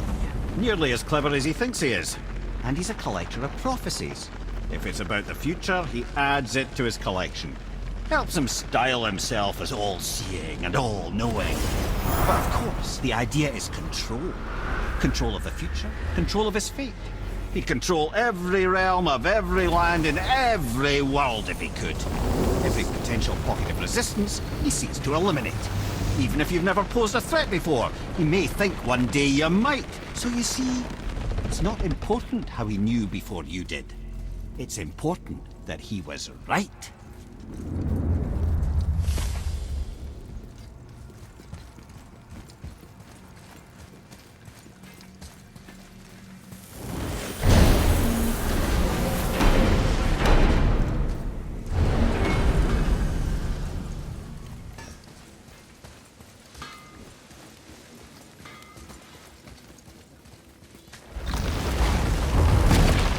Wow.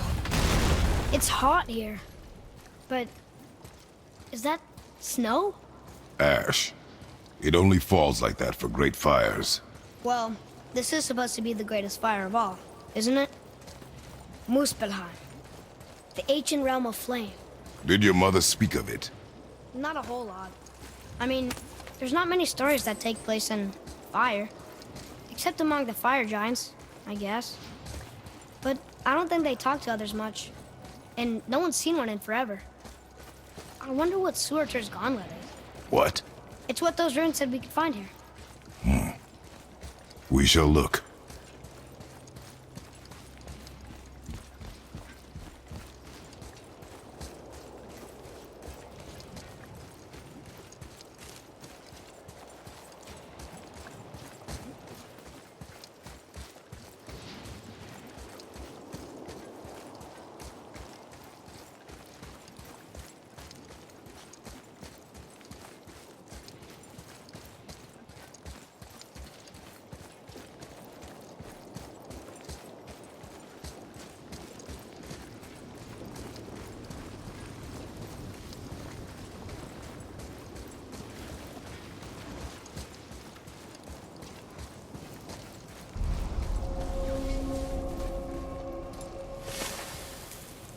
Must like the heat, Brock. Heat's damned useful in my line of work. Even makes space itself more pliable. Take those magic doors you love so much. Round here they all go right to one another. No prodding from old Brock. Go up yonder and wake some up, you'll see. getting around moose pools a cinch, as long as you don't end up cooked. Been putzing around Niflheim, have we? How can you tell? And I'd recognize Ivaldi's stench of failure anywhere. Plus, you still got some mist on your shoes.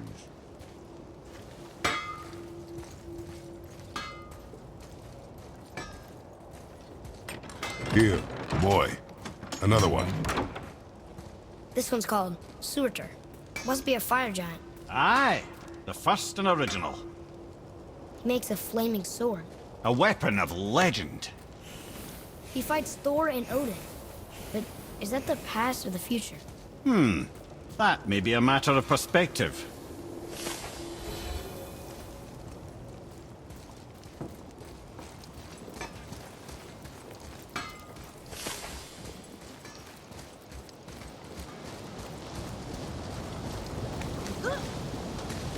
Listen. I hear a voice. Another elf? I don't think so. It's coming from up there. The voice! It's just around this corner. Oh. It's a great big sword. It wants to know if we're ready to train?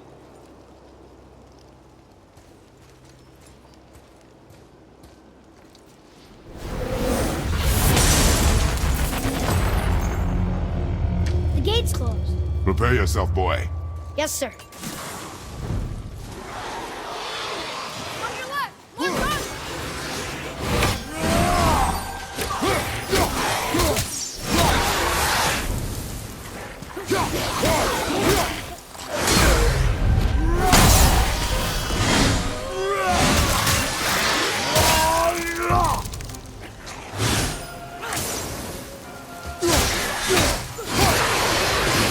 More coming in!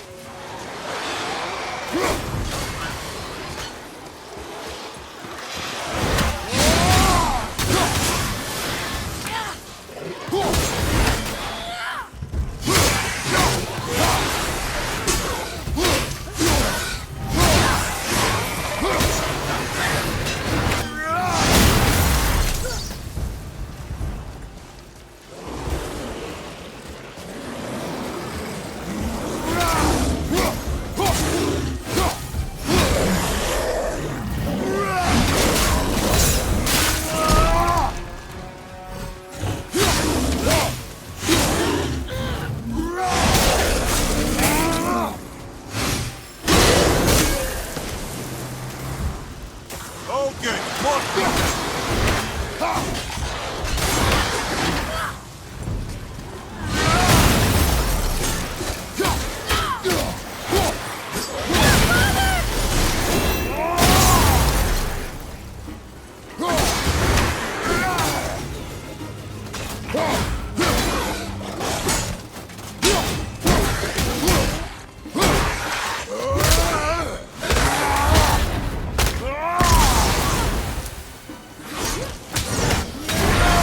You did it! That was a little crazy. Woo! Right! Treasure time! Wouldn't it be nice to find some incense just once? The smell of brimstone gets old quickly.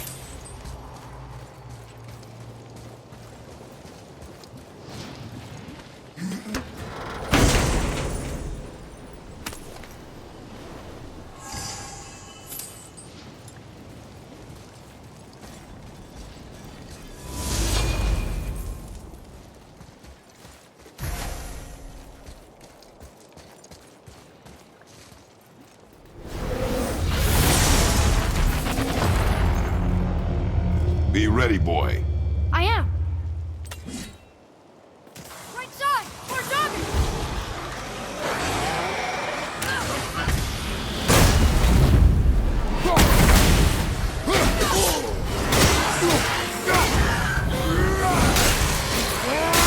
Fire on your left!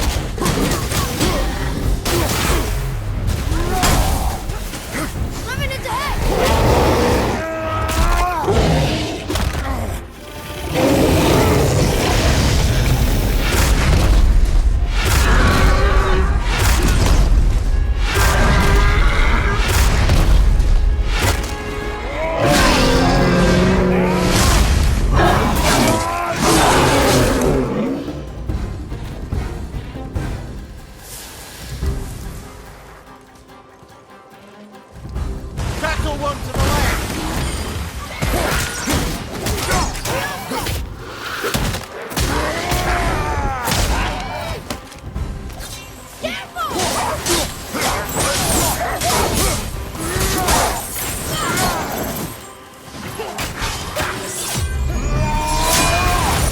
Hey, look at us.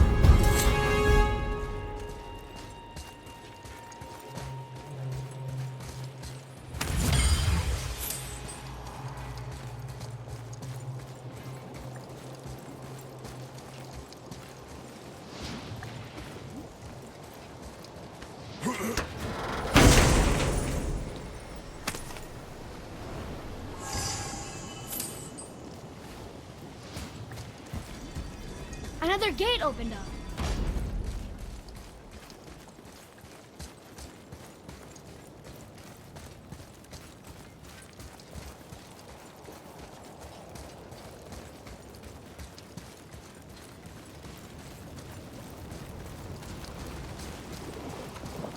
So, nobody lives here, do they? Only a fire giant could be at home here. And according to prophecy, we won't see them again till Ragnarok.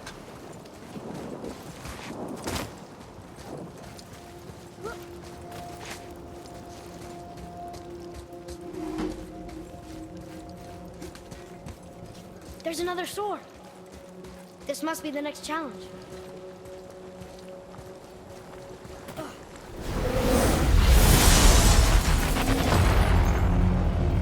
Here they come. I'm ready.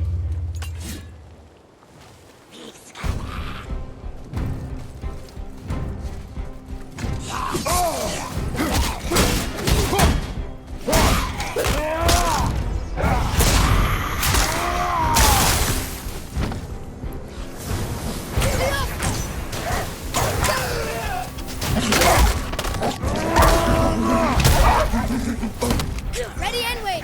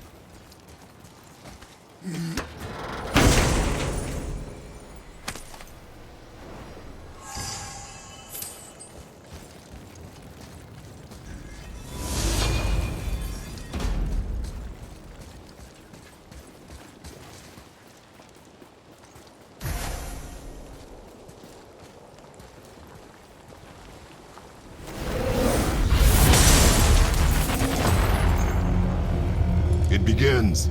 Here we go.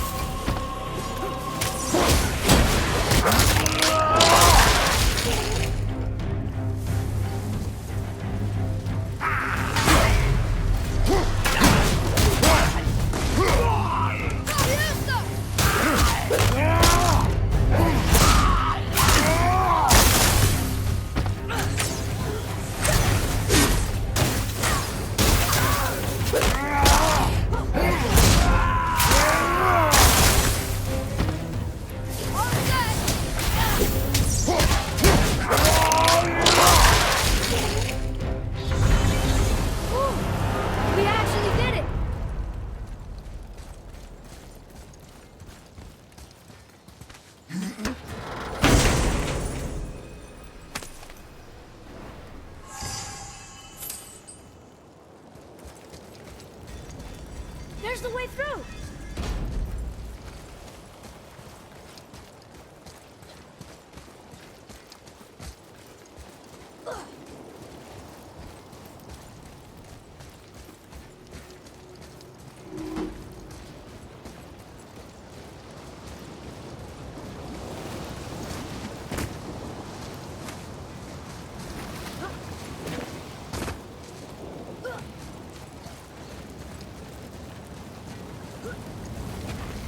Hey, wait for me!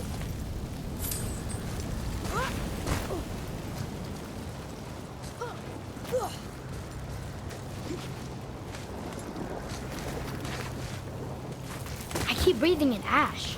Imagine breathing it in from your throat stump. I really can't.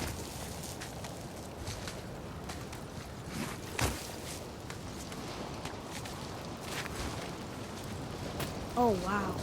It's a lava waterfall. It's a lava fall. Yes, this isn't at all terrifying, is it?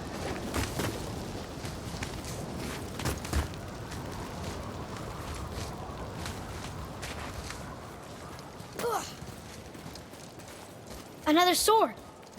I wonder how many of these there are. Oh, it's 6. The voice says 6.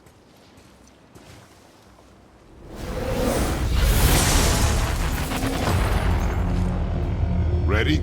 Ready. Busque patanina.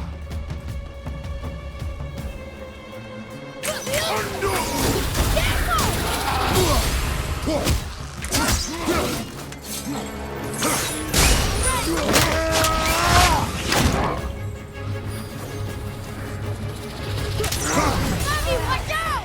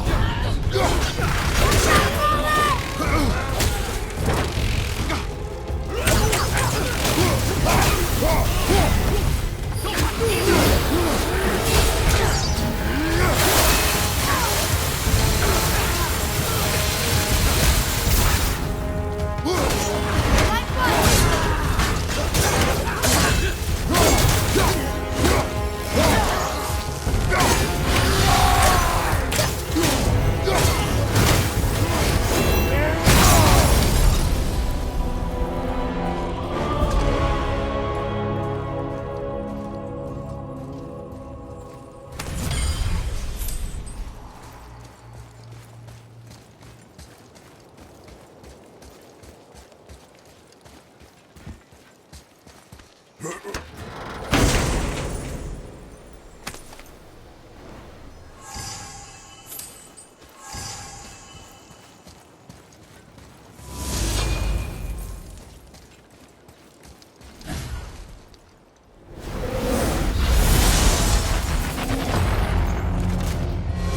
my lead. Say the word. Brother, behind you!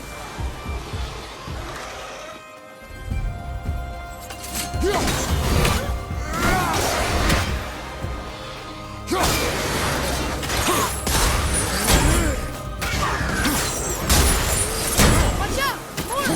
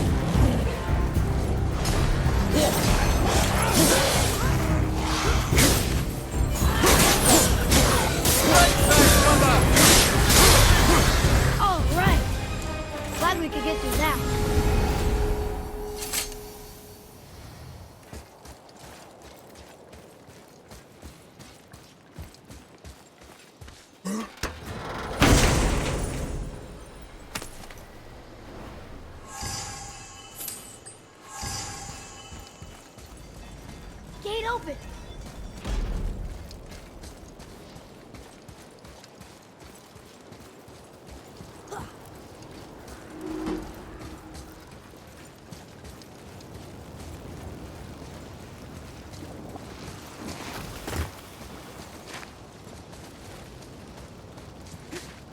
My hands are so sweaty I can barely grip the bow. Well, my nose itches.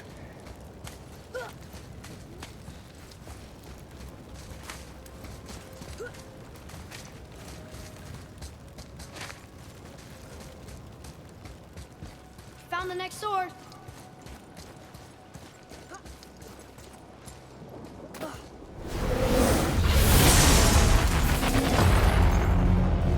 Ready? Oh, you meant the boy, of course. Lord, brother?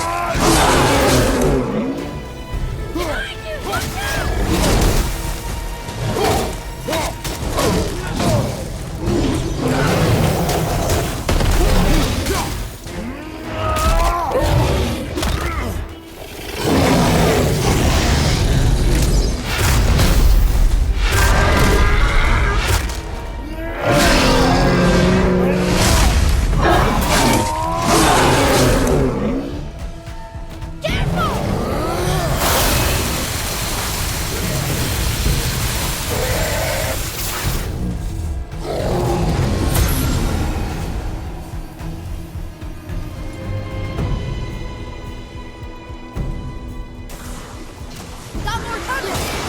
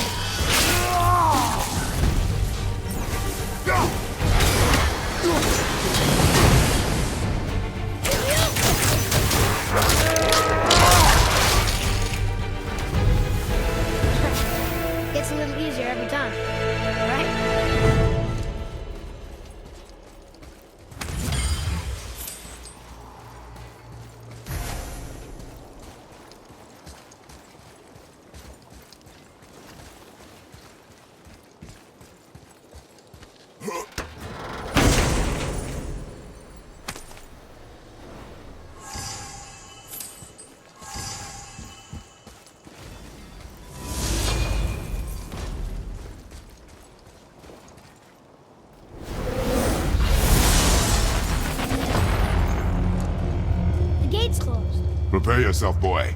Yes, sir.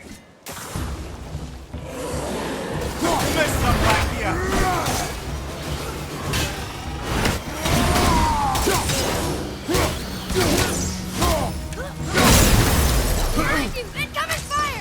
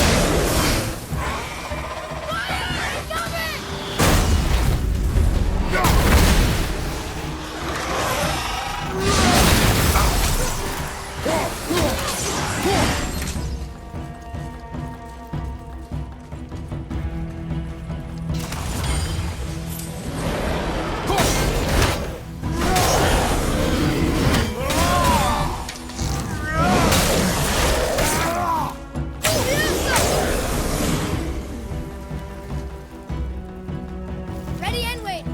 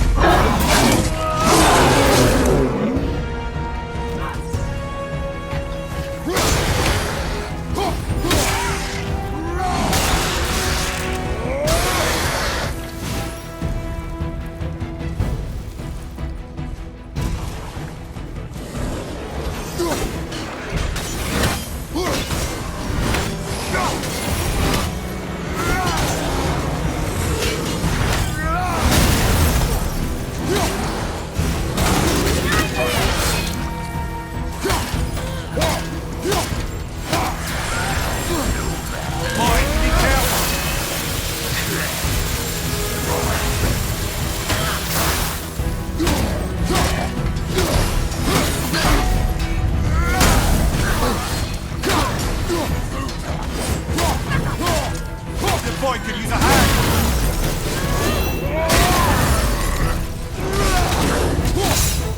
Behind you! Look out!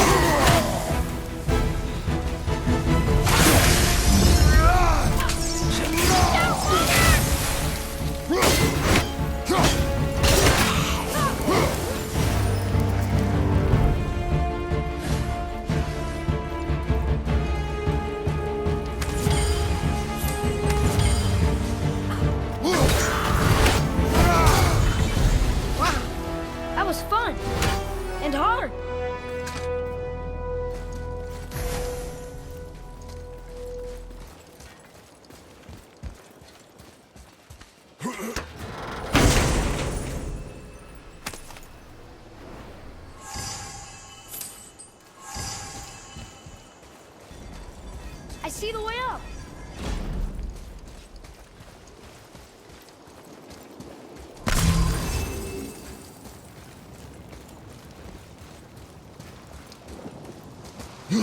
Oh! There goes my arm here.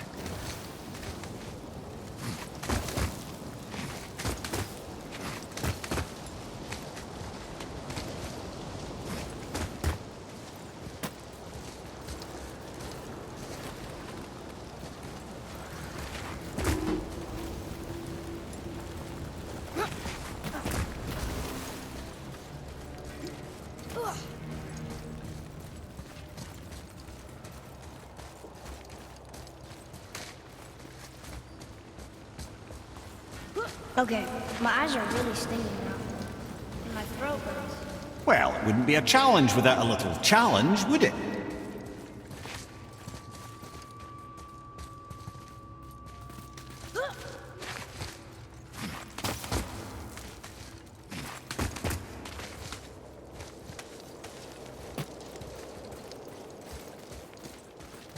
There's a sword!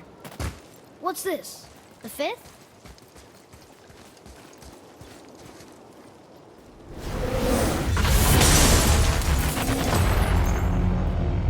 Be ready, boy. I am.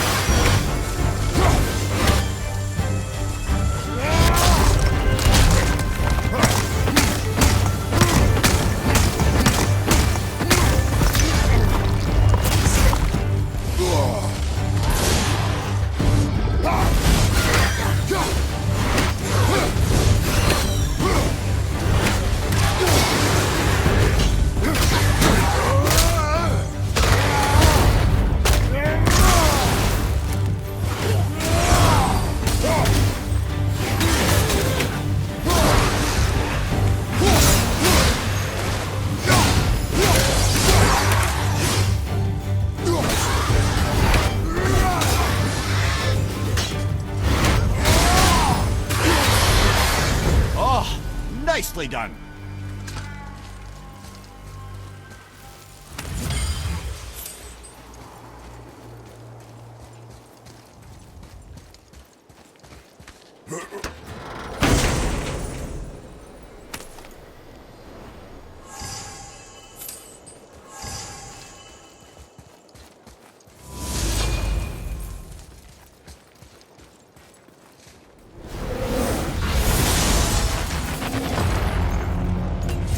Once more.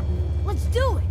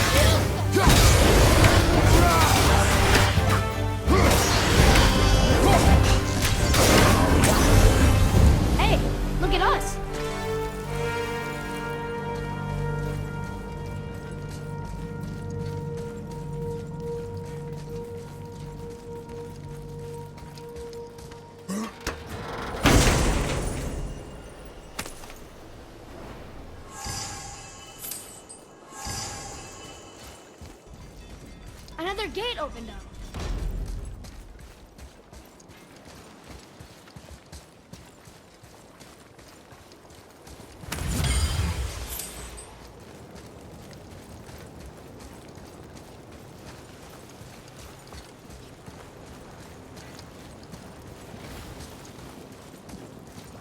If we could take this temperature and combine it with Helheim's, it'd probably be perfect. And if the Allfather had wings, he'd be a dragon. Huh?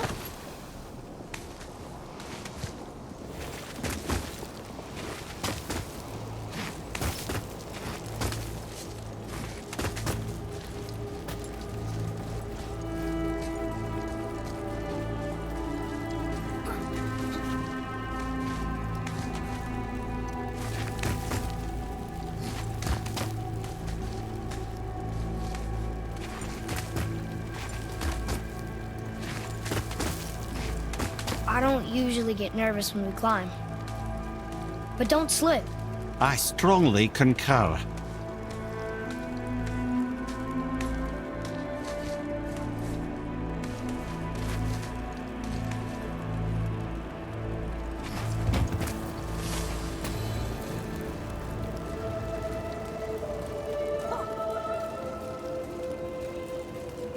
A Valkyrie! Careful, lads.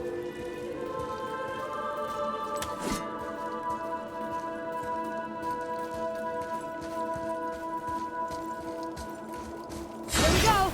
Ready yourself. Face me!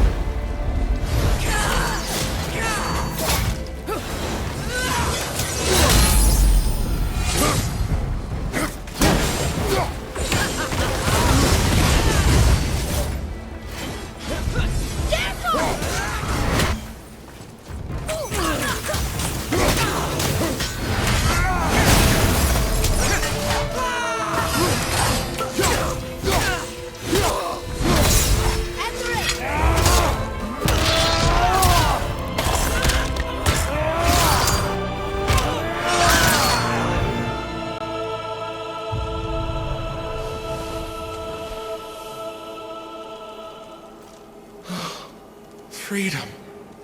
That's right, milady. You are free. You have destroyed my physical form. I have nothing to give but my gratitude. I guess that's all we need. Gratitude does not pay for weapon upkeep, boy. Valhalla awaits. Farewell.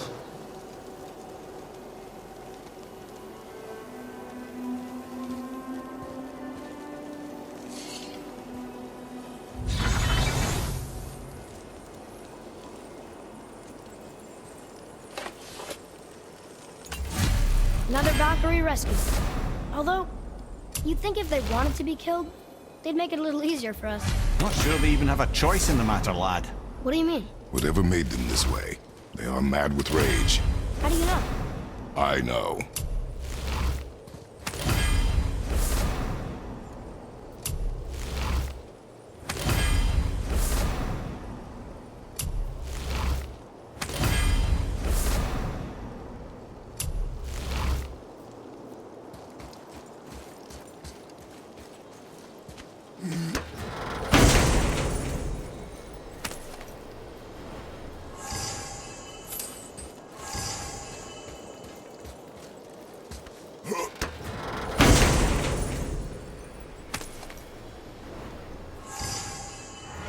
The voice is impressed.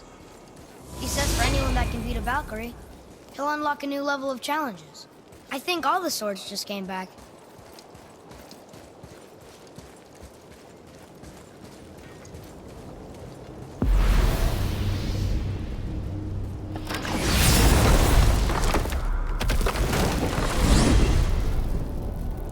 Amir, what else did the serpent tell you when you spoke?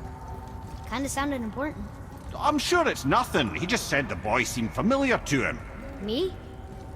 That's impossible. Oh, I quite agree. Unless, perhaps, he refers to something yet to be. It is said that when Jormungandr and Thor battle at Ragnarok, their clash so violently shakes the Tree of Life that it splinters, casting the serpent backward through time, even before his own birth. What? That is madness. Well, I did say not to concern yourself. Whoa.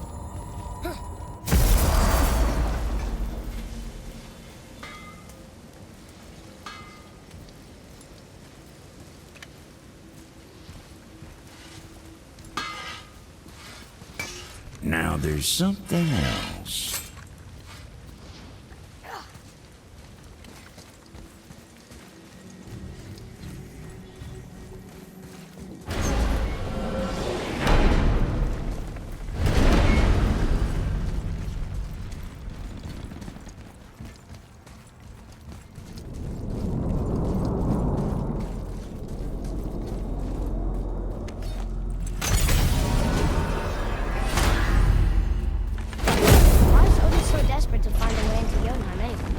He's convinced the giants hold the key to changing his fate when Ragnarok comes.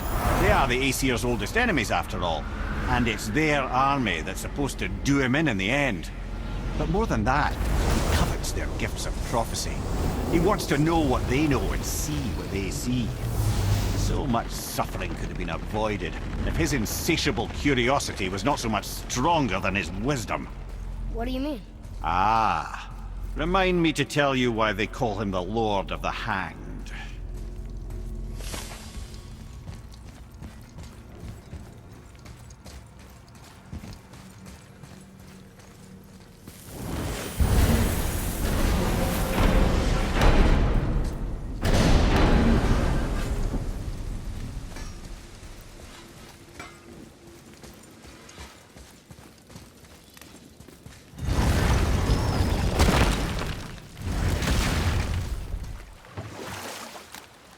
Mimir, is there a story for the giant with the flaming sword?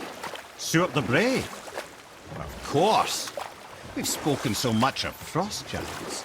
It's about time we instead met the most fiery giant of all. Back when Ymir first emerged from Ginnungagap, it was Stuart who followed next. He came from Muspelheim, the fire realm, bringing heat to the young cosmos, conjuring the sun from his primordial flame.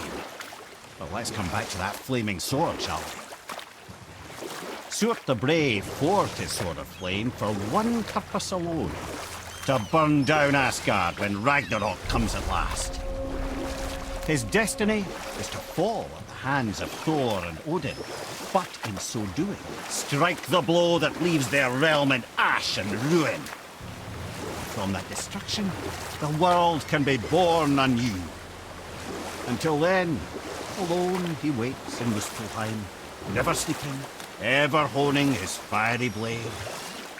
Brave, generous Stuart, who knows he lives but to his doom.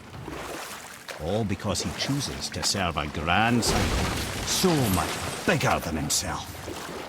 To truly embrace your purpose and the patience and sacrifice it demands is to ensure your day will come. You think we'll be there when that day comes? I've seen enough of war between the gods. But you, little brother, who can say?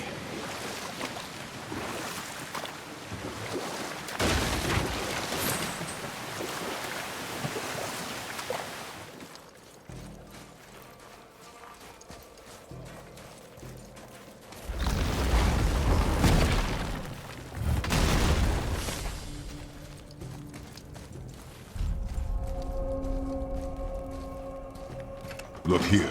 Another. Ah, you know this one, don't you?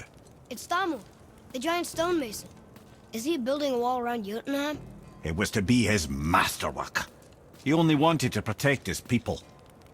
Too bad the first part got burned. I prefer the last panel was burned. Such a senseless pity.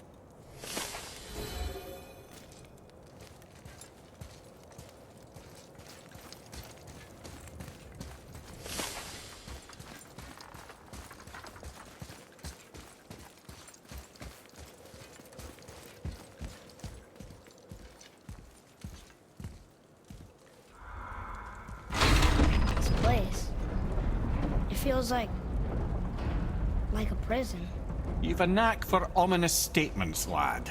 Whatever you feel, boy, we will handle it. We have come this far, yes? Yes, Father.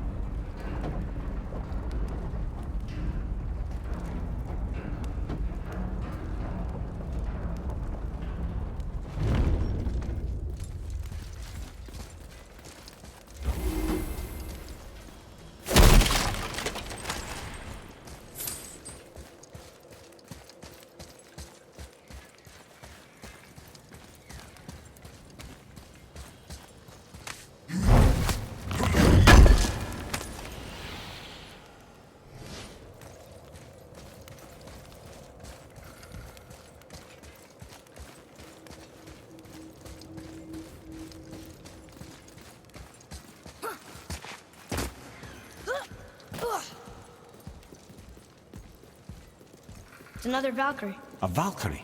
Imprisoned? She actually did it. Lemire? Take caution, lads. A Valkyrie in the flesh. I can't think of a more formidable opponent.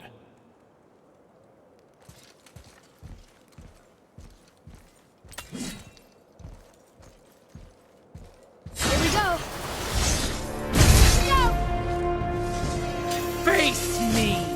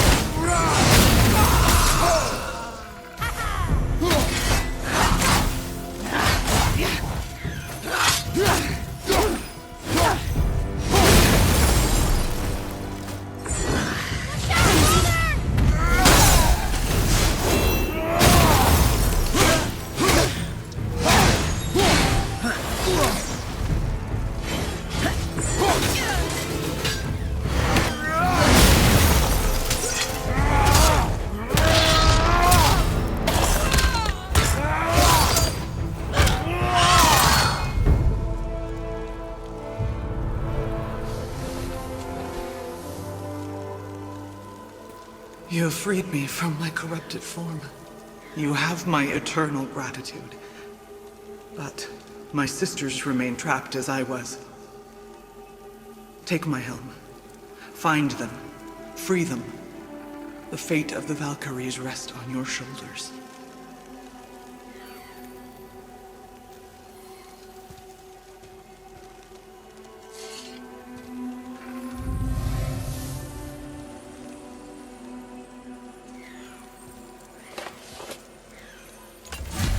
The fate of the Valkyries. Sounds pretty important. That's putting it mildly, lad. What do you know of them? A fair question, and yet not one easily answered. I know more than most, but much of their history is veiled in secrecy. My own experience with the Valkyries ends with my imprisonment. You are avoiding the question, Ed. As I said, brother, it's complicated. I don't know why or how they become such wretched creatures, but perhaps if we can free more of them. You want us to fight more of those things? The fate of the Valkyries, lad. A more worthy endeavor there is not. It will be dangerous. Well, that hasn't stopped you before, eh? That's the spirit.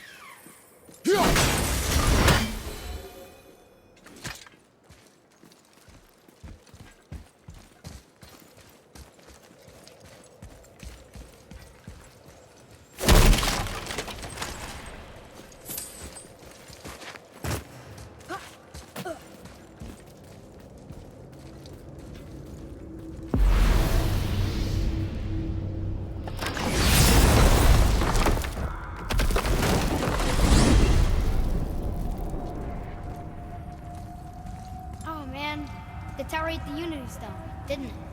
I wanted to fly again. Yes, that's a terrible pity. So why do they call Odin the Lord of the Hang? That refers to a modest example of Odin's thirst for knowledge. The time he spent 9 days a dead man. Aye, hung himself by the neck from Yggdrasil's branches, put his spear through his own side and bled down into the Well of Destiny. He roamed the realms of the dead and plundered the World Tree of its secrets, until I think quite rightly it got fed up with him and sent him back to the land of the living. Did I not mention he was barking mad?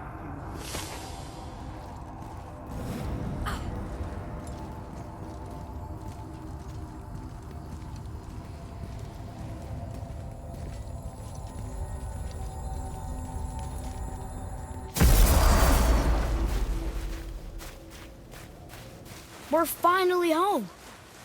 Feels like a lifetime ago. Bit drafty, maybe. It's a right improvement over having tree bark in your tadger.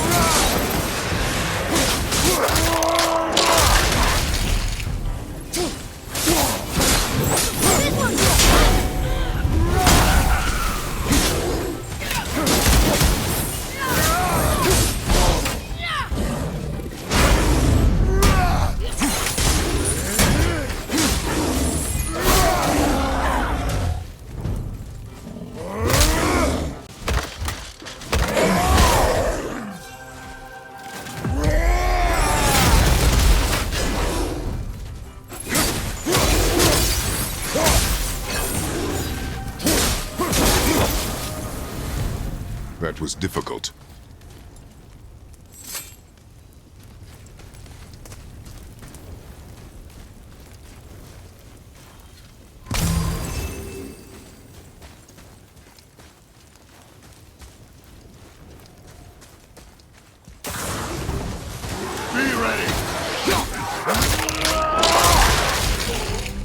Take that!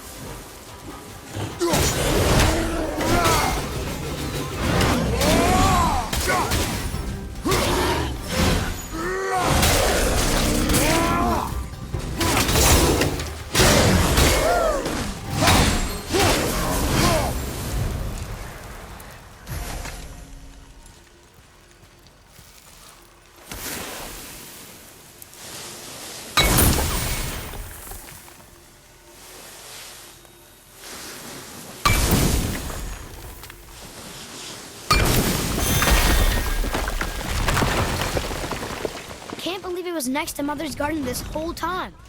No wonder we can never get in there.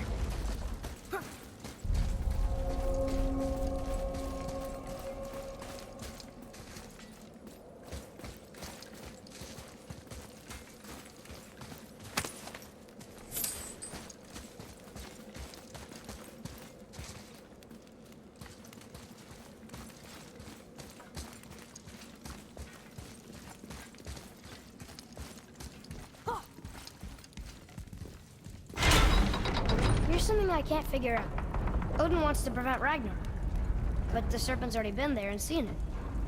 So hasn't he already failed? Fate's a tricky thing, lad. And Odin's just arrogant enough to think he can get the best of it. Fate is another lie told by the gods. Nothing is written that cannot be unwritten. On that, brother, you and the All-Father may just agree. Even if he can't prevent Ragnarok, he still hopes to learn enough details to influence the outcome. Remind me later to tell you about the wolves.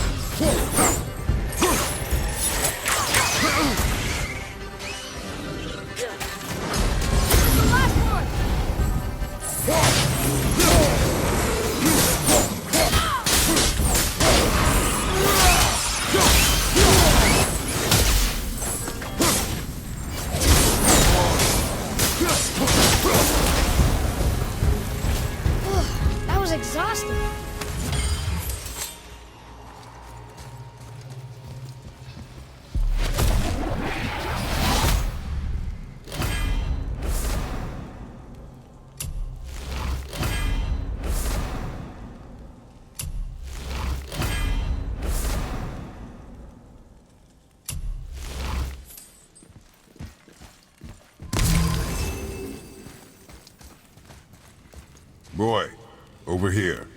Sir!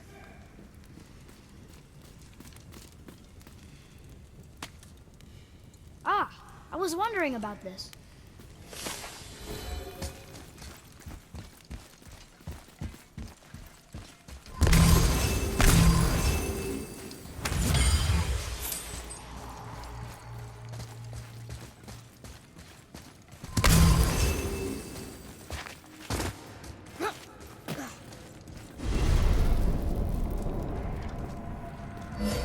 Mimir, why do you have Bifrost crystals in your eyes?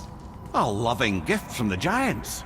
Since I used to do so much traveling between realms, they thought it would be more convenient for me than having a crystal I could lose. Did it hurt? No, because I wisely fortified myself with 16 cups of Billow Maiden's ale. Got so inebriated, I tried convincing the giants to put them in my nipples instead. Almost talked them into it too. Can you imagine? Mimir of the Bifrost teats. Ah, those were the days. Ew.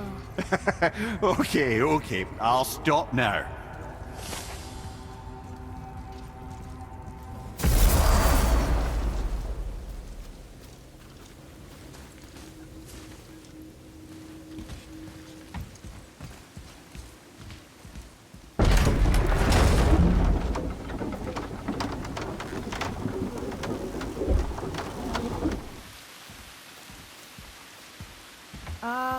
Is it a good idea coming back here?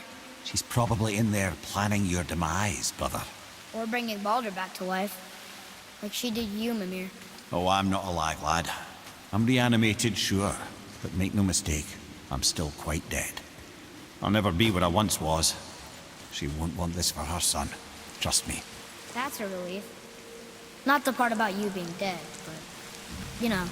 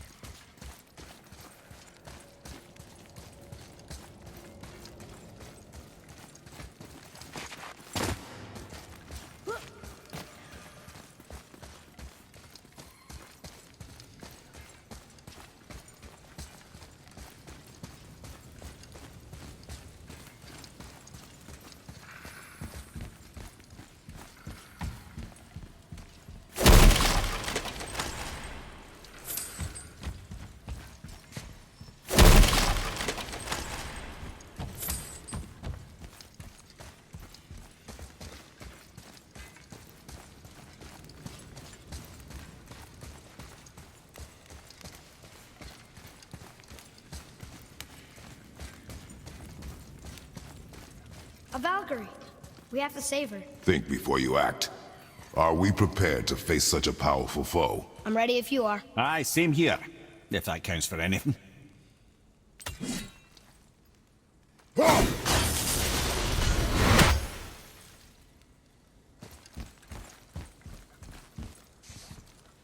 she comes!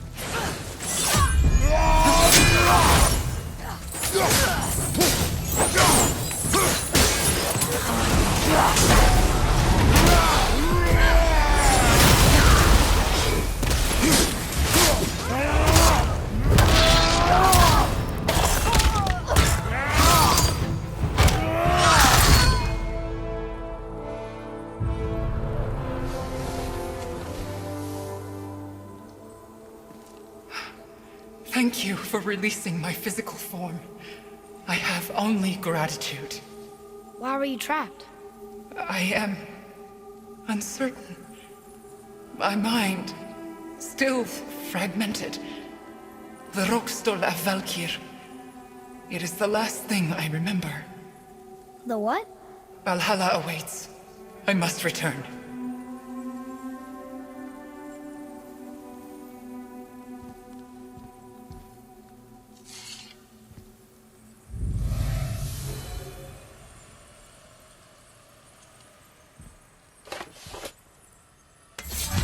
The Rokstol of Valkyr. What is that, Mimir? It's a council chamber of sorts, hidden away in Midgard. The Valkyries would often need a place to confer outside of Odin's prying eyes. They thought themselves properly concealed, but the All-Father sees all, so the saying goes. Where is it? We weren't far from it on our way to Thomur's chisel. The entrance is to the left of the two oarsmen statues. You failed to mention this at the time. Didn't think we'd be hunting down Valkyries at the time, brother. Think we'll find out why the Valkyries are like this? That chamber held a special significance for them. We'll find something there, I'm certain of it.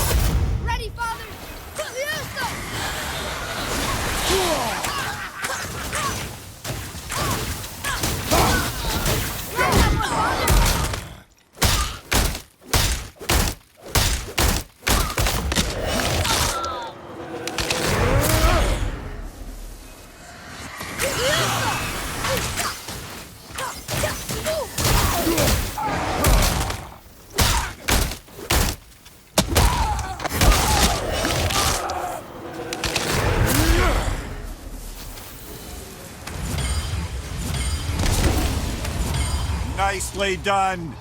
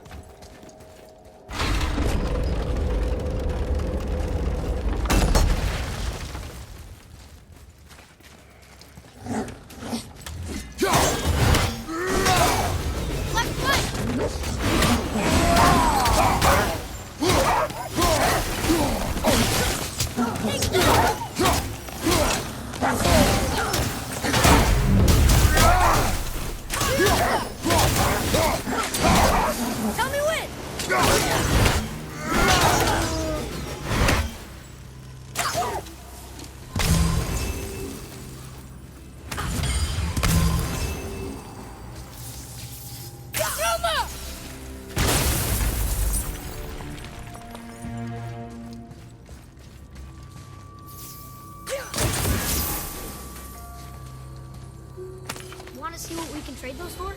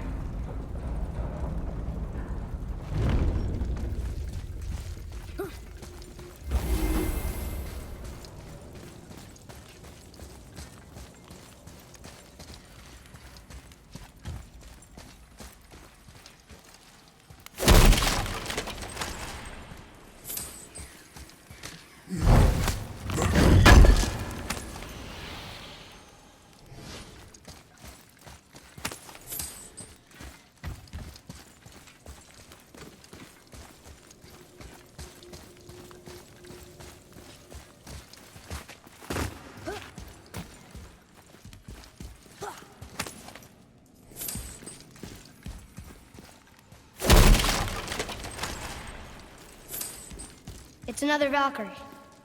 We're gonna save her, right? If by save her you mean brutally rip her wings off, then my vote is aye. Enough. Both of you. I will decide the best course of action.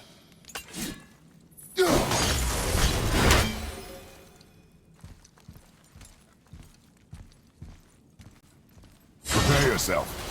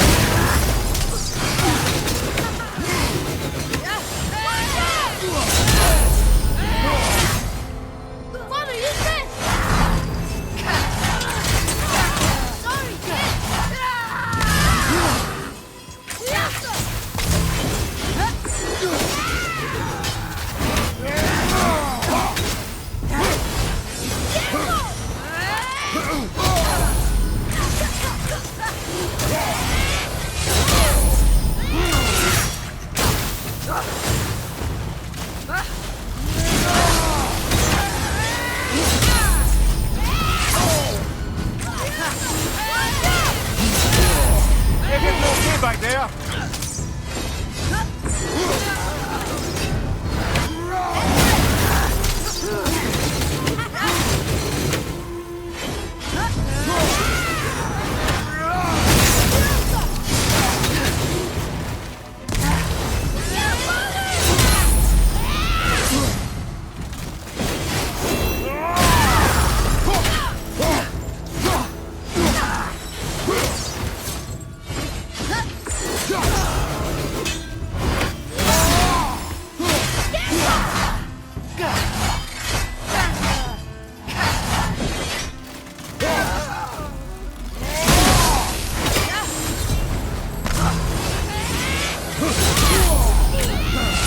Some hell!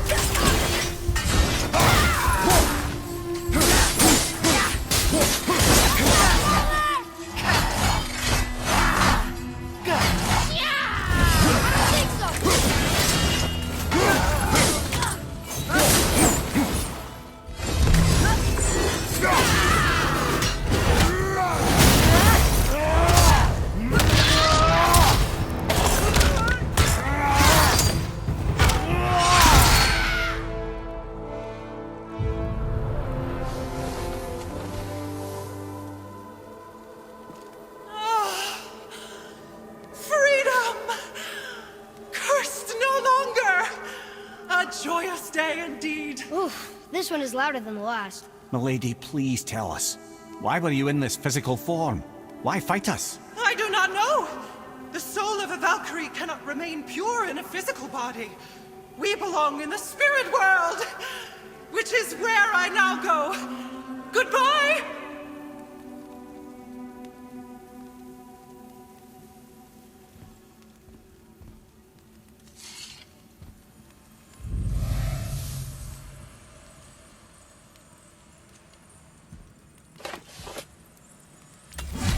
Somebody made them this way. Who and why? I wouldn't want to speculate. You know something. Ah, Mimir, the smartest man alive. I know many things. Head? Sigrun, the queen of the Valkyries. She would have that power. The last time I saw her, she was corporeal herself. She came to visit me long after I'd been imprisoned by Odin. Why? Well, we had history, I guess you could say. Like, romantic history? Ah, lad, you're making me blush, I think. Can I still blush? First we hunt these creatures, and now we chase your former lover. We do not need this distraction. It's more than a distraction. Father, these are Valkyries. They're the ones who keep the dead from overrunning Midgard. Then they are terrible at their job. It's not their fault, brother. Someone changed them. Kept them from their duty. The Queen? I can't say for sure, lad. We should ask more of them. If, of course, you don't mind the distraction.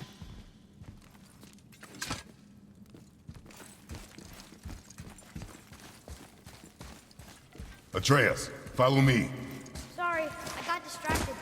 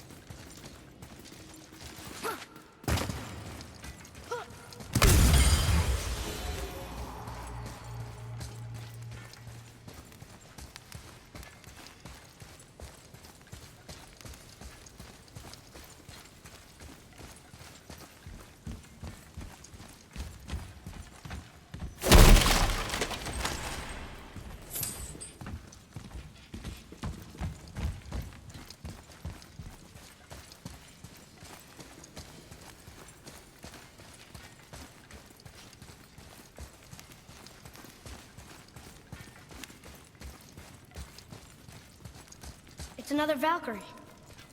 Are we doing this? On my action. Looks like we're doing this.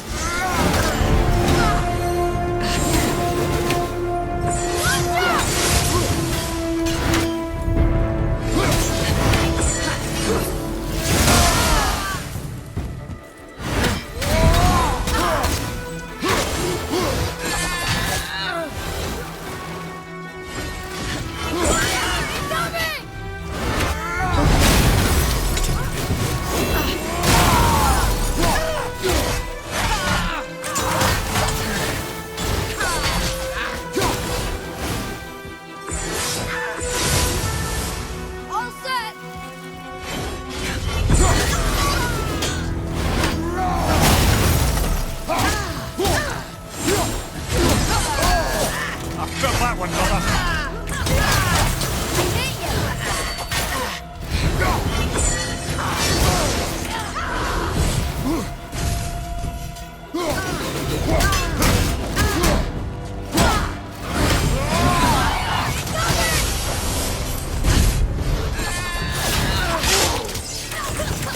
Need more time!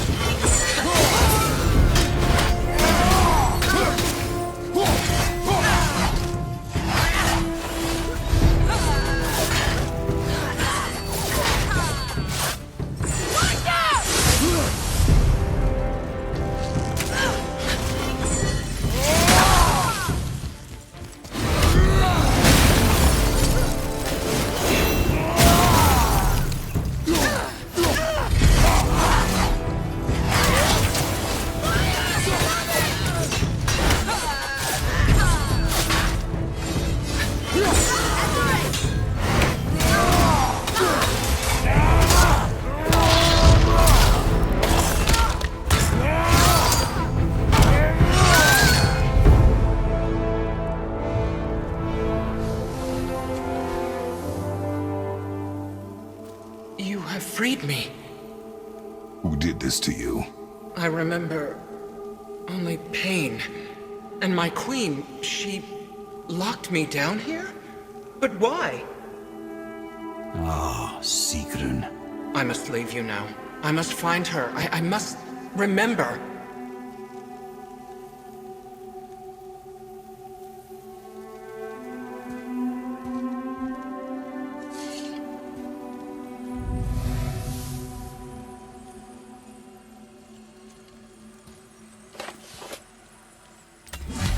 Sounds like your queen is responsible, Head. Aye. When I saw her last, she was different. Changed. And not just that she was in physical form. She was more volatile. I tried to talk to her about it, but she had just come to say goodbye. I didn't think. I'm sorry, Mother. We'll find her. Not sure she wants to be found. I just don't understand why she would do this. It doesn't make a lick of sense. And if she is responsible? Then we'll have to stop her. The Valkyries must be freed, and we're the only ones capable. We? Well, who do you think's going to watch your back?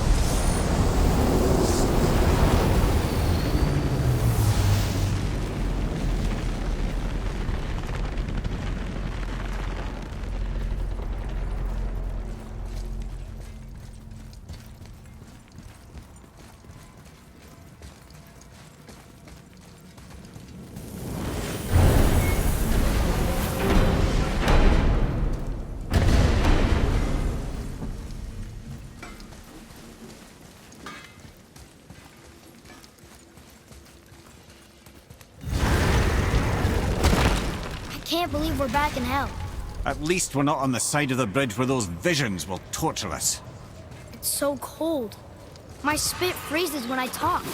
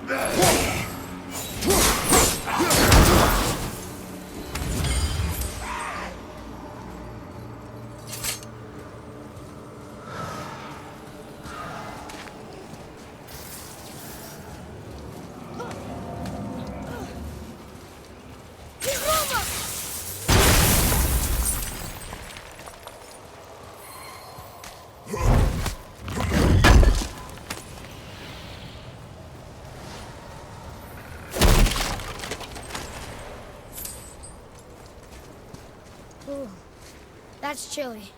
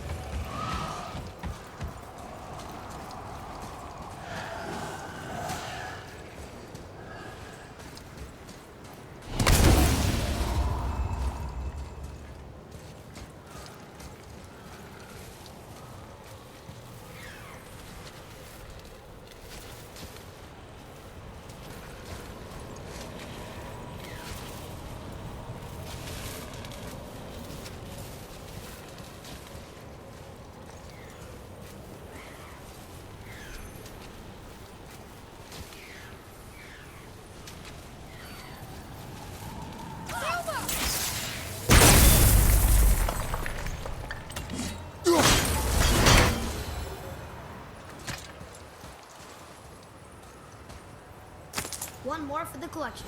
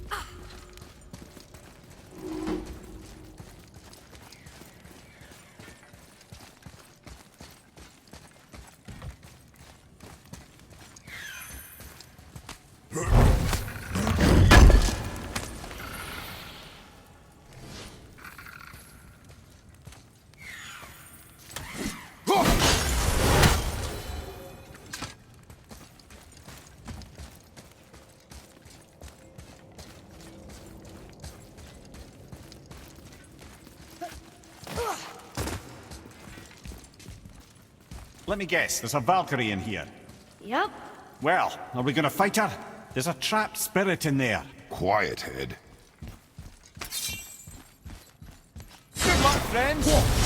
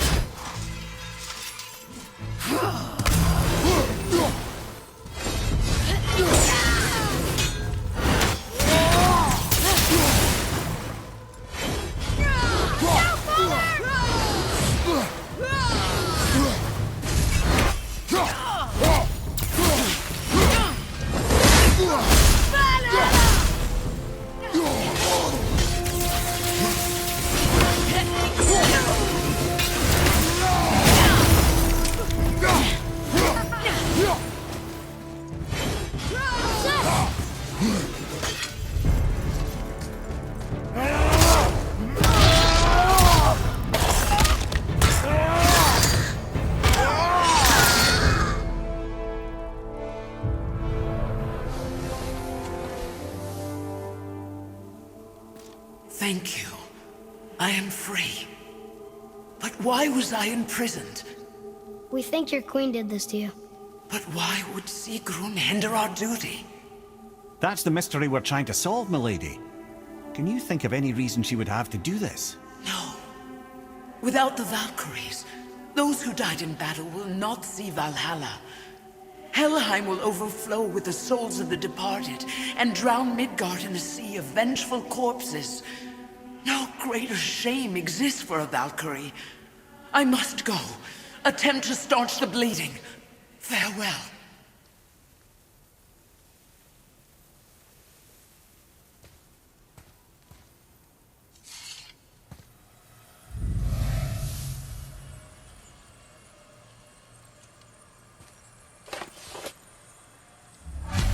I believe you have your answer, Head. The Queen opposes Odin. She imprisoned the Valkyries to defy him. Sigrun hated Odin, no doubt about that. But her duty, her responsibility. Would she really forsake these things to get back at Odin? I don't believe it. I do. Hate is stronger than duty. We have to find the queen. We have to stop her. I'm sorry, Mimir. Aye, don't be sorry, lad. Sigrun brought this on herself. I only wish... Well, she only gets it so far. How will we find her? I'm afraid I don't know. She could be anywhere, any realm. We'll find her. We have to. All of Midgard is counting on us.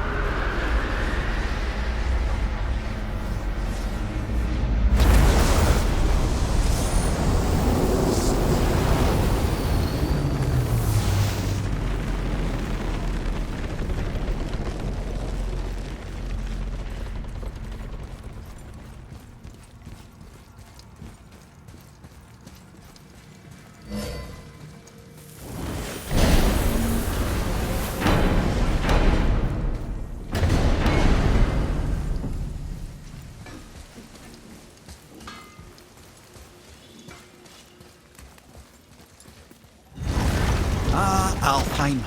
I missed its gentle breeze and the sweet smell of honeysuckle and blood.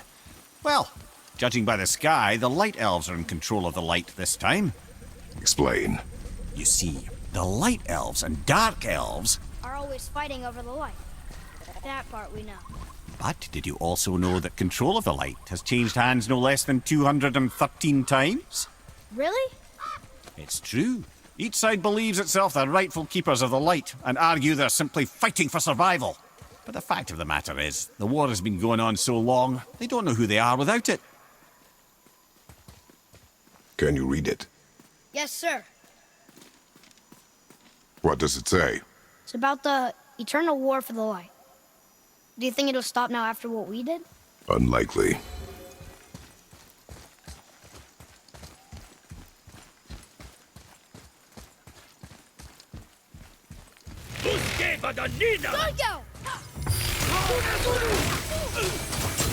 Go! From behind!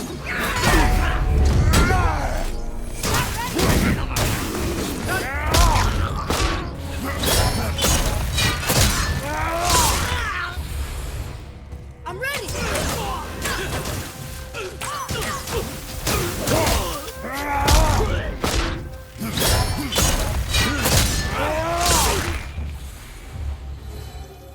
We are done here.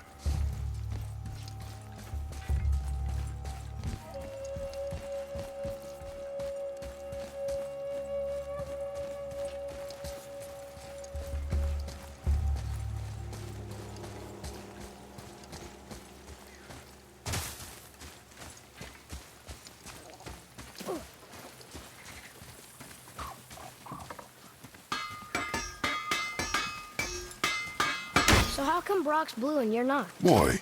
Oh, it's fine. Very good question, actually. You see, my brother's not as careful as I am. In fact, he prefers to work with metals using his own bare hands. Ugh. No gloves. Says it's the only way he can hear what it wants to be. Touch enough raw silver and it changes your skin irreparably. That means forever. I wouldn't bring it up to him, though. You know how sensitive he can be. I guess that makes sense.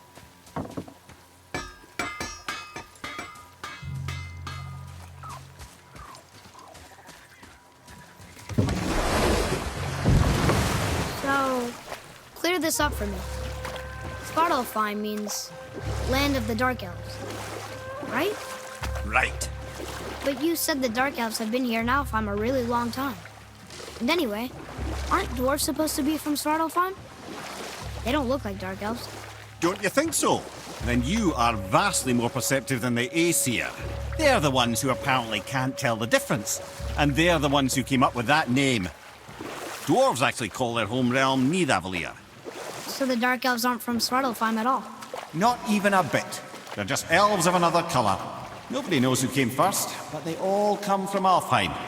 Why do they fight all the time if they're really the same? That is adorable. Huh? It is the way of the world.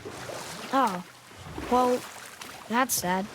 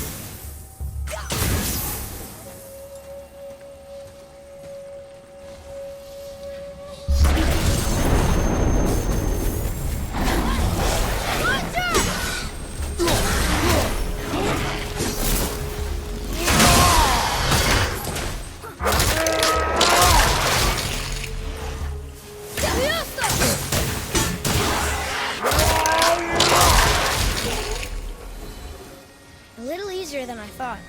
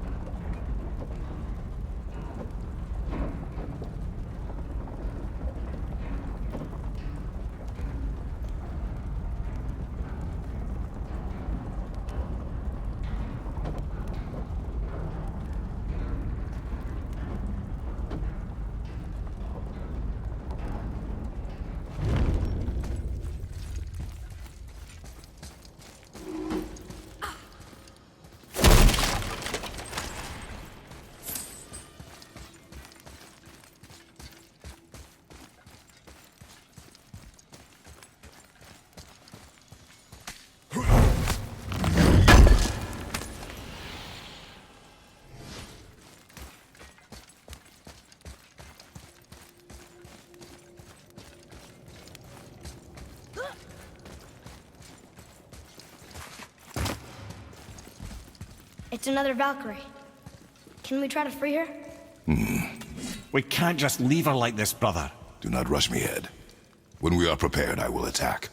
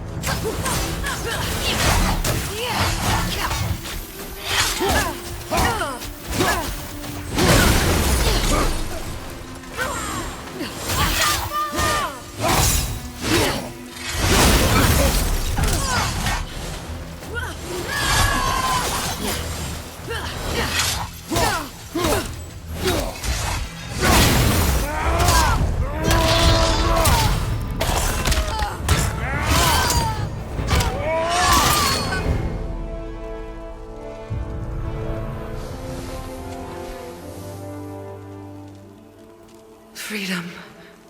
Where is your queen? My queen? She did this to you. She's letting the dead take over Midgard. This cannot be.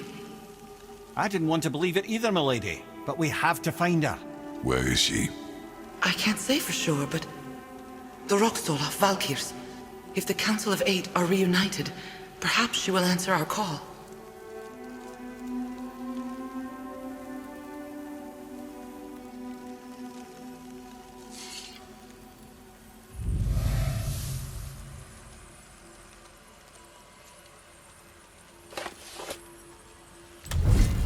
Council of Eight.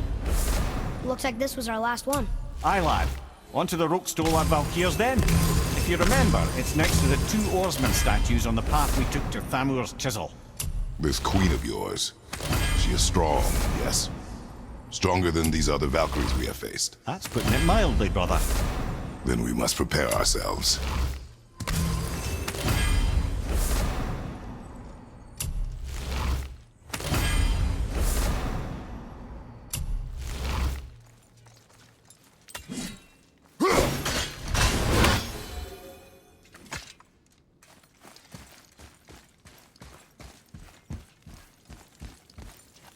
Follow me, Atreus.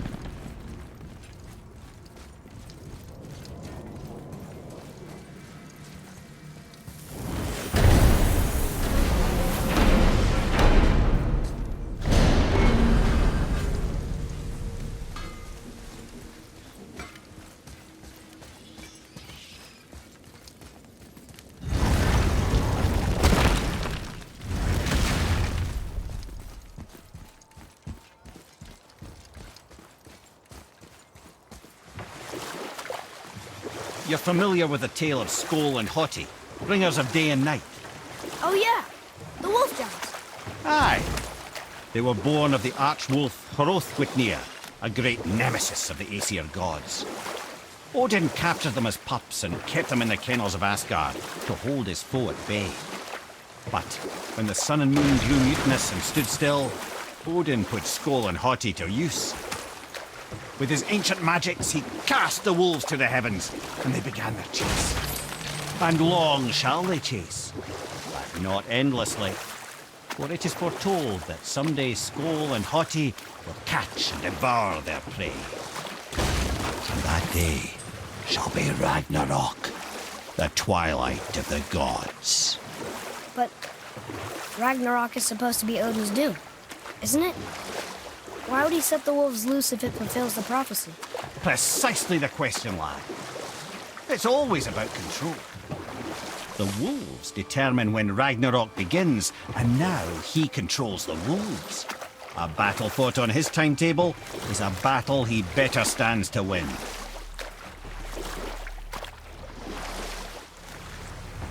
Don't you have any more stories to tell, Mimir? I'm talked out, lad. But someday I imagine I'll be telling your story.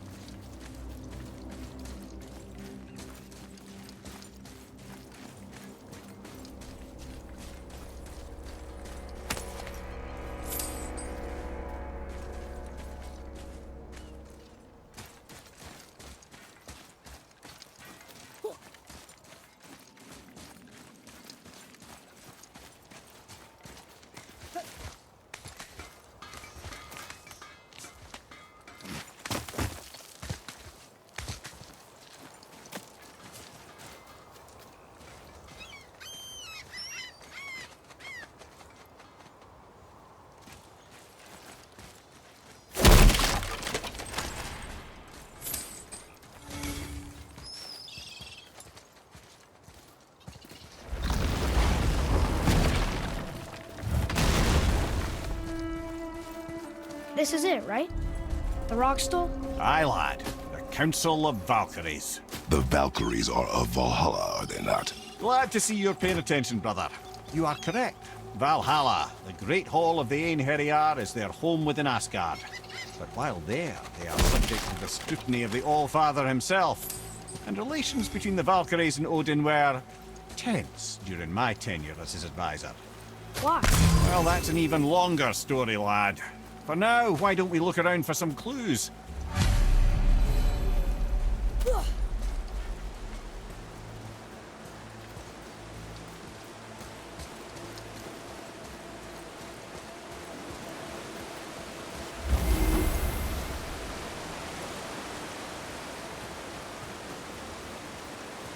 Try placing one of the Valkyrie helms on a throne.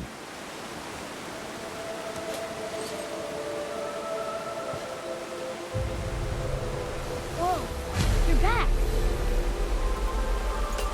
Mimir, who is she? Gunnar, Mistress of War. After any conflict, big or small, she would be first on the scene, sussing out the worthy spirits for a free trip to Valhalla. A gruesome task, but she took great pride in it. Any conflict. Impossible. It's true. She had help from her sisters, of course, but Gunnar was always first to arrive. Her judgment of the fallen was unparalleled, and an invaluable resource to Odin. She was one of his favorites.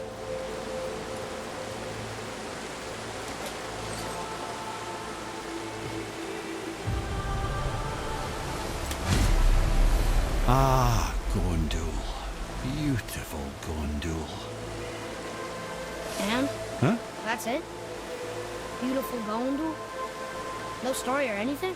Oh, sorry, lad. The sight of Gondul always took my breath away. Gondul had a silver tongue, a sharp wit, and struck a figure so stunning it literally drove men insane. Odin forbid her from setting foot in Midgard after a time, as insanity is not a welcome trait in Valhalla.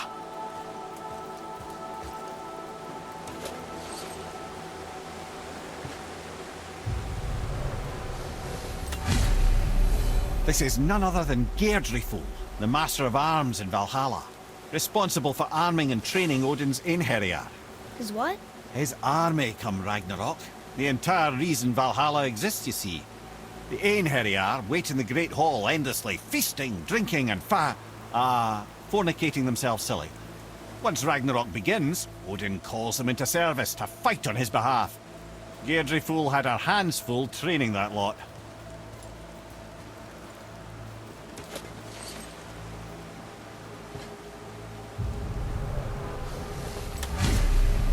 This, my friends, is Kara.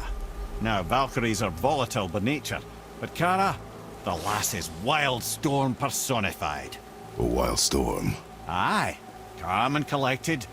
Then the air would shift and the fury of her storm would unleash. It was beautiful in a way, assuming you could find proper shelter. Her tears would cleanse the blood-soaked battlefields.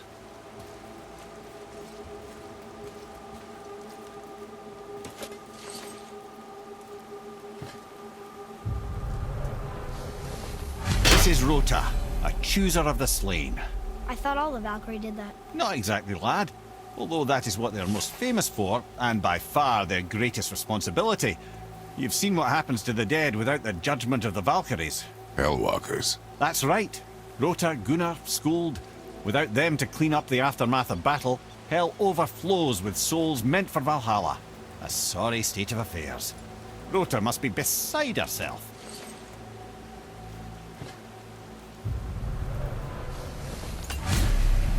Ah, and here we have Eir, the healer. A Valkyrie healer? Strange. Eir was strange, as a matter of fact. Very quiet, very calm. Where her sisters were violent rapids, Eir was a gentle stream. She healed the wounds of both mortals and gods, and even a certain all-knowing sage who once drank too much and fell off a mountain. Not my proudest moment.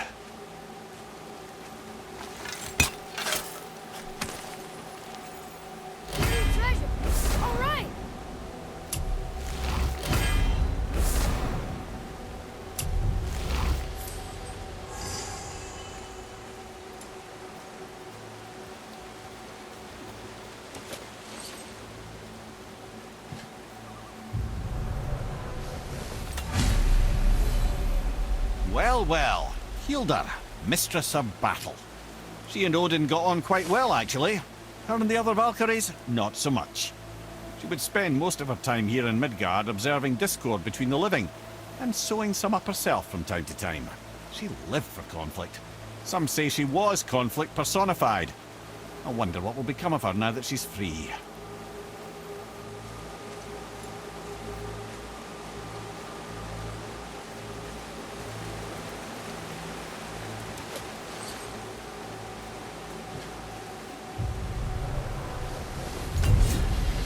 Olrun, once the daughter of a powerful chieftain.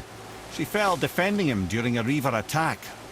Olrun was escorted to Valhalla, where she chose to devote her afterlife to the pursuit of knowledge above all else. Quite unusual behavior amongst the constant drinking and feasting of her fellow Valhallian denizens. How'd she end up a Valkyrie? Odin. He saw a kindred spirit in Olrun's single-minded pursuit of knowledge. He appointed her as the Valkyrie's resident historian.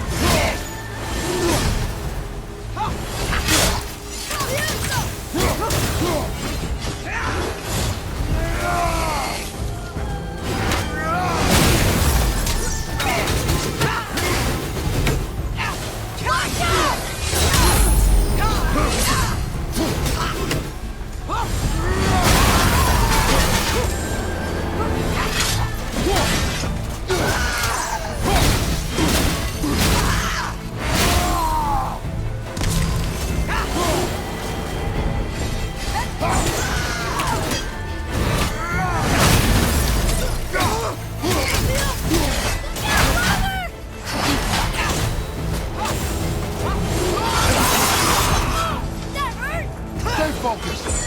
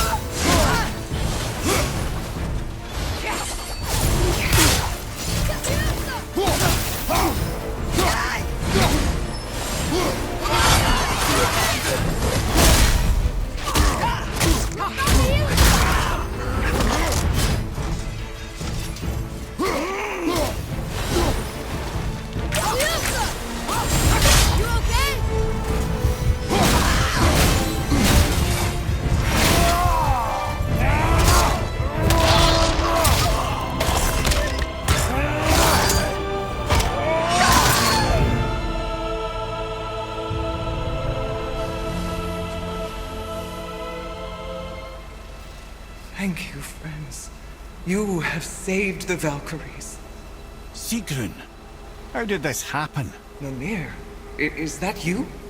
You have been freed, but... Freedom comes at a price, milady. You speak truly. Countless winters we served the All-Father. But only through his union to the Queen did we ever taste some measure of freedom. But aren't you the queen? There has only been one queen of the Valkyries, the goddess Freya. When Odin severed her wings, I served in her absence, but it wasn't enough for the All-Father. He used an archaic piece of magic, corrupting my sisters. I tried to contain the damage by imprisoning them in places where they could cause no harm, but soon I lost myself as well. Sigrun, I'm sorry for being so worthless. I could have done something, or tried at the very least. What will you do now? I must reunite with my sisters. Together we can restore balance to the realms. You have the eternal blessings of the Valkyries.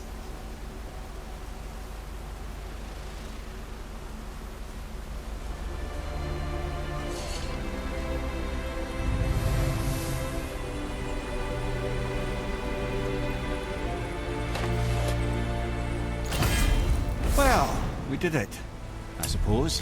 You don't sound very happy about it. It's difficult to be happy about anything when you're a reanimated head. I'm grateful we were able to set the Valkyries free. But so much of this could have been avoided, if only... You said it yourself, Head. It does not matter anymore. The past is the past. Well, that's awfully cheerful coming from you. I am in a good mood. The dwarves will make use of this helm. Your dad's a wee bit single-minded, isn't he, lad? Definitely.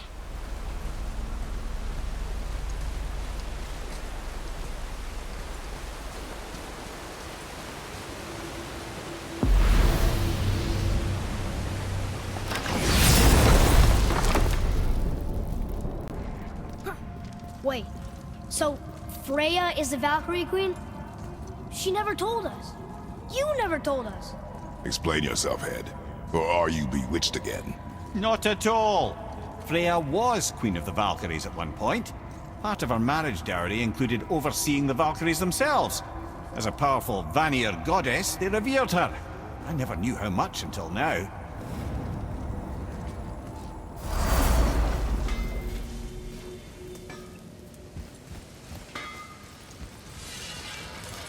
What'll it be?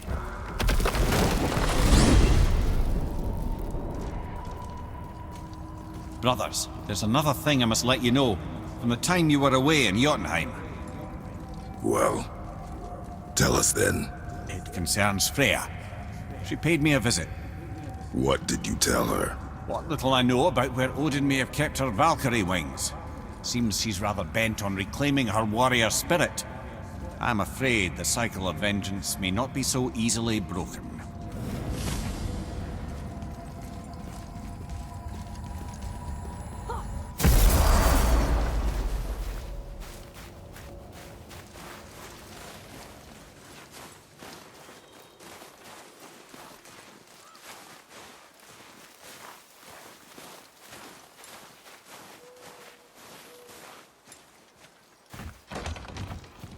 Time to rest. I'm gonna sleep through winter.